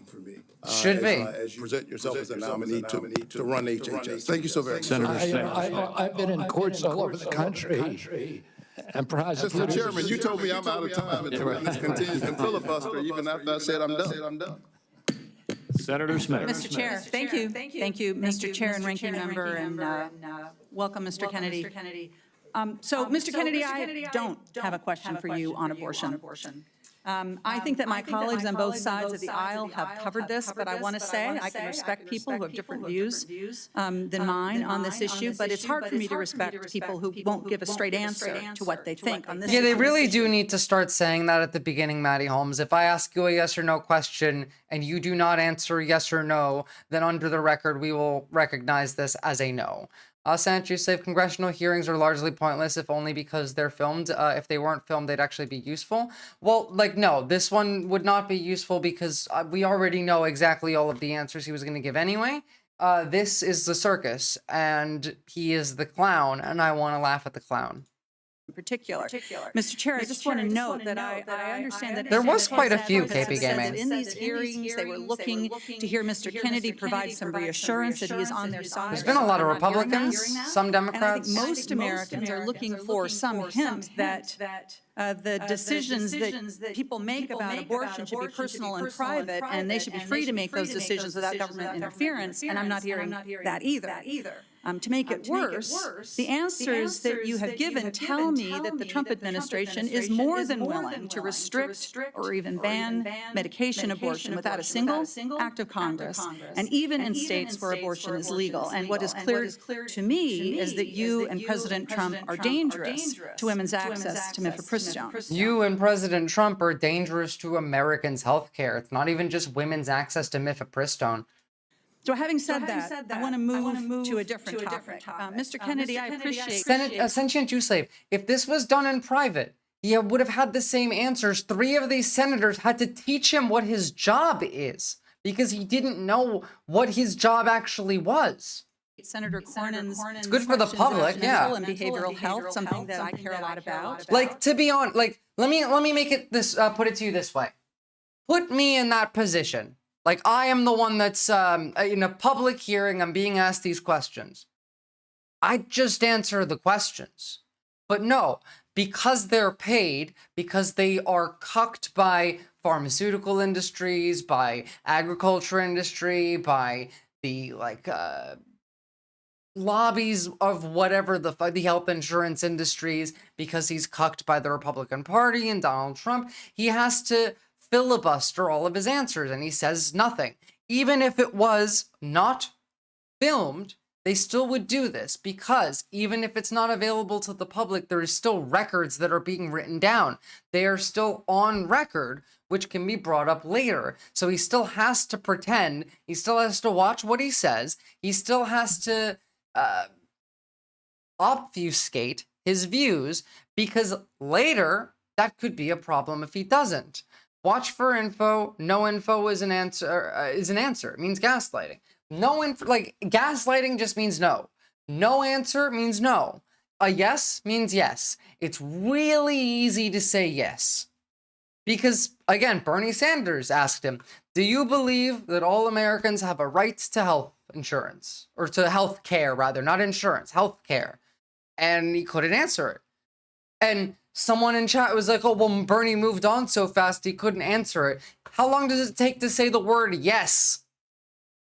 I know that you and your family have had personal experience with mental health challenges. You can clarify after. And I agree that the mental health crisis in this country is a crisis. So let me ask you, in an interview in 2023 and again in 2024, you blamed school shootings on antidepressants. You said, and this is a quote, there is no time in American history or human history that kids were going to shoot schools and shooting their classmates. It really started happening coterminous with the introduction of these drugs, with Prozac and with other drugs. So I wonder if maybe there's a correlation between the amount of kids that need antidepressants because their lives suck and the amount of people who are lonely and need antidepressants because they're sad and depressed and lonely, and the amount and availability of guns, as well as the distinct polarization of society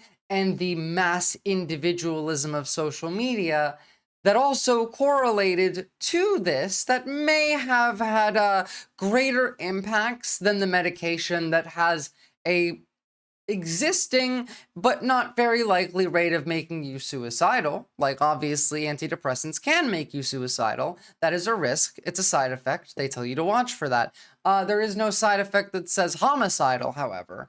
I feel like maybe there's other societal factors here at play, and it's very, very much of a intentional reductive method of explaining this so that, you know, you can obfuscate the causes. It's complicated. Yeah. There is no, this is why kids are shooting each other. Do you believe, as you've said, that antidepressants cause school shootings? This should be a simple question. There's a lot. Anybody can answer that question, and I didn't answer that question. You literally said this. I said it should be studied along with other potential culprits, like they may cause social media. But I don't know. Okay, that's fine. There's no science. Social media. Well, there is. It is live, but we're a bit far behind because I keep pausing it to yell at these people. There is, Mr. Kennedy, the science shows that there is no link between school shootings and antidepressants. It can, exactly, infallible. That can happen. That is a risk. It is supposed to be monitored. It's also very rare. But again, that's not the cause of school shootings. When's the last time you saw a school shooting and the reason for it wasn't because someone watched like Andrew Tate or someone wasn't radicalized because, they hate women? It tends to be depression, loneliness, individualism, too much time online, polarization, adding on to their existing depression and anxiety and PTSD and trauma that they have from living in our current context. Our material conditions are shit, and young kids have a lot of energy. Shitty material conditions, no social support system, no family support system, access to weapons, and an intentional division and angering of the public online, rage-baiting content, does tend to equal violence. Those, I feel like that equation could be made very easily without even including antidepressants in it. But, 0.0003%? I did an entire debate on what I think could fix this, but In fact, most school shooters were not even check it out on treated YouTube. with antidepressants, and of those that were, there was no evidence of association. Oh yes, here we go. One more time, because she just made that point very clear. There is no link between school shootings and antidepressants, and in fact, most school shooters were not even treated with antidepressants, and of those that were, there was no evidence of association. I don't think you My can question say that, Senator, because HIPAA rules, nobody knows. Well, that is Mr. Kennedy. Do you That's not necessarily true. that people who take antidepressants are dangerous? Listen, I'm not going So yes, into HHS if I'm privileged to be confirmed with any. So you can't say that to impose any preconceived ideas that I may have. I'm just wanting to have good science. So you're not saying that they aren't dangerous, which means that they could be dangerous. Let me ask you this. That's not true. You've described Americans who take mental health medications as addicts who need to be sent to wellness farms to recover. Is that what you believe? No, of course I didn't say that. he said that about ADHD medication. You should be compelled to do anything. No, but you said they should be sent. Yeah, he didn't say that the government should do it, but he said that should be how we treat the answer. I would get so upset with no answer. No answer is an answer. How old is RFK? Let me see.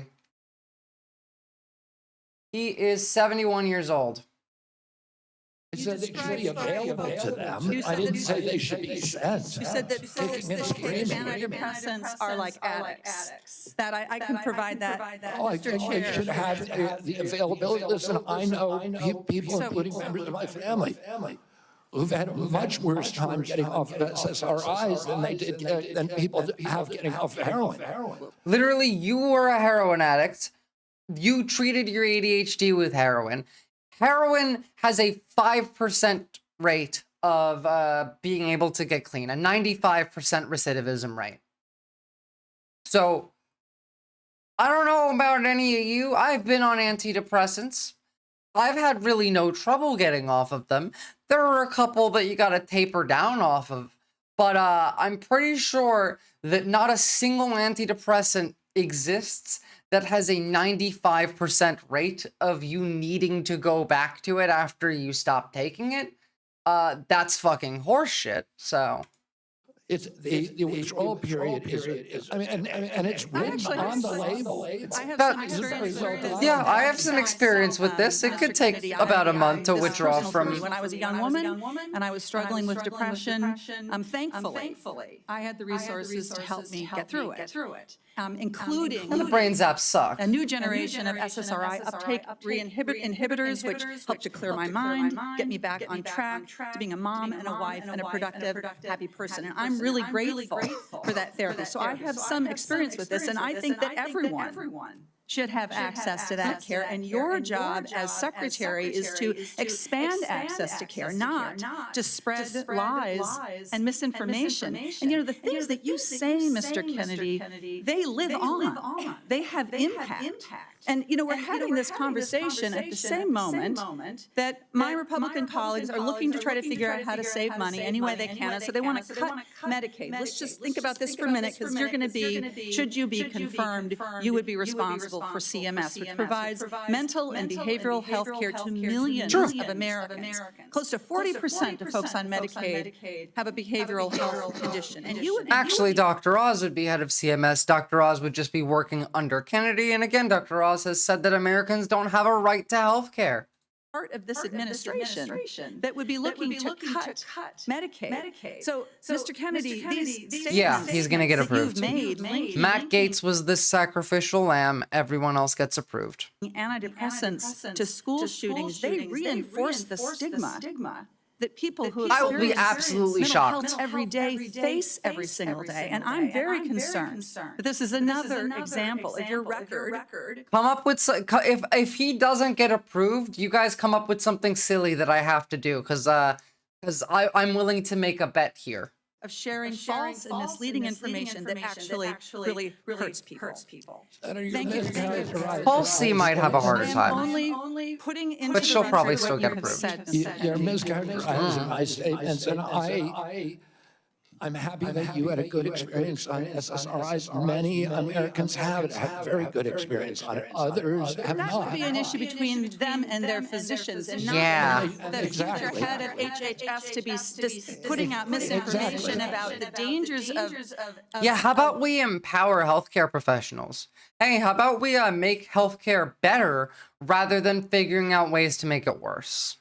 SSRIs and other antidepressant medication spreading the stigma and the fear that we're actually trying to overcome. Do you think physicians, when they make You'll have to provide it. have access to good science? Of course they do, and That's all I believe too. And you and I are in agreement there. And to your point that you made when you made these statements, it was not based on good science. I don't know what it was I was based on. saying the science needed to be done. Yeah, one more time. I want to hear that one more time, because that was. When they make that prescription, ought to have access to good science. Of course they do, and That's all I believe too. And you and I are in agreement there. And to your point that you made when you made these statements, it was not based on good science. I don't know what it was I was based on. saying the science needed to be done. I was saying these are potential. No, but that's not what you were saying. We're coterminous, and I named other things. I said video games. I said social media. I said There is literally zero link between video games and committing violence. In fact, video games reduce violence. Playing violent video games has been proven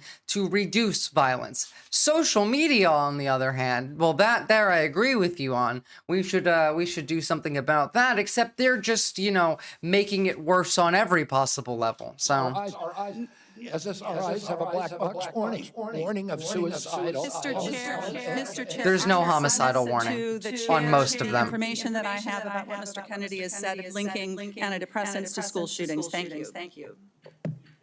I will also pull up that link. Thank you, Mr. Chairman. Good to see you, Mr. Kennedy. To follow up on that spirited. Video games have been proven to be able to inspire violence, though, just like any other art form. They've been proven to reduce violence, not inspire violence. In fact, also playing video games reduces your risk of developing Parkinson's, and it also increases your ability to have brain plasticity for significantly longer. They're good for you. They're actually physically good for your health.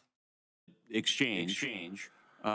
In talking with you and reading about your vision for the department, you said one of your goals is to return public health agencies to the gold standard of scientific review. You've alluded to the gold standard a number of times today. So I'm going to give you an opportunity, uninterrupted, but hopefully not too extensive, to tell me and others what you mean by this gold standard. The gold standard means real scientific research with replication of studies, which very rarely happens now at NIH. We should be Okay, first of all, we do often. We just don't do it enough on chronic disease, as I've agreed with him before. 20% of the NIH. It's much more likely to do the opposite, sentient use. It's to replication. We should make sure that all the science is published with raw data. We should make sure that the peer reviews are also published. And I'll give you a quick example. 20 years ago, HHS, NIH scientists did a study on amyloid, on Alzheimer's, which they said it was caused by amyloid plaque. After that, NIH shut down studies of any other hypothesis. 20 years later, we now know that those studies were fraudulent. NIH has funded 800 studies on a fraudulent hypothesis, and we've lost 20 years in figuring out how to a cure for Alzheimer's. And that's just one example. And we just cut off funding for it. To end the old boy system, we need to have replicatable science and be completely transparent about our data. Thank you, sir. In recent years, particularly during the COVID pandemic, there's been a lot of skepticism about our public health institutions. Some of this, I would say, is warranted, but it's now created a pervasive lack of trust from the public that these institutions are acting in bad faith or failing to act in objective criteria, failing, in short, to act in the best interests of the public. There is no such thing as a respectable elected Republican. Sorry. Not anymore. If confirmed, Mr. Kennedy, how will you work to regain the public's trust? I suspect it will take some time in these important public Maybe health once upon a time. I'm through radical transparency. I'm going to make these, the reason people don't trust the public health agencies is because they haven't been trustworthy. And you gave the example and you think that you're going to... At the beginning of COVID, everybody was rushing to get that vaccine. We had over 90% vaccination uptake.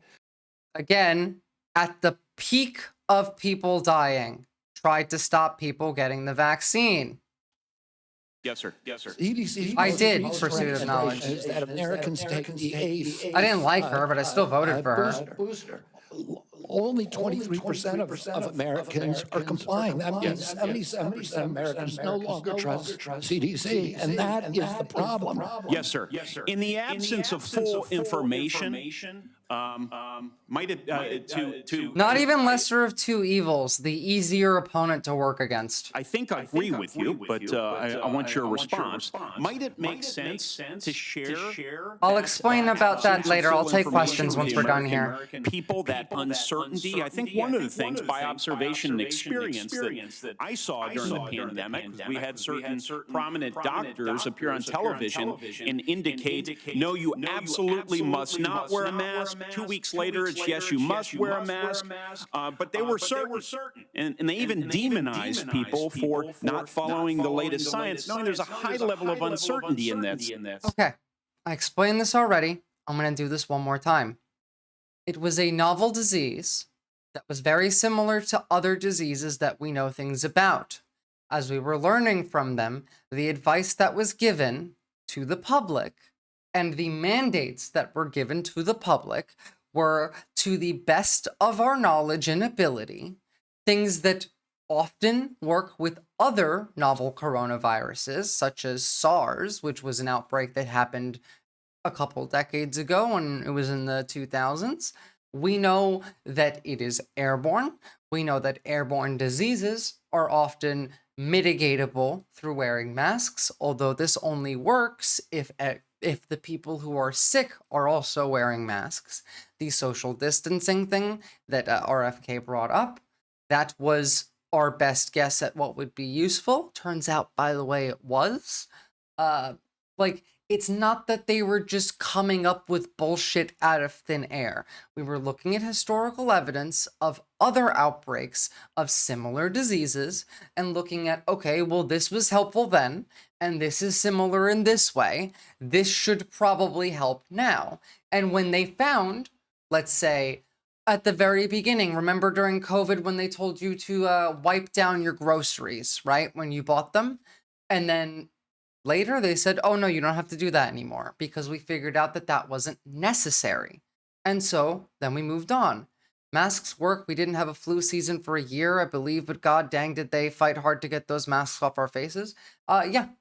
And by the way, you should probably wear a mask again because if you watched my video from yesterday, bird flu is getting everywhere. We have human outbreaks now. Why do you think egg prices are so bad? Literally millions of chickens are dying in the US every year. Like, it's not every year, every like week right now. Like, it's getting bad and we're going to have another one of these. And the COVID death rate was 2%. The death rate for avian flu is 60. So Science.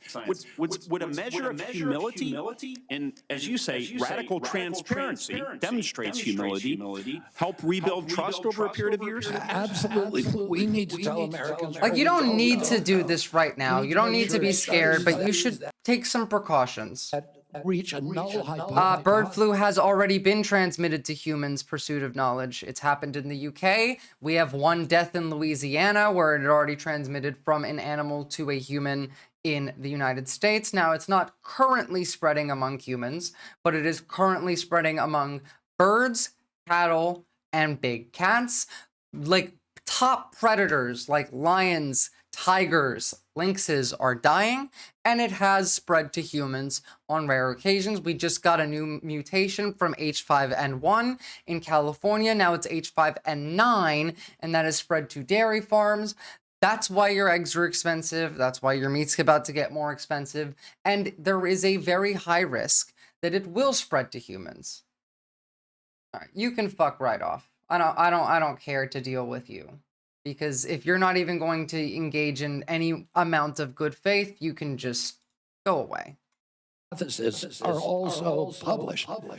Yeah, Jennifer, you're not wrong. Sir, I think you are right. I literally did an entire stream on this twice this week. About why healthcare costs are so high in the first place. The answer is indeed chronic disease. 90%. No, that's not why healthcare costs are expensive in the first place. Chronic disease is a big problem, but healthcare costs are expensive in the first place because companies like to fucking steal from the American people. It's just that simple. Like I said, if you want cheaper healthcare, make it all public and make private healthcare illegal. The existence of private healthcare makes public healthcare more expensive and less effective. Spending goes towards managing it, as you say in your open statement. It's not in the main because of waste, fraud, and abuse, although we know some exist. It's not in the main because we have greedy executives at innovative world. I'm glad, KP Gaming. It's not in the Lovely to main have you here. because we haven't yet adopted an unsustainable Medicare for all scheme. Unsustainable? You dipshit. It literally costs less money. Hold on. Medicare for all cost compared to current system. Say, literally be cheaper.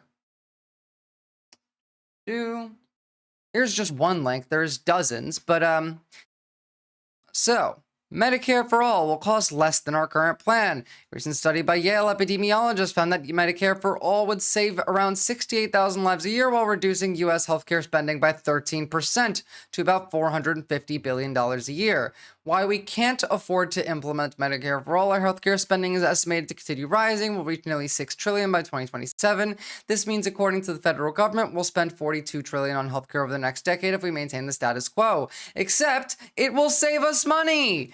There you go. There is so much evidence that it would save us money. They will frame it in every possible way they can because they don't want, A, to remove their biggest donors for a lot of these people, which is pharmaceutical companies, which is health insurance companies, and private hospitals. Also, on top of this, this would require us taxing rich people, which they just can't possibly have. Because of this. So I'm encouraged that You're exactly right, Jennifer. You intend to make. We, right now, I'm not even, like, I'm sorry, we'll finish this in a second. I'm not even remotely exaggerating. Right now, not even America, globally, I 100% believe this. And it might take a little bit of time to fully implement, like, you know, like there's, you can't snap your fingers and do this, but we have all of the resources and money available to us, especially just if we can take the money from the billionaires, that every human being on this planet can live a upper middle class lifestyle for the rest of their lives without having to work comfortably. Most of you would have a higher standard of living, just like that. And we can afford it easily. How much would taxes be to the rich if we tax them? Well, I mean, if you're asking me, that's a whole other thing, because, I mean, look, I'm gonna be generous here and say, at minimum, FDR levels of taxation for corporate tax rate and for the individual tax rate as well. Go look up what the taxes were like during FDR's administration. I would, but like, we're gonna get stunlocked if I do this. After we're done with this, I promise, like, I'll sit and I'll answer a bunch of questions. A lot of people brought up some interesting stuff that I want to talk about, but that a point of finish this. As it pertains to your future leadership. I will say, with respect to COVID, it's not over for a lot of Americans. It's not over. I know the mission accomplished banner was convenient for the last administration, but as we continue to navigate the ongoing impacts of the COVID pandemic, we have many individuals here in the United States and around the world who are suffering from long-term health effects that significantly impact their quality of life, work, and daily activities. I would like some and tea. they've been largely ignored. Funding for long COVID research. Jennifer, it's not a secret group running America. They're out in the open. The people running America are like Jeff Bezos, Mark Zuckerberg, Elon Musk, not Jeffrey Epstein, but also probably like would have been, Larry Ellison, Sam Altman-Fried, Bill Gates. It is the billionaires. It's just the billionaires. No, there's no secret society. It's the oligarchs. It's capital. It's always capital. I'm sorry, like, there is no, like, what secret, what do you think? It's the Jews? Are you a Nazi? Like, what are you going? It's the billionaires. It's always money. Every single time. They just bend the money, bend the knee to money. Kennedy said I don't give a fuck what Kennedy says. He's a retard. What secret society? It's just wealthy people. Now, sure. You know what? I'll give you something. There are people that we don't know the names of that are even wealthier than the people that we know the names of, who are the billionaires, but it's still just the capital class. Oh, sorry, JFK, not RFK. It was always just the wealthy. The wealthy people can be taken out by the CIA. No, the military-industrial complex is also run by the capital class. It's just a different capital class. The MIC is part of the capital class. That's why no matter what, like, US foreign policy doesn't change, because it's already run by the capital class. Yes, there are rich people that are richer than the ones that we know, and they also influence policy, and we don't get to see it. And sure, that's a bit of a secret society, but it's all just the wealthy. It's capital owners. That's the whole point. Skull and Bones is nothing, man. What do you think? The Illuminati bullshit? I'm not even going to respond to that. Like, it is so very clear. The conspiracy brain thinking. I know what Skull and Bones is. I don't care about it. It's nothing. Because it's not that. It's the wealthy. It has always been the wealthy, the billionaire class. appropriated by Congress in December of 2020, followed by additional funding directed by the Biden administration in February 2024. Patient groups and industry publications Eat and sleep, criticized sentient the use slow slave. pace of clinical trial design and enrollment, if confirmed. Will you collaborate with healthcare providers, researchers, and affected communities to better understand and mitigate long COVID's impact? Yes or no, please? Absolutely. The billionaires that are above the billionaires you know the names of do, because they are literally the ones who own the MIC. There's 16 million Americans. Will you commit to prioritizing long COVID research and integrate this work into broader healthcare policies? Yes or no, please? Yes. Patient groups, experts, and industry publications have raised concerns around existing long COVID funding being spent on observational research. In particular, criticism was directed towards recover funding being used to duplicate existing findings instead of funding trials for potential treatments or diagnostics. If confirmed, Mr. Kennedy, will you work with Congress so that going forward, long COVID funding will be directed primarily towards trial or novel research directions and not? Then what is everything, Jen? What is the goal if not money? Tell me. What do you think the point is if not the consolidation of wealth and power? What do you do with the information? What do you do? What do they do with it? It's the consolidation of wealth and power and the enslavement of everyone else. That's the fucking point. What else? Satanism? Okay, and what do they do with it? They already have it, but what do they do with the information when they have it? What's the point then? What's the secret society's goal, if not the consolidation of money and power?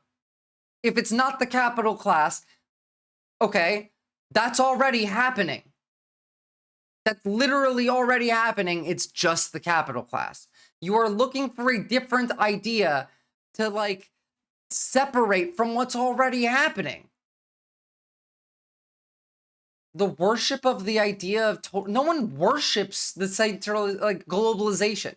Globalization is a good thing, by the way. Elon Musk does not have classified like file access that you think so. Sure, maybe he does. Probably he does actually. But on top of that, it's not Elon. Who gives a shit about Elon? It's the end. There's 3,000 billionaires that we know of. There's probably another 200 that we don't. What do you think they want? What do they want to do? Huh? What is the goal for them in the end? What is their long-term final goal? What's the point? For what? Just the sake of having it? What are they, computers? Yeah, control. And guess what? They already have it through both information and money. Yeah, there's about 3,000 billionaires that we know of. Hold on. Number of billionaires in the world. 3,194 that we know of. And you think that that's not already happening, Jennifer? They already have a consolidation of all the power through capital. That's capitalism. That is the end goal of wealth, power, and control consolidation among the capital class over the rest of the working class, which is all of us. The fight is up versus down. We have the same, like, you believe the same thing I do. To the, like, the intelligence agencies don't control the billionaires. They work with them. There are billionaires above the intelligence agencies, and they own the intelligence agencies, as well as the rest of the billionaires, but they are all one big club. You're just not in it. That's the point. Hold on, guys, I gotta pee. Sorry, I've been drinking a lot of water. Understand that it is like 6 a.m. for me, and I live in Australia where it's fucking hot. All someone rich needs to do is give someone some money and get the info to get power. Like, correct me if I'm wrong. To a point, you're not. Like, the rich have money, and they bought power.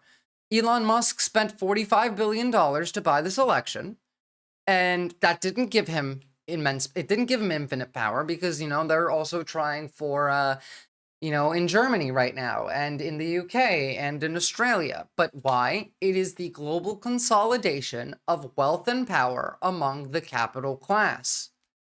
Bourgeoisie. It's like, you don't even have to go into like Marxism to understand this. It's in front of your eyes.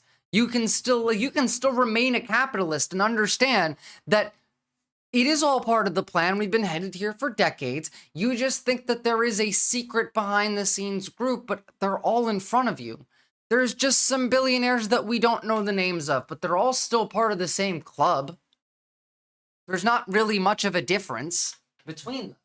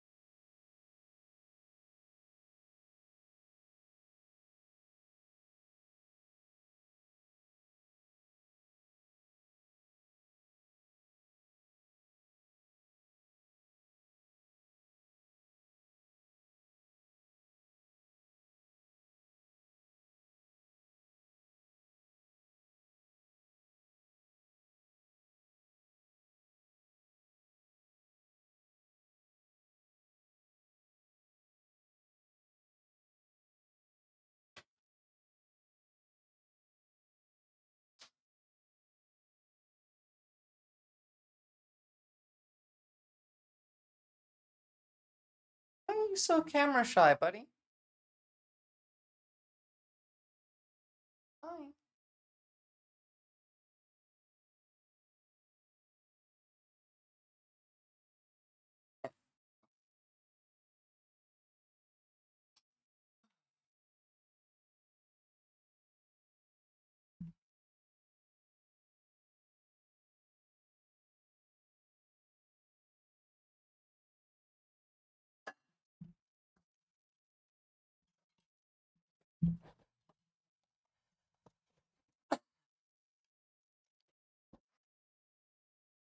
I really need good wireless headphones. I have Galaxy Buds, but they just don't connect regularly with this. It just doesn't like it.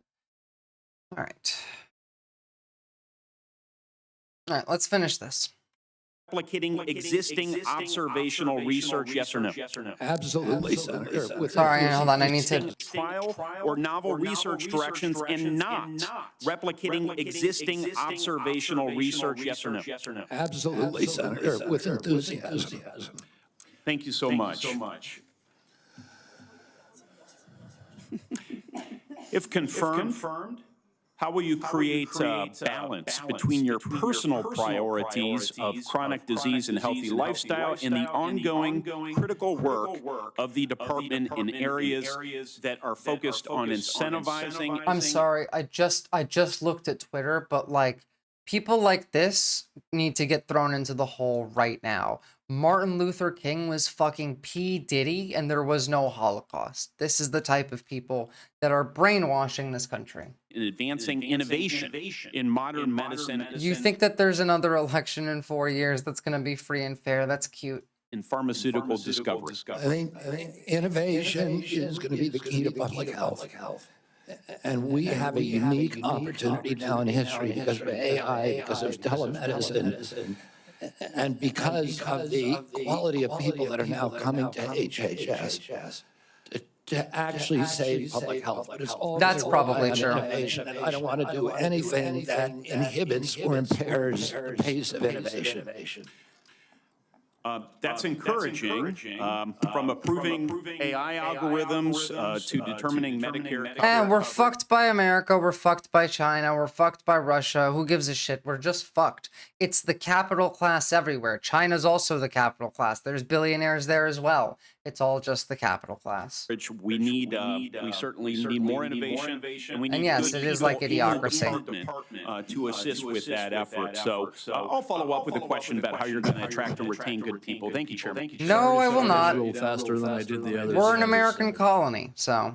We are up against a vote deadline here, and We have one more senator who gets his full time. I hope you'll keep it as close to 5 minutes as you can. Yeah, that are Senator being Wells. stolen by the Americans and the Chinese. What, 5 more minutes? Divided 1 minute with my colleague. No, we were a British colony. Now we're an American colony. You know, where there's 9 military bases in Australia. I'm literally an AI in Pine Gap. I'm in the giant balls that we use to monitor 1/3 of the world. And then if we can do that, we can get over to. I'm well aware of Australian history. I'm making a claim as to today we're basically an American colony.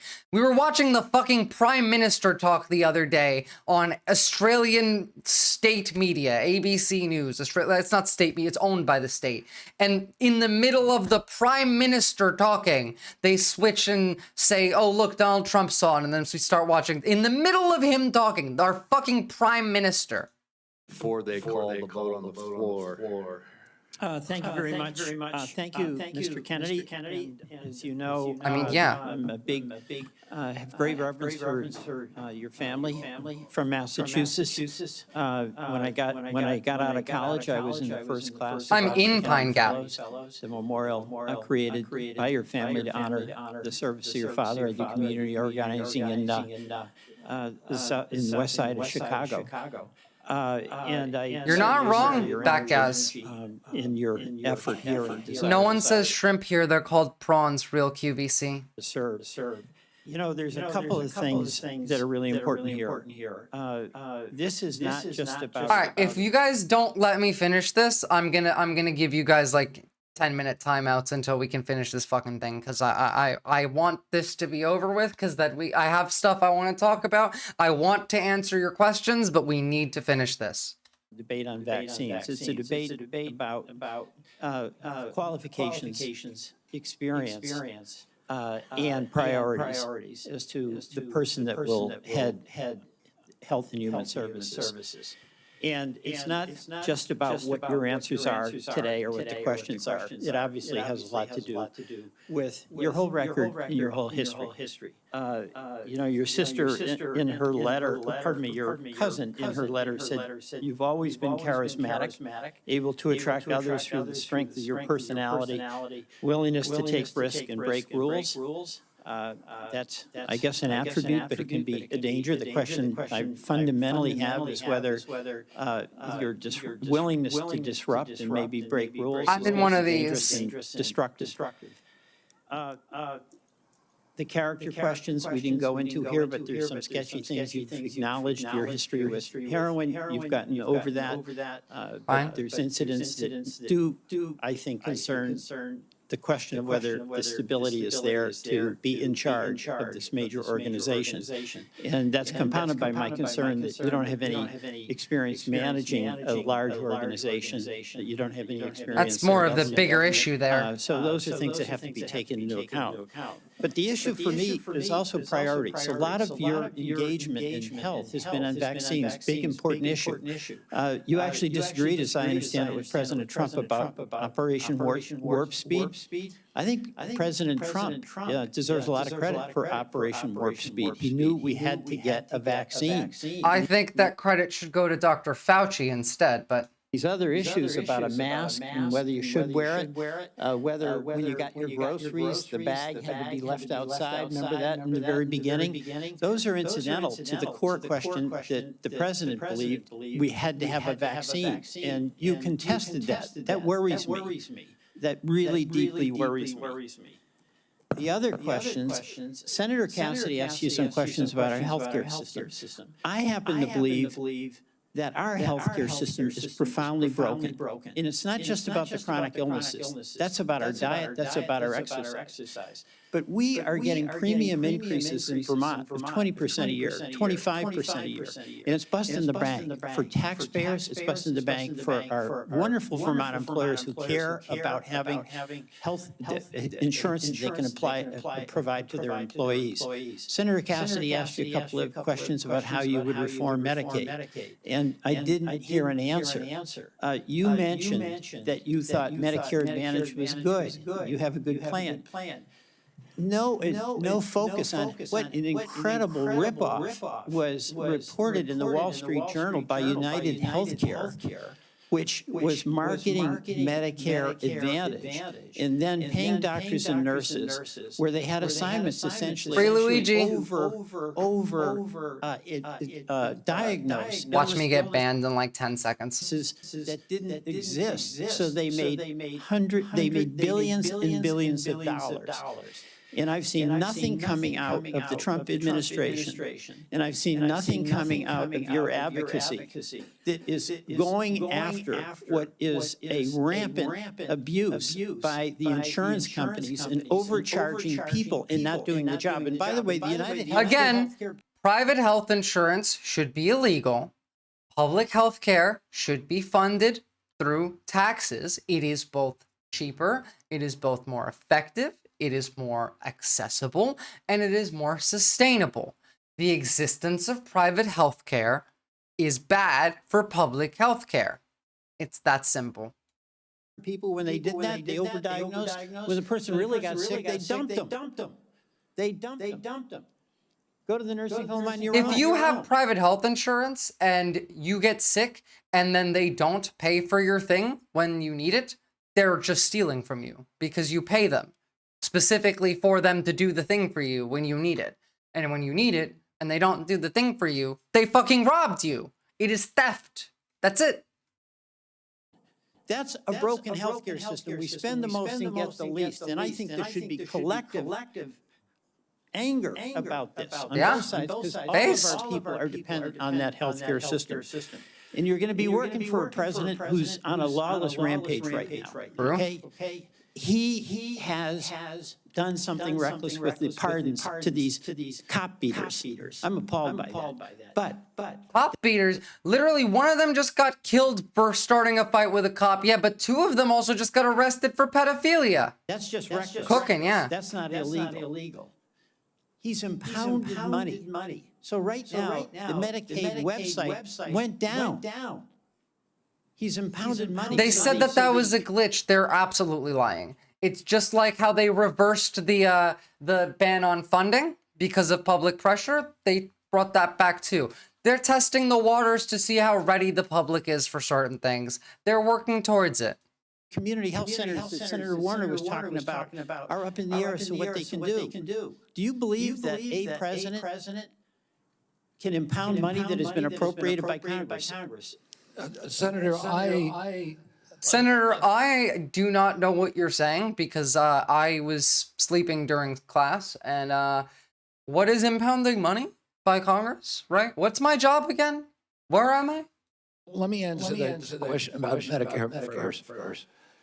I have never defended that program or the rapacious behavior by insurance companies or the PBMs. I understand that's a huge problem. And all right, I don't have time. I've got to get over to vote. So we can do this. But you've asked me 5 questions. You got to give me a chance to answer one of them. That's fair. That's fair. Yeah, I just answer yes or no. I brought in, if I get confirmed, I've already appointed a general counsel. The first time in history, a former prosecutor who prosecuted the biggest Medicare fraud in the case in the state of West Virginia. Oh, great. Yeah, so the prosecutor for Medicare fraud, but are you going to go after the insurance companies? For that job instead of a bureaucrat. Precisely. Which address the important issues you raised here. The only reason I didn't talk about these before is because I wasn't asked about them. What about? I agree with you 100%. What about impounding a president impounding money that, among other things, goes to health care? And you're saying that that's illegal? That's correct. Yes. Well, my job is to uphold the Constitution. I'm going to take it. Motherfucker, the Constitution is gone. You can't even find it on the White House website. Uphold the Constitution. They're literally trying to erase the Constitution.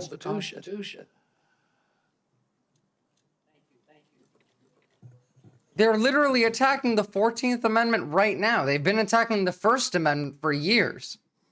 Mr. Chairman, I believe under what we've discussed, I can Watch, we get 2 more Luigis. Look how quickly the Second Amendment disappears. control 5 minutes. I'm going to take one, give one to each of my 4 colleagues. Remember what happened with the Black All right, and I would Panthers? just say this vote, they're going to call it in about 8 minutes.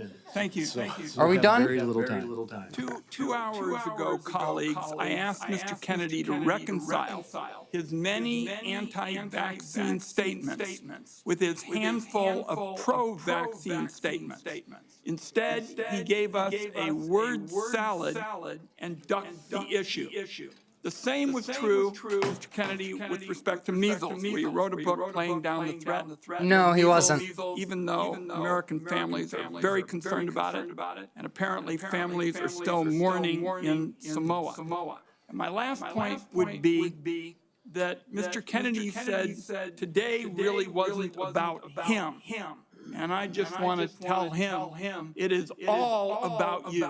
Yeah. Because I find your presentation to be both untrustworthy and unprepared. Because my colleagues have been seeing back and forth between Medicare and Medicaid, and it's not clear which program you're using when. So I want colleagues. That's on purpose, by the way. No, there is a lot more information to learn about Mr. Kennedy before we vote. I'm going to urge that to my colleagues on both sides of the aisle to not make decisions on the basis of this session. I thank you for the additional time. And I guess my next minute. Jesus Christ, another session of this would be. And again, 1 minute each, please. There's been a lot of conversation about late-term abortions here, and I just want to make clear what Rhode Island OBGYN doctors describe as what is almost always happening when a late-term abortion is needed. It is a childbirth gone wrong. The family has painted the room. It has bought the crib, maybe even decided on the baby's name, and has gone to the hospital to welcome the new baby into their family. Remember during the debate when Donald Trump said that they were doing abortions after 9 months? In what is supposed to be a happy event. And then things went wrong. Then the alarm started pinging. The lights started flashing. The medical professionals started rushing in. And the question became, who lives and who dies? The mom's life is often at risk. And she may have other children she needs to care for. The baby's life. I'm sorry, but an adult life is if it's between a just about to be born baby and the adult life it should be the one that wins out. Sorry. Like, that sucks for that baby who's about to be born and doesn't get to experience life. But there is somebody who already has a life, has experiences, possibly already has children, has loved ones. Obviously, it is a bad, obviously it sucks. It's horrible. It's depressing. It's sad. It's unfortunate, but nobody's doing this on purpose. Nobody's happy with it, but the mother should get to live. At risk, and one or both may die. In that environment, the doctors and the family own that decision. The baby who gets to live at the expense of their mother's life, sure, maybe they'll thank you later, but I'd rather the mother thank me now and the other people in that mother's life thank me now. Government has no place in that room at that point.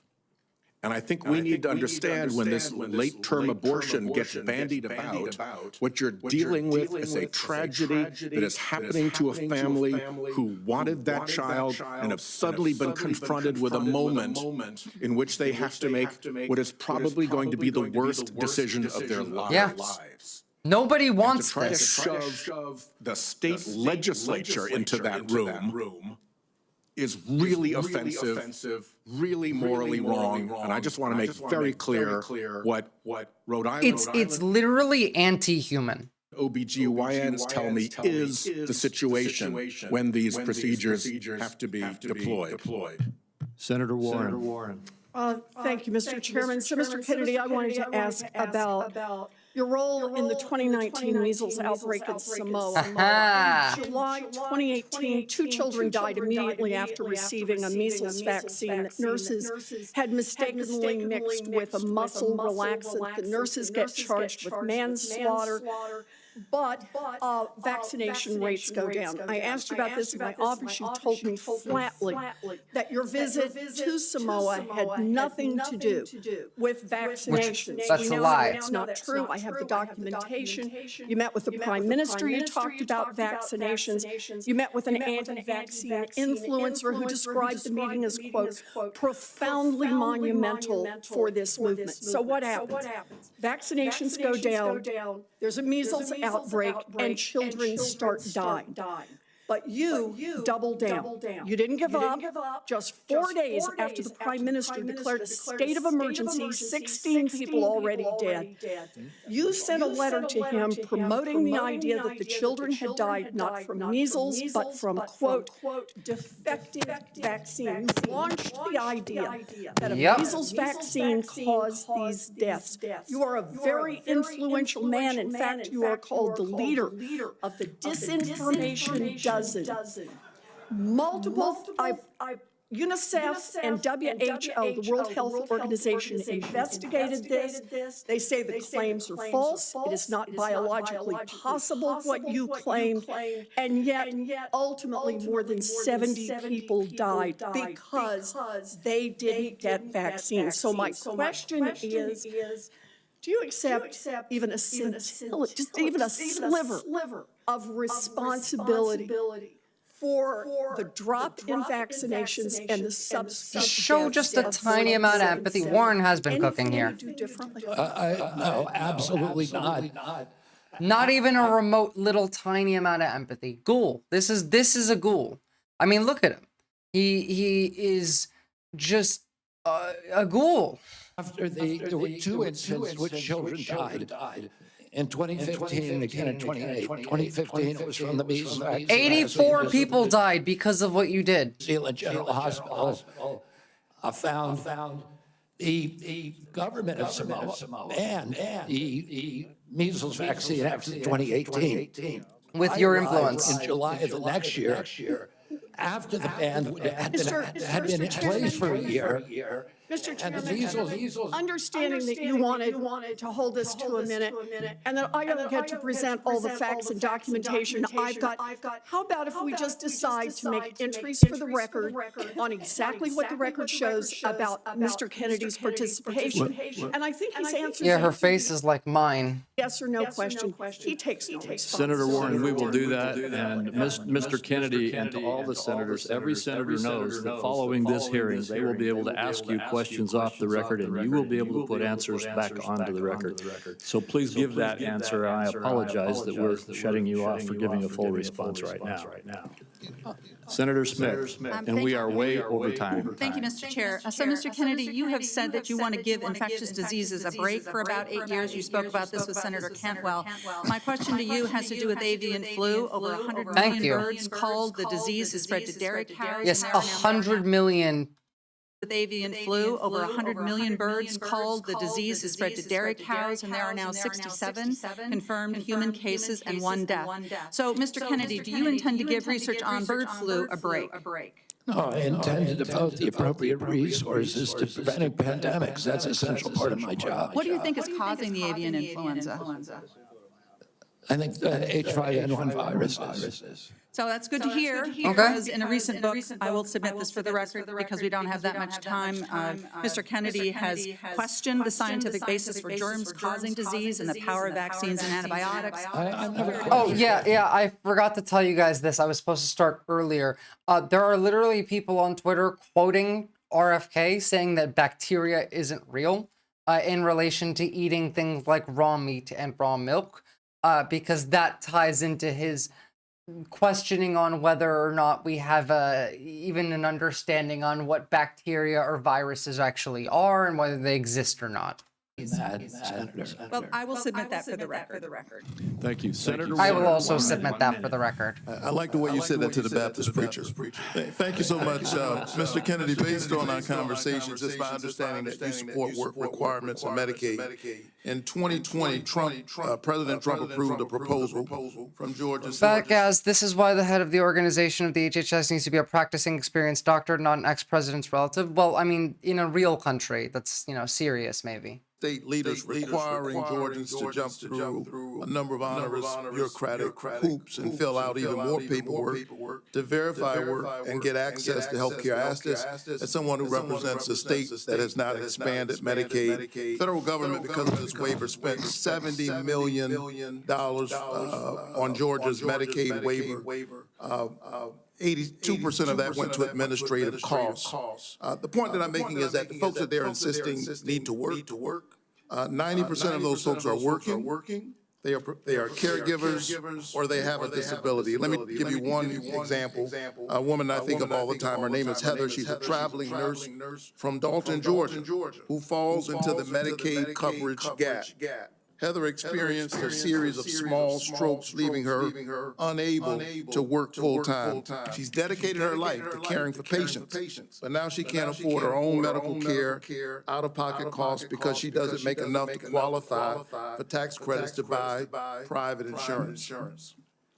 What does Heather need? Does she need work requirements, or does she need access to health care so she can finally get healthy and get back to work?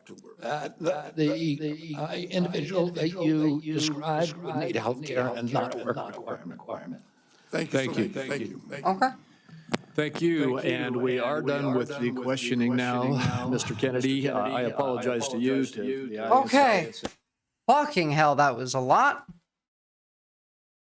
So that was a bit brain damaging, wasn't it, guys? Jesus Christ. All right, well, I suppose we just get some links in order. Yes, this came in just while we were streaming. Trump administration will cancel student visas of all Hamas sympathizers on college campuses, says the White House. So they're just going to, you know, do that. Because why the fuck not? I guess there's this one. Sorry, hold on. I'm just getting a couple things in order because there's some stuff that I would like to show you. Right.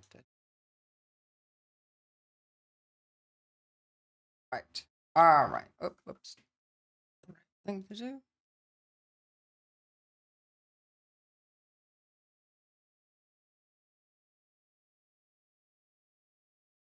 Okie dokie. Now then. Oh, thank you. I like my Mewtwo. I like my Espeon better, but you know. So, first things first, just some showing you some of the sources again. So, yes, RFK Jr. did liken the CDC to a Nazi death camp, and that vaccinating children was kind of like sexual abuse in the Catholic Church. On Lex Frieden. Slander calling you an anti-vaxxer. And you've said that you're not anti-vaccine, you're pro-safe vaccine. Difficult question. Can you name any vaccines that you think are good? I think some of the Lyme virus vaccines are probably averting more problems than they're causing. There's no vaccine that is, you know, safe and effective. Those are big words. Yeah, I forgot. That was another thing that he had said, that there is no vaccine that is safe and effective, which is insane. But vaccine skeptic compared medical institutions like the CDC to a Nazi death camp. Do you have the footage? Because that would be really nice. Guess not, because it's the fucking Independent. Maybe NBC has it. Yes, here we go.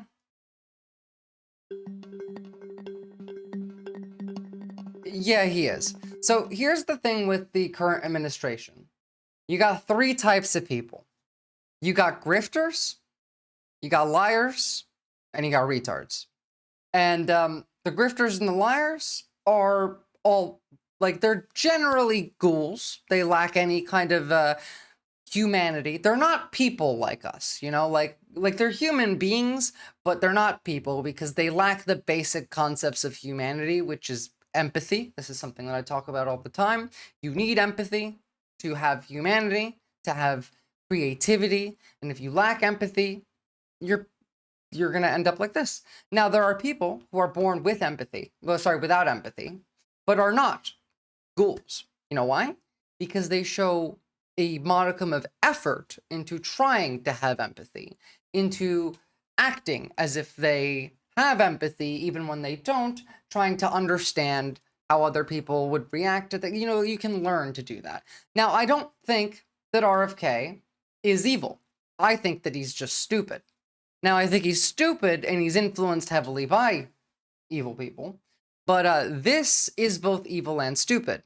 So the TB vaccine that wiped out TB in Britain is safe and effective. Well, I mean, there's also like the fucking polio vaccine.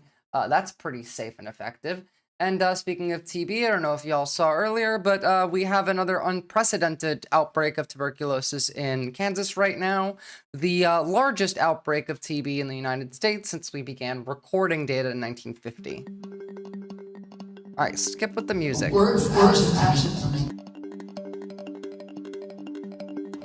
Words action in a time means sticks. And what it means is bundle is more than the sticks. So in England, a bundle of sticks is a fag, and in Italy, a bundle of sticks is a fascist? Interesting. CDC and the vaccine program is more important than the children that it's supposed to protect. And it's the same reason we had pedophiles in the Catholic Church. It's because people were able to convince themselves that the institution of the church was more important than these little rapes. And everybody questioned that. See, this is my biggest issue with RFK, is because occasionally he makes sense, but then he takes that thing that makes sense and then brings it into something entirely nonsensical. That is the most infuriating part. He's honestly more annoying than anyone else because he at least is sometimes correct and he gets so close to the right answer before he pivots into the entirely wrong direction. It's kind of insane. Prosecutors, the priests, the bishop, monsignors, Vatican, and even the parents of the kids didn't want to believe it was happening, or believed so much church they weren't unwilling to criticize. Yeah, he's good at mixing smart answers with complete bullshit. So there's that one. And again, let me just... Yes, Kennedy made these remarks and others, mostly previously unreported, over the years of appearances at Autism One, the comments dating back to 2013. None of these are true, of course. Like, obviously, some of the things that he's talking about, with, like, you know, how institutions can make you feel trusting and then abuse you using those institutions, that is true. But that is also what he's trying to do. RFK said it was not for him to say why someone else is doing something before launching into conspiracy theories about secret vaccine letters and how institutions like the CDC go to the extremes. To me, this is like Nazi death camps. Again, the CDC was just literally cucked during COVID. They were begging for testing because what happened is when the outbreak broke out, we have a stockpile, we have a national stockpile of things like masks, we have a stockpile of things like tests, and these need to be renewed over time because they expire. And when Obama came into office, he left that stockpile perfectly full. It was left office rather. It was full. It had everything we needed. But obviously, COVID happened towards the end of Trump's administration, and over that time, some of those things were used and some of those things expired, but none of them were replaced. when COVID hit, the tests that we had were faulty. They didn't work. We needed new tests. They were not functional. You couldn't use them. The CDC could not use them. And the CDC begged for funding, for tests, for attention, and were ignored. Meanwhile, Trump was still saying that COVID's not real. It hadn't really hit America all that hard yet. But when we got tests, when Americans couldn't get them, Donald Trump sent some to Vladimir Putin personally, a machine and some tests. We have documented evidence of that. I've showed it before. Then we get to RFK blaming antidepressants for school shootings. Now, again, I can't read this because paywalled, doesn't matter. As we discussed, yes, some medication can cause you to become suicidal. There is a risk of that. It is on the box. And depending on your bodily biology, sure, maybe that could make you homicidal. This does not account for even 1% of the amounts of school shootings. The real reason for this is complicated. It is a mix of societal factors, of material conditions, of radicalization through media. All of those things impact this. It is not antidepressants. I think many people's issue with the COVID vaccine is that when a new vaccine is found, that it's gone through years of testing before its use, and the COVID couldn't afford such testing. Actually, that's just what the public thinks. And it was scary to people who have no idea about the long-term issues that they may have. I understand this. However, that fear came from a lack of information. Now, usually, vaccines do go through years of testing because it takes a while. The funding is low. They take their time. While COVID hit globally, worldwide, there was an immense investment in this vaccine, and the testing was put as a priority. It went above all other testing. Now, part of the reason why testing takes so long is because it's not so, like, you don't just start and do it to finish. There's clinical trials that are happening every day, and we section them off, and there'll be, this section is today, and that section is later, and everything was right now. This is priority one. Fuck everything else. This is your job, which is why it took us about a year to get a functional COVID vaccine. And the possible negative side effects of it were very much publicized. The AstraZeneca vaccine, for example, increased your risk of blood clots in older populations and in younger populations. We knew this. And as the vaccines continued to develop, some vaccines were taken off the market, replaced with better ones. There was so much misinformation at that time. I saw once that people were saying that they put a microchip in it. My mother thought that that was the case. Because my mother spends time on Facebook. She's 65. She spends her time, like chilling. And if you're on Facebook, you're getting fed misinformation constantly, period, anyway. Which is why I laughed when the news came out about, like, Meta will no longer fact check. And I'm like, it was always a cesspool to begin with. When were you actually doing any fact checking? But, it is what it is. There was an incredible amount of misinformation, which led to people getting more afraid, and the actual information that existed, that even included possible side effects, possible long-term issues, they were not publicized, because telling people the actual answers would lead to a reduction in the amount of fear. I can't blame everyone for not taking the vaccine. My friend got COVID and had a fever, and her body was in pain for 4 days, and he was okay, and he asked what the reason for the vaccine was in young, healthy people. I do, because the point of the vaccine is that if everybody got the vaccine and didn't whinge about it, there would be no COVID still. We still have COVID today because it was able to continue to mutate. When you have the COVID vaccine, you still get COVID. You just don't get the symptoms. Or rather, you get less of them.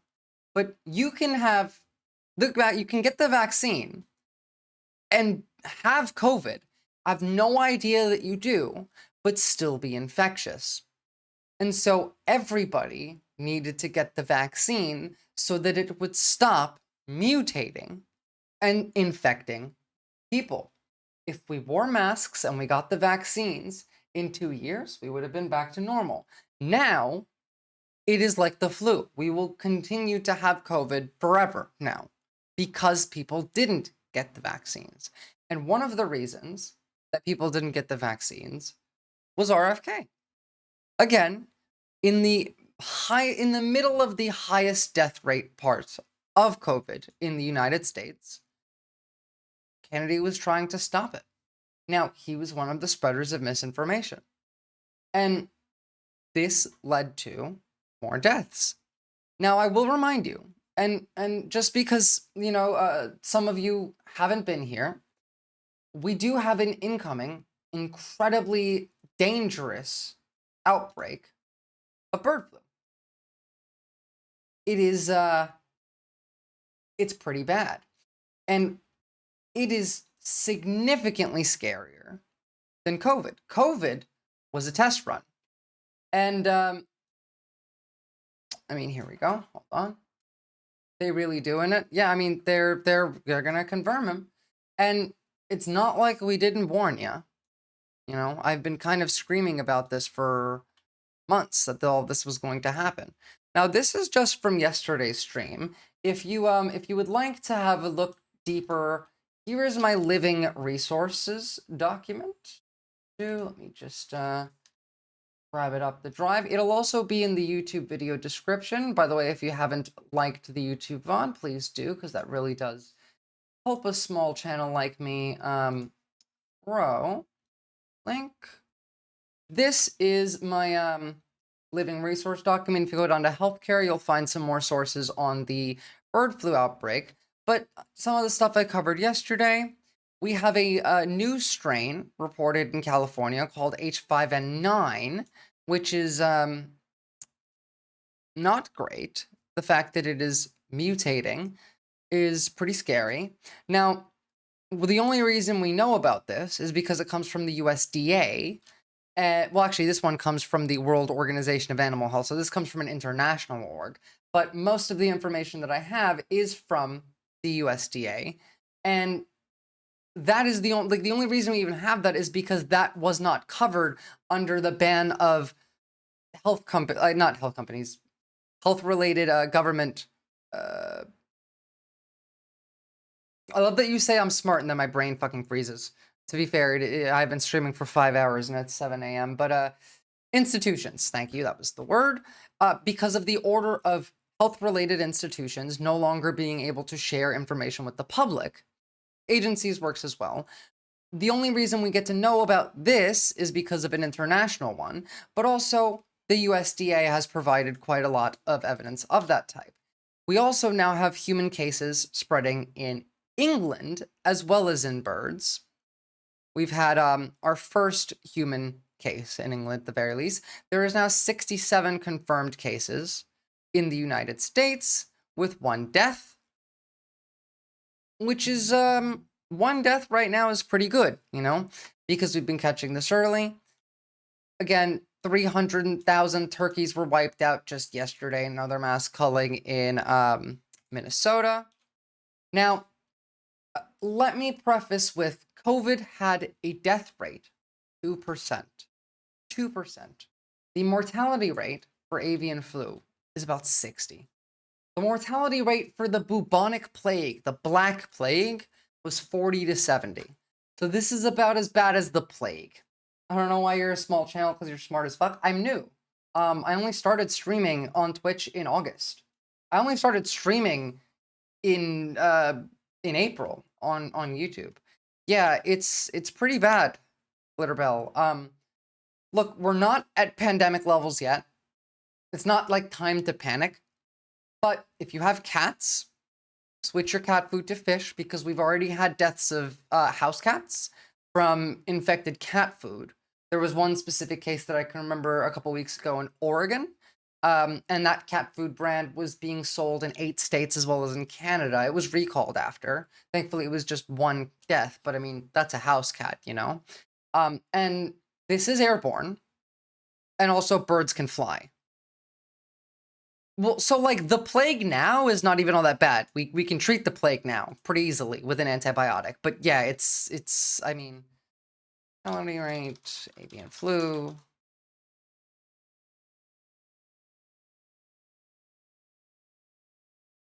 Center for Disease Control. Fatality. Are you going to show me the rate?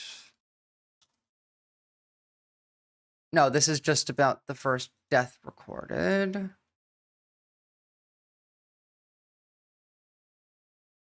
I mean the human mortality from H5N1.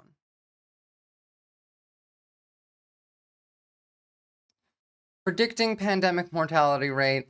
Although the actual rate of mortality during the pandemic is unknowable in advance, it is pressing to predict that the possible range for the lethality response in advance. The pre-pandemic case fatality ratio over 50% provides a grim backdrop for the fact that the currently circulating H5N1 strains have certain genetic similarities with the Spanish influenza pandemic virus. In that pandemic, 50 to 100 million people worldwide were killed between 1918 and 1919.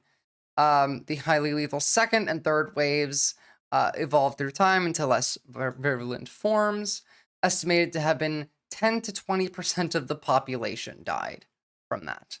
So, like, it might not be that bad. I don't want to doom you. I don't want you to feel doomer. I'm not trying to fearmonger, but there's risks here. You know, that's all I'm trying to say is that there is real and present danger that you should be mindful of. And then there's things like this. So viruses don't always evolve to become milder over time. The H7N9 bird flu started as a mild virus in 2013, and by 2016, it had mutated into a hypervirulent strain with enhanced replication and lung damage. Can just, by the way, this is an excellent resource on Twitter because they always link the actual academic studies and the actual news articles in their reply. So outbreak updates. This is a trustworthy Twitter account. Because I guess they, put that in there. And this was pretty bad. Good time to start a channel. You know what? Honestly, Glitterbell, it really had nothing to do with the election, like my decision to start doing this. I just kind of wanted to do this, and I had major life changes at the time. I hope they call it chicken flu. I mean, we called it the China virus for COVID. We should call this the American flu. Honestly. Oh, the incoming pandemic. Well, that too. I mean, it is nice that I don't have to leave my house for work. So maybe that would be the case. Now, for quite a long bit of the beginning of this hearing, we were talking about long-term health effects that come from additives in food and how our food industry is poisoning us, in RFK's words. And part of a lot of the stuff that he said was correct, but he was focusing too much, in my opinion, on additives to food after the fact. Now, again, I agreed with some of those, but what happens while we are growing the food, I think is also a pretty large issue here. Because, as I said, one of the larger issues that all of us have is plastic. And secondly, it is runoff from industrial farming. Is Australia at risk with the chicken flu? Well, I mean, not too bad at the moment, but birds can fly. And you saw how fast COVID spread around the world just by people going on planes. So there is a pretty high chance that it would make its way here as well. Again, right now, the precautions I recommend you take is if you have pets, switch to a non-beef or non-poultry flavored like cat food or dog food or whatever that may be. And you know what? Chicken flu is fine. I kind of like that. Oh, great. I just bought 6 chicken legs and now you tell me bird flu is in the UK. Well, if I'm not here next week, you know why. Good luck, Batgaz. Wear a mask when you go outside because it's spread to people in the UK. You're more at risk right now than the rest of us. We have a human case in the UK, and we have no information on human-to-human transmission. If you're going to leave your house, put a mask on. at least in the UK. For the rest of you, wash your hands, try and do some social distancing. If you want to put a mask on, you should. If you don't want to, you're not really at the time that you have to. I do provide regular updates on the subject. But going back to how our food industry is harmful to us, I want to talk about some of the methods of farming that we have, especially with animal stuff, because I did explain quite a lot about the farming of crops and the pesticides that go into those that are banned in like other countries, and even RFK talked about it. I just don't think he'll do anything about it because Monsanto owns the farming industry in the United States. So let's talk about how pig farms turn the air unbreathable. I need to pee again real quickly because I drink a lot of water, but I will come back. I'm going to leave this on for you. Recalls happen all the time over here in Tennessee. That doesn't surprise me. You might start to see less of those as the food industry is going to be less regulated, and the profit incentive is, you know, right up there. KPG Gaming, or KP Gaming. Think about the muckrakers back in the Gilded era of America, back in like the late 1800s, and how like food companies were being outed as not even remotely caring about your health, how there was rat poison in certain foods and shit. Like, you know what, I'll pull up a video on that as well. I do want to do an entire like stream on the Gilded Age soon. I'm planning to do so next week, and I think we'll include that in there, but just as a little taste. But for now, understand what we're doing currently, and then I will be back. And this video is just from like 9 months ago. Quality in rural America is better than in the cities. And while this was the case for the residents of 3 eastern North Carolina counties for generations, it would take a turn for the worst when an apathetic neighbor moved into town. Here's how one corporation turned the air unbreathable.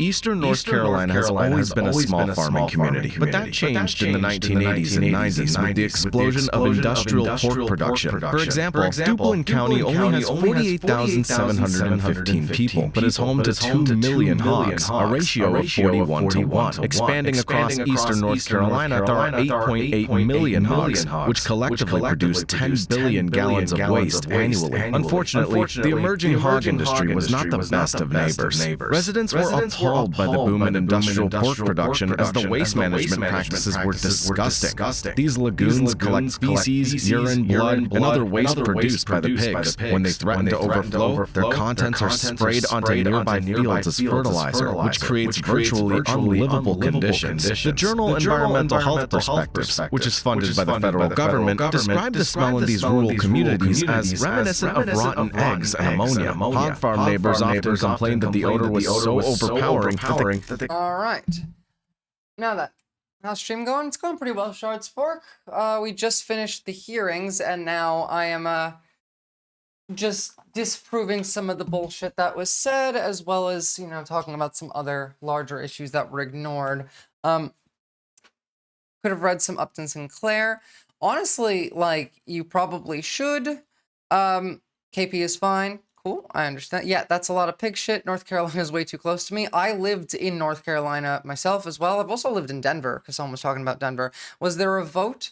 At the end of it, I didn't see the vote. We actually just didn't wait for it, but it seemed like everyone there wanted to have more conversation on the subject. Was RFK confirmed? Let me just double check, because I don't really want to open up the stream again. No. So far, there has not been a vote for confirmation. So, there we go. So, Robert F. Kennedy Jr. is a insane person. That's who he is. Virtually unlivable conditions. The journal Environmental Health Perspectives, which is funded by the federal government, described the smell in these rural communities as reminiscent of rotten eggs and ammonia. Hog farm neighbors often complained that the odor was so overpowering that they could not tend their gardens, hang their laundry, or invite relatives over for cookouts. However, the daily inconveniences were the least of the residents' problems. In the late 1990s, Steve Wing, an epidemiologist at the University of North Carolina, began to discover negative health effects in residents living within 1.5 miles of the hog operations due to the air and water pollution. These residents had a higher risk of suffering from asthma, high blood pressure, and nausea, and were exposed to antibiotic-resistant staph infections. Children in these communities experienced headaches, runny noses, sore throats, and diarrhea. The residents tried to mitigate these health effects the best they could. Some of the things that RFK has said have some semblance of sense, but none of this was being brought up, was it? Why is this guy in charge of anything? Because the government that currently exists wants you to die because they hate you. They're anti-human. Basically, they want anyone with under $1 billion to suffer so they can steal everything from you. But at the same time, quite a lot of these people are influenced by people like Curtis Yarvin. A lot of the billionaires talk about Curtis Yarvin. They're accelerationists. People like Peter Thiel, Elon Musk, they want to make everything worse because they have this psychotic belief that if we push humanity to the extreme, that we will create a better solution quicker to fix all of the problems. But they were not. Realistically, I think, at least for a lot of them, it's not just pain is the point and suffering is the goal, but a lot of them also have eugenicist beliefs, and they think that the weak will die off and the strong with the good genes will survive. There is a lot of eugenics coding happening in a lot of the rhetoric. If you pay attention, you hear it all the time. Prepared for what came next.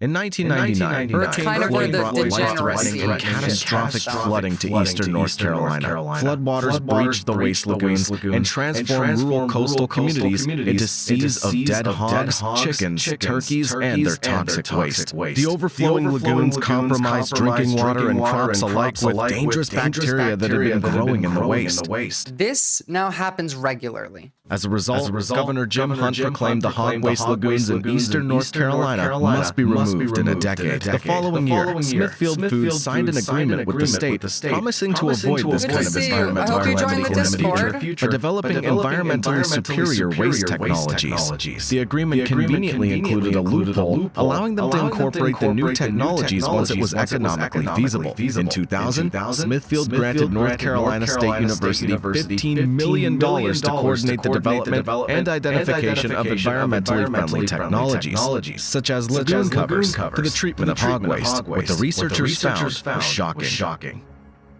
In 2008, a report on the hog lagoon covers was published, claiming that the return to hog farmers for implementing the technology was $1.80 per hog. Another report by USDA researcher Matthias Venati showed that the supersoil aerobic waste treatment technology reduced the carbon dioxide emissions from waste lagoons by 97%, allowing the farmers to sell their carbon credits for a profit. Collectively, the researchers concluded that the long-term benefits of implementing the technology outweighed the costs, with researchers concluding that the new technology would benefit the community while increasing profitability. You would assume Smithfield implemented this technology, but while the researchers delivered, Smithfield continued to delay. If Smithfield wasn't willing to change, the rest... If this company, again, corporations function for profit, if they're told that this would profit them and be good for the community, and they choose not to do so, I wonder what the reason for that might be.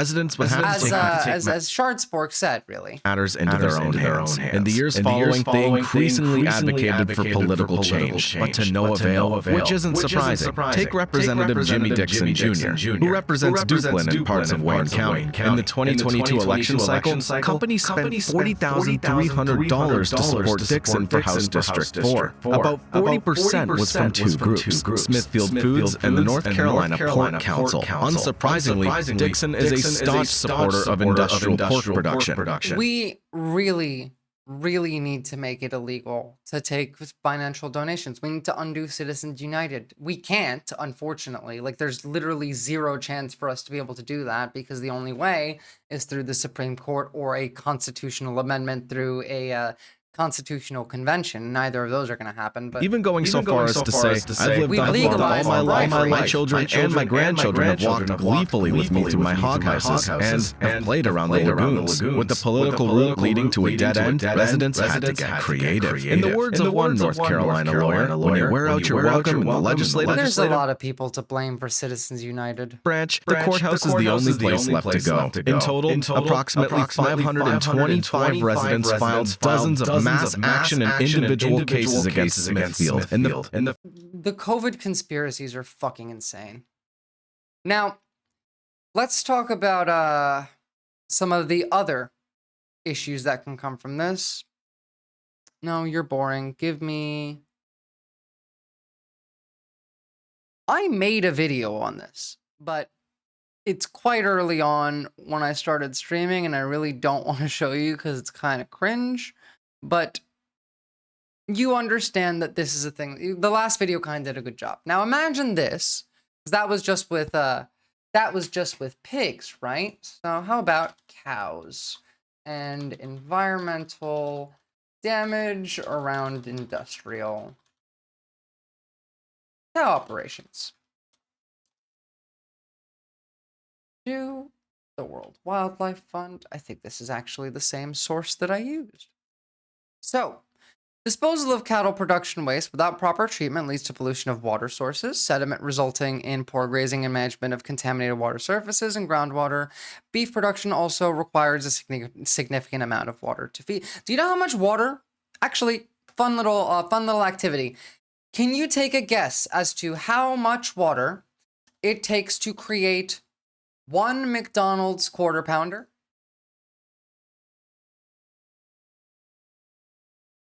Just one. Any idea of how much water that would take? No Googling, just take a guess. Give me a number, any amount. Gallons, how many gallons of water for one Quarter Pounder? It is actually, well, 1,300 gallons of water, actually.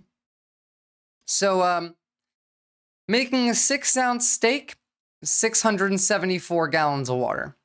One hamburger, including bread, meat, lettuce, tomato, 660. Now, one hamburger is not a quarter of a pound. 3 ounces of pork, 135 gallons of water. It's pretty fucked. Yes, it's normalized. That's how much it takes. According to the the WSJ, the Wall Street Journal, if I can read it.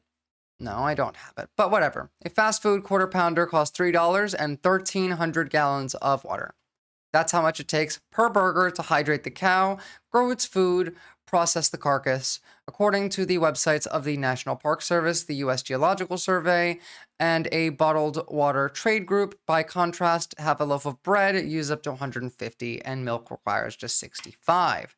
Yes, it is insane. It is genuinely fucking insane.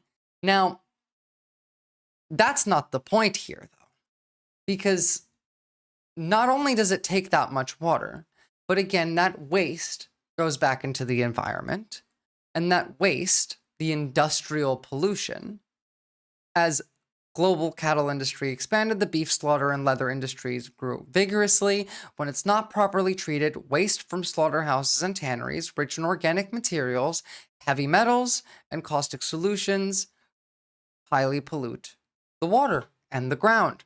Now, you are eating all of this. You are consuming all of this. Heavy metals in your body. Caustic, as in acidic solutions. And bacteria, infections. Now, all of this contributes to rising rates in chronic disease, as well as obesity, but obesity is primarily a mixed issue that comes from a few different things. High fructose corn syrup, which was not mentioned a single time during that entire hearing, which is mind-boggling, is one of the larger factors for that. We're fucked, guys. You know, like, You got, like, everything you eat has plastic in it. Let me cite that one again. Plastic in all your food.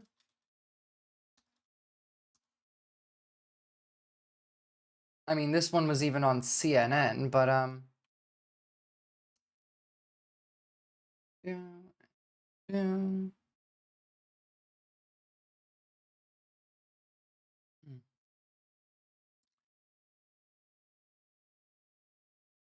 Answer turns out is a lot. 2024 study, for example, found microplastics in 16 different commonly used protein products purchased in the United States. This is global, by the way. Looking at protein with various levels of processing, from seafood fresh off the boat to chicken nuggets based on their findings. Mine and her fellow researchers estimated that Americans ingest more than 11,000 microplastics per year. This equates to about a credit card of plastic a week. Their protein consumption alone, by the way, not even in other things. And that consumption on the higher end of protein consumption could be taking in as many as 3.8 million plastic particles per year. Mine points out two different findings of interest in the study. The first is that we didn't see a significant difference between contamination in products that were seafood, terrestrial meat, or plant-based proteins, as in it's in everything. When people think about microplastics, initially they might think about a problem in the ocean, but what we found is making its way into beef, chicken, all the land proteins. The second finding of note says that all of the products studied were contaminated, regardless of how close they were to their natural state. This suggests that this is a bigger issue than a pick this and not that issue. There is nothing you can do to get away from it. The stuff we make with corn is actually insane. True. You know, we can't even sell our corn internationally. Even RFK made that point. Of course, you're not going to avoid microplastics consumption by shunning protein. Communications director for the nonprofit Beyond Plastics has been found in milk, fruit, vegetables, sugar, salt, honey. Basically everything has plastic in it. Now, plastic in the air.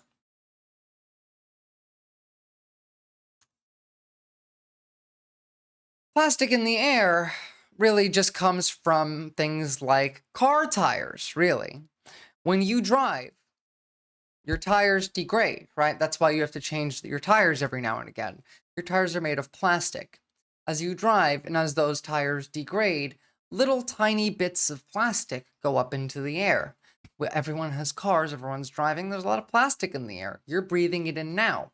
And that plastic, right now, doesn't seem to have noticeable effects that we can really pinpoint to it, but, I mean, I gotta say, there's probably not a good thing that can come from having plastic in your body in large amounts, like a credit card worth of plastic a week worth in your body. You know, it's probably gonna have some negative outcomes. What we do know, though, is specifically in men, it does reduce sperm count, and it also weakens their sperm. So it does affect your reproductive health. We've found in the human body plastic in the brain, meaning it has crossed the blood-brain barrier, which is really not good. You know, you don't want plastic in your brain. And so if we're talking about, like RFK was, chronic illnesses that are objectively ignored by researchers comparatively to infectious diseases, they're obviously not ignored, but comparatively, none of this being brought up as a possible reason is pretty fucking insane. And microscopic, something on the order of a fraction of a micron is tens of microns, if I'm remembering correctly. Yeah, they're really tiny, tiny little bits, but they're everywhere. You're currently breathing some in right now. Now, add this with the toxicity of your water, with the amount of shit that goes into your food. Yeah, it's pretty scary. And like, again, I'm not trying to be doomer here, but you should be educated on what's going on with your food, you know?